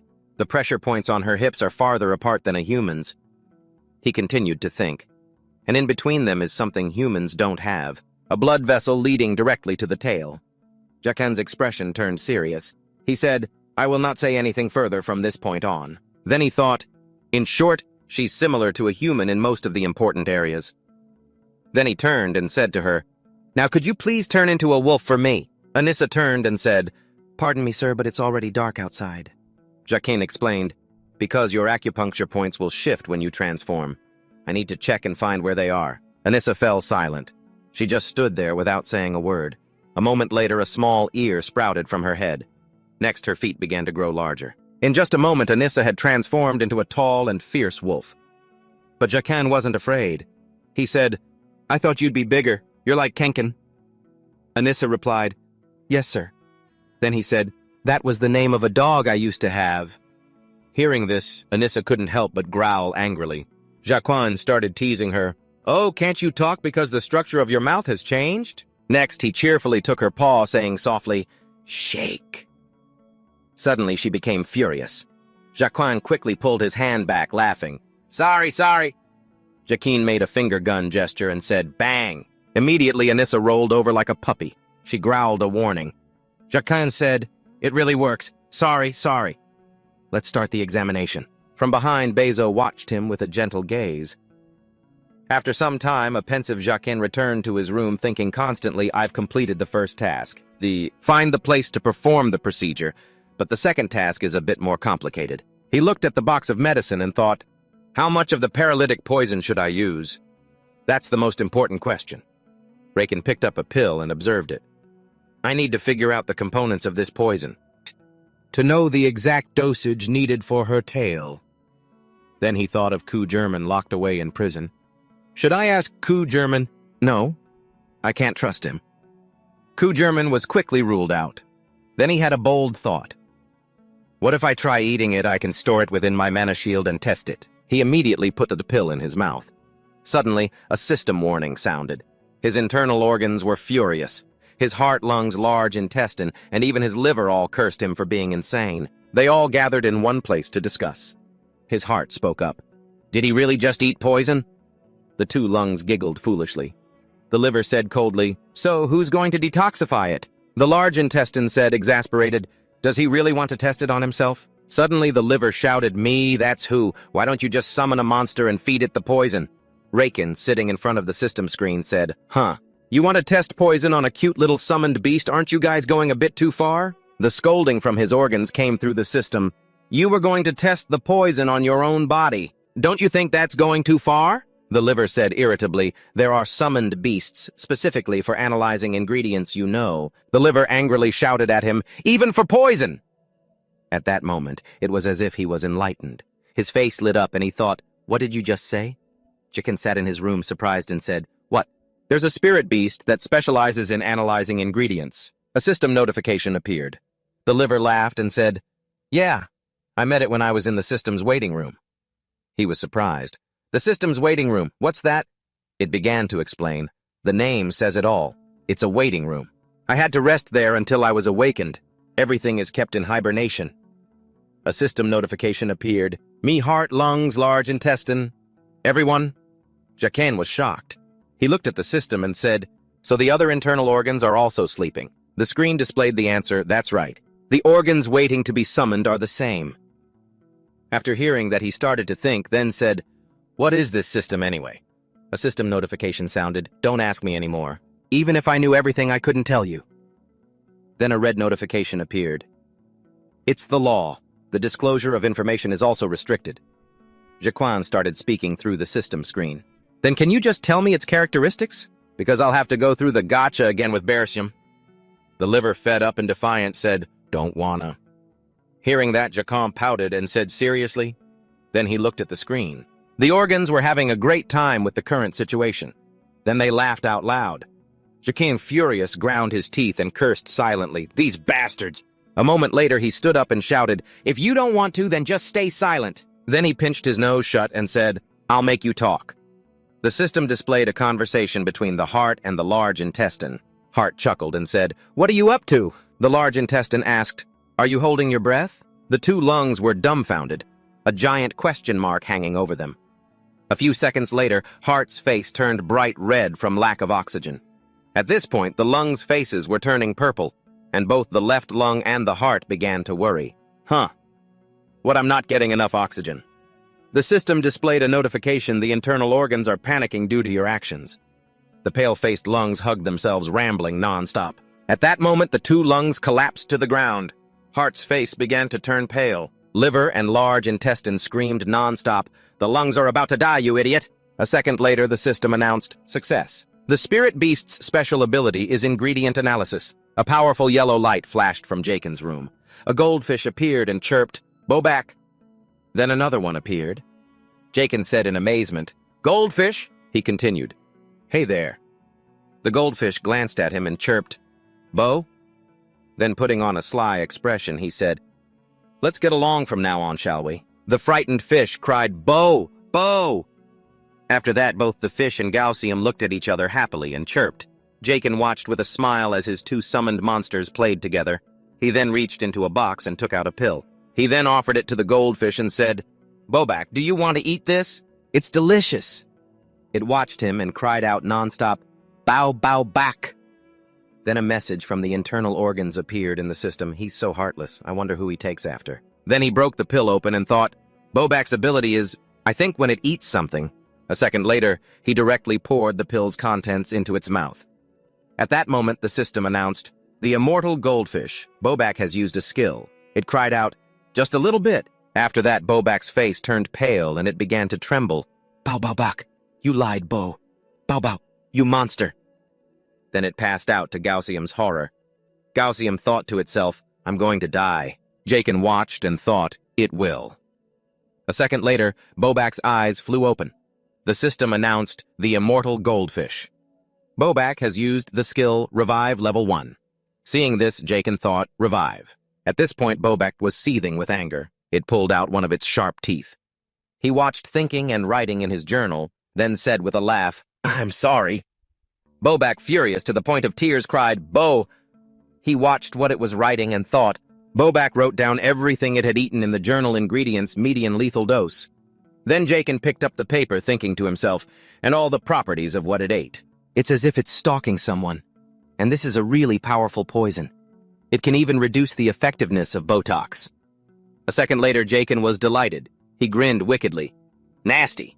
Now I can create the exact dose needed for the anesthetic for Anissa's tail." After that, he summoned Mr. Gaten Biozo, who appeared immediately. "Yes, Your Highness." Jakin was surprised. "Where did you pop out from?" Suddenly, he said in astonishment, "Another spirit beast, sire." He then lied, "It was looking for me all night. I must be very famous." Then he laughed loudly. Biozo, stunned by his answer, gave a forced smile. Jakin asked, "Why are you smiling?" Biozo replied, "You remind me of a great figure mentioned in the history books, sire." Jakin replied, "A great figure?" He answered, "Yes, sire. That would be Sir Loy, the Zone Teazra." Jakin said, using what he knew, the master lamp designer who lived in the Empire when it was still a kingdom. Biozo replied, "Yes. I remember history mentioning that he had 5 spirit beasts." Jakin's eyes went wide as he looked at him. He was that skilled at... He began to speak. "In any case, he was the one who built the very foundation of this empire. And I heard he was very popular on Fridays." Jakin was puzzled. "What's that supposed to mean?" Then he suddenly shouted, "Ah, whatever! Bring Anis here to me!" Biozo immediately ran off, saying, "Yes, Your Highness." Outside the window, the sky had brightened.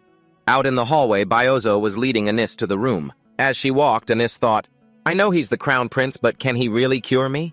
It hasn't even been a full day." Suddenly, Biozo's voice rang out, "You seem rather worried." Anissa jumped and looked up. He chuckled and said, "Ah, you look very worried indeed."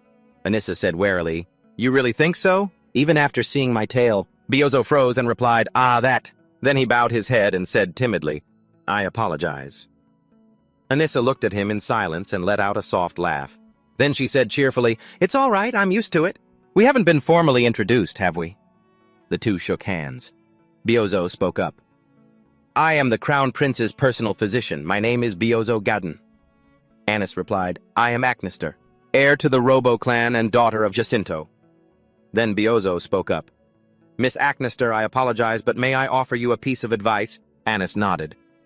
"Yes." As they walked, he said, "I hope you won't be surprised no matter what the Crown Prince's treatment method is." Anissa was confused. "Huh, what do you mean?" He pushed the door open slightly and said, "When he tells you the treatment method, I think you're going to think he's insane." Hearing this, Anissa was filled with curiosity. What kind of method could it be? Seeing her, Jakin smiled and said, "Ah, there you are." He then said politely, come in, have a seat here." Anissa sat down and said, "Did you really find a cure in just one day?" Jacan sat down as well and said, "Of course, just trust me." Then she said loudly, "Sir, can you tell me what the treatment involves beforehand?" He replied, "You're pretty nervous, aren't you? All right then. For starters." Then he took out a needle and said, "I'll use this needle to poke your tail countless times." Anissa was a little horrified. "What?" Then he smiled and continued, "And then I'll move it around inside of you."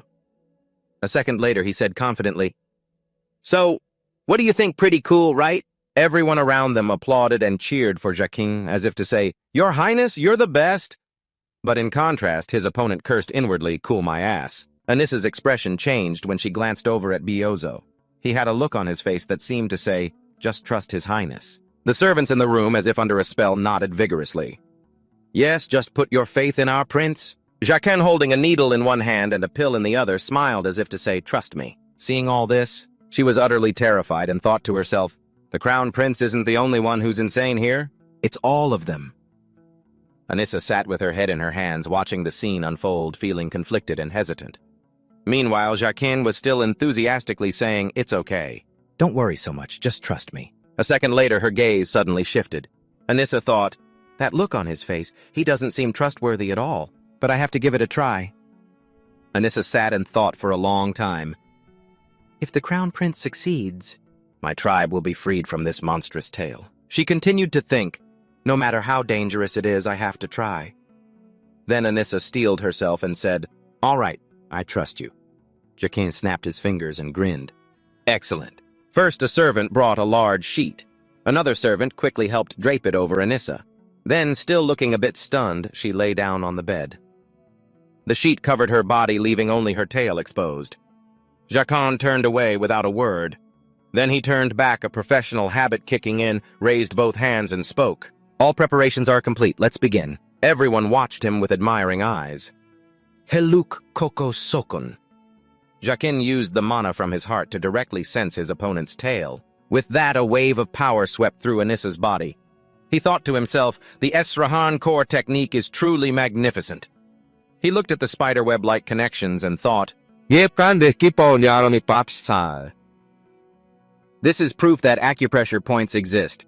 Despite thousands of years of accumulated experience and knowledge combined with modern medical equipment, no one has ever been able to confirm them. I always felt it was a rather vague concept when I studied traditional medicine.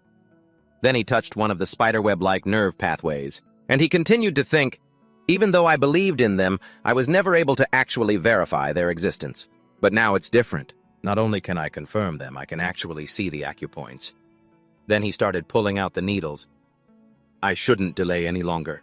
Jacquin began to identify the points. First, the schwank point 1.5 centimeters deep. Then he quickly took a needle and inserted it directly into the spot. As he did, a system notification rang out. Activating separation function. Slot 0.01 milliliters of muscle-paralyzing toxin contained in this slot has been released. The toxin was released from the tip of the needle. Lying on the bed, Anissa suddenly shuddered. Jacquin identified the next point. Next is the Mingmen point 2.1 centimeters deep. He carefully inserted the needle into the next acupoint. Next, he identified the Yaoyangguan point 2.4 centimeters deep. The energy flow through the meridian at the schwank point was now open, allowing power to flow directly into Anissa's tail. Now the flow of mana can run along her spine. Jacquin observed and began to think, her tail can no longer move. His face grew serious as he thought, now for the most important part. Simply paralyzing the tail isn't enough. He continued to think, I have to make it permanently. Unable to recover, huh? Why has the tail already recovered? Its regenerative ability is incredibly strong. At that moment, her tail was slapping him in the face repeatedly. Jacquin became serious. No matter, this was still part of my calculations. A second later, he quickly sensed the locations. Time to speed things up. The Yaoshu point, and finally the Nyohu point. He made his decision in an instant. Jacquin inserted the needle into the back of her neck. Lying on the bed, Anissa felt it. What was that? Did this quack just stick a needle in the back of my neck? I asked him to deal with my tail, so why is he messing with my head? Suddenly, she was stunned. Huh. Her tail trembled, and a second later it fell limp. At the same time, her toes began to move, and then they were moving normally again. Jacquin exclaimed happily, it's a success! Then he removed the needle from Anissa's neck and said, there, all done. Now, why don't you see for yourself? Anissa asked curiously as she stepped off the bed. Is it really over? Jacquin replied confidently, that's right, it was a success. Anissa was still doubtful. How could it possibly be done so fast? I didn't even have time to understand what was happening. Jacquin beside me prompted, do you feel anything special? My tail. It was only when he mentioned it that she noticed. She quickly looked down at her tail in astonishment. I'm feeling anxious. My tail should be curled up, but it's not moving at all. Jacquin then explained, I paralyzed the tail section and then tricked the nerves in your body. Anissa, with a bewildered look on her face, asked, "What do you mean by that?" Raken pointed to her foot. "Your pinky toe. I redirected the nerves from your tail down to it. So now your pinky toe will be your tail. It'll wiggle according to your emotions." A second later, he said excitedly, "You have a tail now. This is so surreal." Anissa sat in silence. Then suddenly tears started streaming down her face. Jakin looked at her and thought, from now on all the suffering and humiliation that the werefolk have had to endure. He looked at her happy for them. They would soon be free from their suffering. Anissa sobbed and said, "Thank you, sir."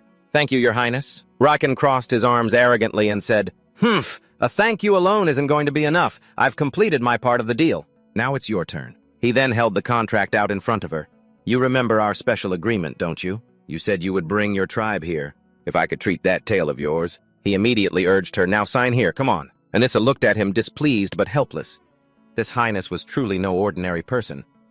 Early the next morning at the palace, a loud laugh echoed from within as Raken laughed uncontrollably. Bezo turned in surprise and asked, "Your Highness, are you that pleased?" He replied, "Of course I am." He looked at the werefolk and thought, right in front of me are 50 S-ranked nurses.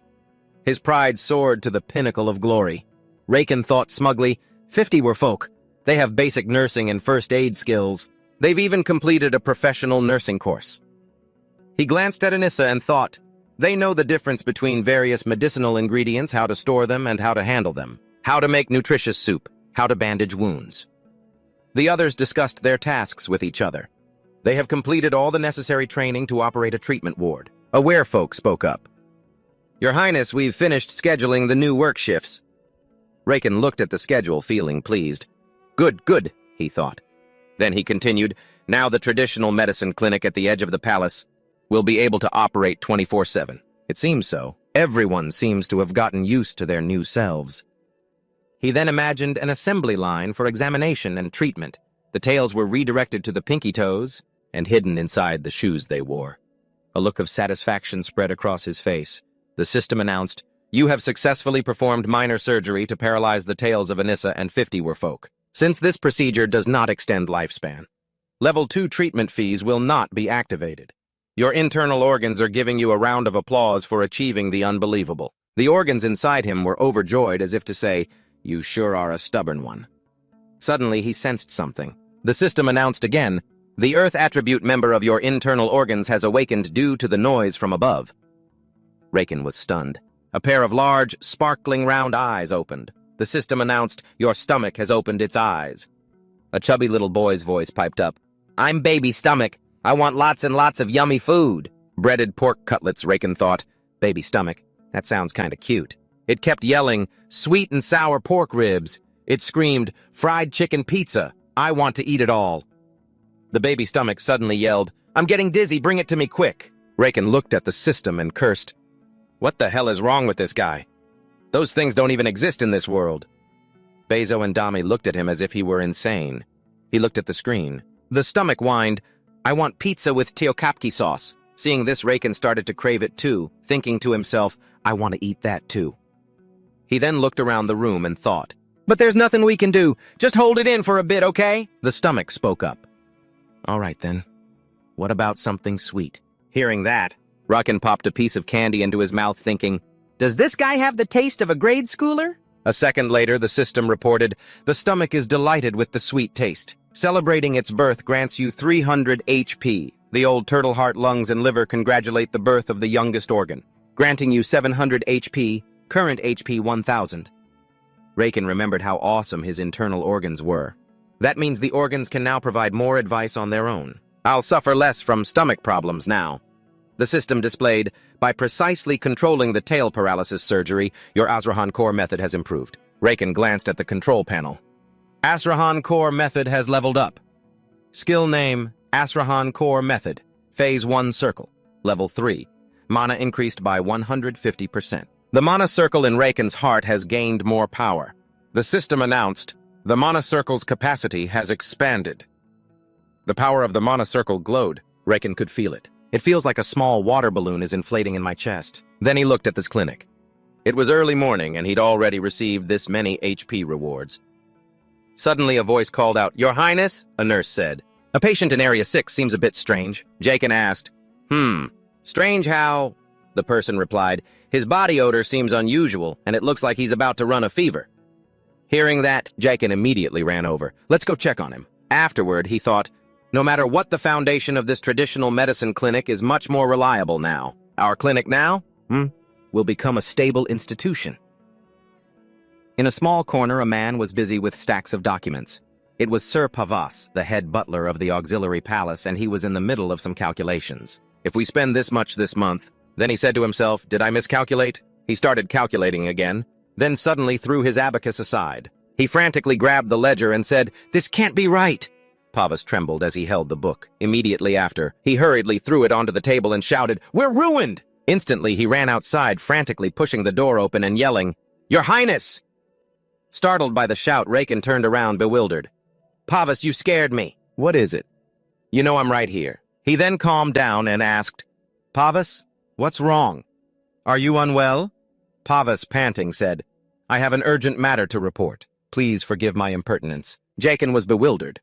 "What is it?" A moment later, Pavas moved closer to him and said, "Your Highness, the truth is the operating budget for the auxiliary palace," he continued, "is about to run out." Hearing this, Jakin was horrified, the color draining from his face. He shot up and yelled, "What, we're out of money, but I'm the crown prince." His face filled with anxiety as he thought, "This is bad. If we run out of money, we won't be able to do anything, and we certainly won't be able to keep the traditional medicine clinic open anymore. My dream of living a long, lazy life as a royal will be shattered." He frantically turned and asked, "How could we be out of money? Explain in detail." Pavas replied, "I am truly sorry, but," he continued, "it's because you cut the auxiliary palace's operating budget last fall." Those words left Jakin utterly speechless. He thought in a daze, "Because of me!" Then he slammed his fist on the table and roared, "Jakin, you damn fool, you idiot!" Pavas couldn't help but feel bewildered. Does he truly not remember? Then the two began to speak in private. Pavas said, "I had assumed it was because your Highness did not expect to live for much longer." Jakin's voice rang out, "Are you saying I chose to give up?" He replied, "Yes, I thought you must have had your reasons for doing so. Back then, the auxiliary palace didn't have much of an operating budget to begin with." Hearing this, Jakin couldn't help but tremble as he said, "My past self came back to bite me." Pavas said hesitantly, "But your Highness, you seem so much healthier this year than last. I thought you would be happy about that." Jakin fell right out of his chair. "Happy? I'm not happy at all." His actions left Pavas bewildered. Jakin wailed, "How can I possibly be happy when we're broke?" Then he angrily thrashed his arms and legs, shouting, "Everything is about money. It's always about the money. Ah!" Jakin lay there and thought, Jakin Adria Mason, "I know, you really wanted to play it this way, huh? Why would you do this to me?" He thought of the real Jakin lying listlessly in bed and sighed. Though, I guess I can't say I don't sympathize with him, but sighing won't solve anything. He started to think, and an idea suddenly struck him. Couldn't we just request a larger operating budget for the auxiliary palace this year? "Why," Pavas replied, "I'm afraid not, sir." His words made Jakin freeze solid. His face darkened as he said, "Without money, we'll have to shut down the traditional medicine clinic, and I'll die." Pavas asked, puzzled, "Your Highness, what does closing the traditional medicine clinic have to do with you dying, sir?" Jakin asked, "We can't request more." His companion replied, "No, sir, we cannot. That would be against imperial law. The budget for any given year can only be requested at the end of the preceding year." Pavas then mentioned Emperor Astalion, the only person not bound by such laws, and who could do something about it. It would have to be the Emperor. Hearing this, Jakin said with excitement, "All right." He immediately took a carriage to see Astalion. "In that case, I'll go ask my father for help." By the time the sun set, Jakin's carriage was speeding back to the auxiliary palace. The Emperor did not help. Back in his office, Jakin sat in silence for a long time, making Pavas worry. He stared at a cup on his desk and thought, "I can't let the clinic get shut down, and not over money." A look of firm resolve appeared in Jakin's eyes. "I won't let money get in my way again. If that's how it is, then this is the only way." He then spoke up asking, "Pavas, do you have a list of the auxiliary palace's assets?" Pavas replied, "Of course I do, sir." A moment later, Jakin said cheerfully, "Good. Bring it all to me." "Excuse me, but why?" His expression changed as he said, "We will sell them all." He continued, "The paintings, the precious stones, the gold and silver tableware, sell it all. Pavard wept beside a painting. "Oh, my love, I took such good care of all of you." Then he turned to plead with Jacquin. "Your Highness, please reconsider." But Jacquin was very serious. "No, I will not change my mind." At that, Pavard stormed off in tears, but not before saying, "I hate you, Your Highness." The words left Jacquin completely stunned, completely frozen. He tried to speak, but was at a loss for words. A few days later, Jacquin was sitting pensively in his office with Pavard and Damien. Then he spoke in a clear voice. "All right, listen up." His voice rang out. "I have sold the luxuries that we don't need, but this is only a temporary solution." Damien, standing nearby, said, "You've already prepared the next step, Your Highness." Jacquin looked at him and said with absolute certainty, "Yes. This temporary measure will give us some breathing room, but not if we can't build a long-term source of income, a stable source of funding for the treasury we've just acquired. It'll be gone in the blink of an eye." Pavard, still sniffling, said, "Your Highness, we've already sold everything there is to sell." Jacquin laughed loudly. "I know," he continued. "From now on, we're going to make medicine and sell it." Upon hearing this, Damien and Pavard couldn't help but look at him bewildered. "Excuse me," Jacquin smirked. "That's right. From now on, I will be the medicine-selling prince in the mornings at Fojon Teger Square." Where everyone gathers to trade the bald man from the other day, approached the young man who supervised the nursing exam. He said, "Hey, have you heard the latest news about the Annex Palace?" The man replied listlessly, "The Annex Palace. What happened?" The bald man said, "It seems the Crown Prince has sold off all the expensive luxury items from the palace." Hearing this, the other man couldn't help but shout in surprise. "Huh? Why?" A well-dressed girl passing by added, "Why else I heard it so he can continue to maintain his traditional medicine clinic." The young man hearing this immediately said, "If that's the case, he sold his luxuries to get money to keep caring for his patients." The bald man nodded and replied, "That's right. Isn't he amazing? The Crown Prince is truly a good person." The bald man continued, "No one else would dare do something like that." A nearby couple also couldn't stop praising him. "You know, if you look at the history books, people like him are incredibly rare." The person next to him nodded in agreement. "I agree." After that, Jacquin became like a savior in their eyes. "Our prince is so wonderful. Jacquin is like a god. I will heal everyone." "This is the Church of Infinite Jacquin," another person shouted. "He is our son." Meanwhile, Jacquin, with disheveled hair and a pensive expression, thought, "I have to make money. I have to keep the traditional medicine clinic running." Jacquin rested his chin on his hand, his gaze distant. "Only then can I continue to live." Damien spoke up. "Your Highness, you want to create and sell the medicine yourself," Pavard, standing nearby, said worriedly. "If capital is the issue, couldn't we just charge patients a small fee?" He crossed his arms and said coolly, "Absolutely not. We would lose patients." He thought, "I need to see as many patients as possible to extend my own lifespan as much as I can." Then he declared aloud, "I will never take money from them, not now, not ever." "Instead," Jacquin said, "I will make money by selling an expensive but incredibly effective medicine. It will be a high-end medicine that people will covet even just to display it." He thought about taking matters into his own hands, to personally formulate some of the rarest medicines in the world. Then he stamped his foot firmly on the floor and said, "A branded product," before snapping his fingers with determination. "Exclusively produced by the Crown Prince. The somewhat wealthy and arrogant families can swagger about if they own it." Jacquin thought, picturing the powerful elite families. "I will create my own emblem. It will be something that determines a person's social status," Jacquin said excitedly. "A super high-class medicine." Jacquin, so ambitious he was practically preening, even stood up on the table. Damien asked doubtfully, "Does something like that really exist?" "What is it?" Jacquin said confidently. "Of course it does. A medicine that uses the gallstone of a minotaur," Damien said flatly. "A minotaur?" Jacquin announced. "The name of that medicine will be a pill worth 1,000 gold." In Jacquin's words, Minotaur Angong Niu Huang. Everyone had heard of the tranquilizer known as Angong Niu Huang. Angong Niu Huang is a high-class medicine with incredible effects, able to treat brain, cardiovascular, and blood pressure-related illnesses. This luxury medicine is placed in a large box, increasing its value. It's an extremely potent tranquilizer. Even Skaz takes it, and Vong Fan too. Afterwards, Jacquin and Damien went outside. Damien looked at him quizzically. "With a Minotaur's gallstone, Are you planning to create Minotaur Angong New Huang and sell it? Jaquin replied, yes. Damien asked, will people really drink it? Jaquin walked on and answered, of course, 100%. He continued, because they'll think it's rare. That's how people's minds work. When they see something like that, they all rush to buy the limited edition. Jaquin continued, we won't be using a bull. Instead, we'll use something stronger and rarer, the gallstone of a minotaur. Jaquin laid out his plan very carefully. Then he rated it 5-star quality. Both its effectiveness and its brand will make them want to buy it. It's completely sellable. Damien quickly shot that down. I don't think so. He then added, this tranquilizer and its effects.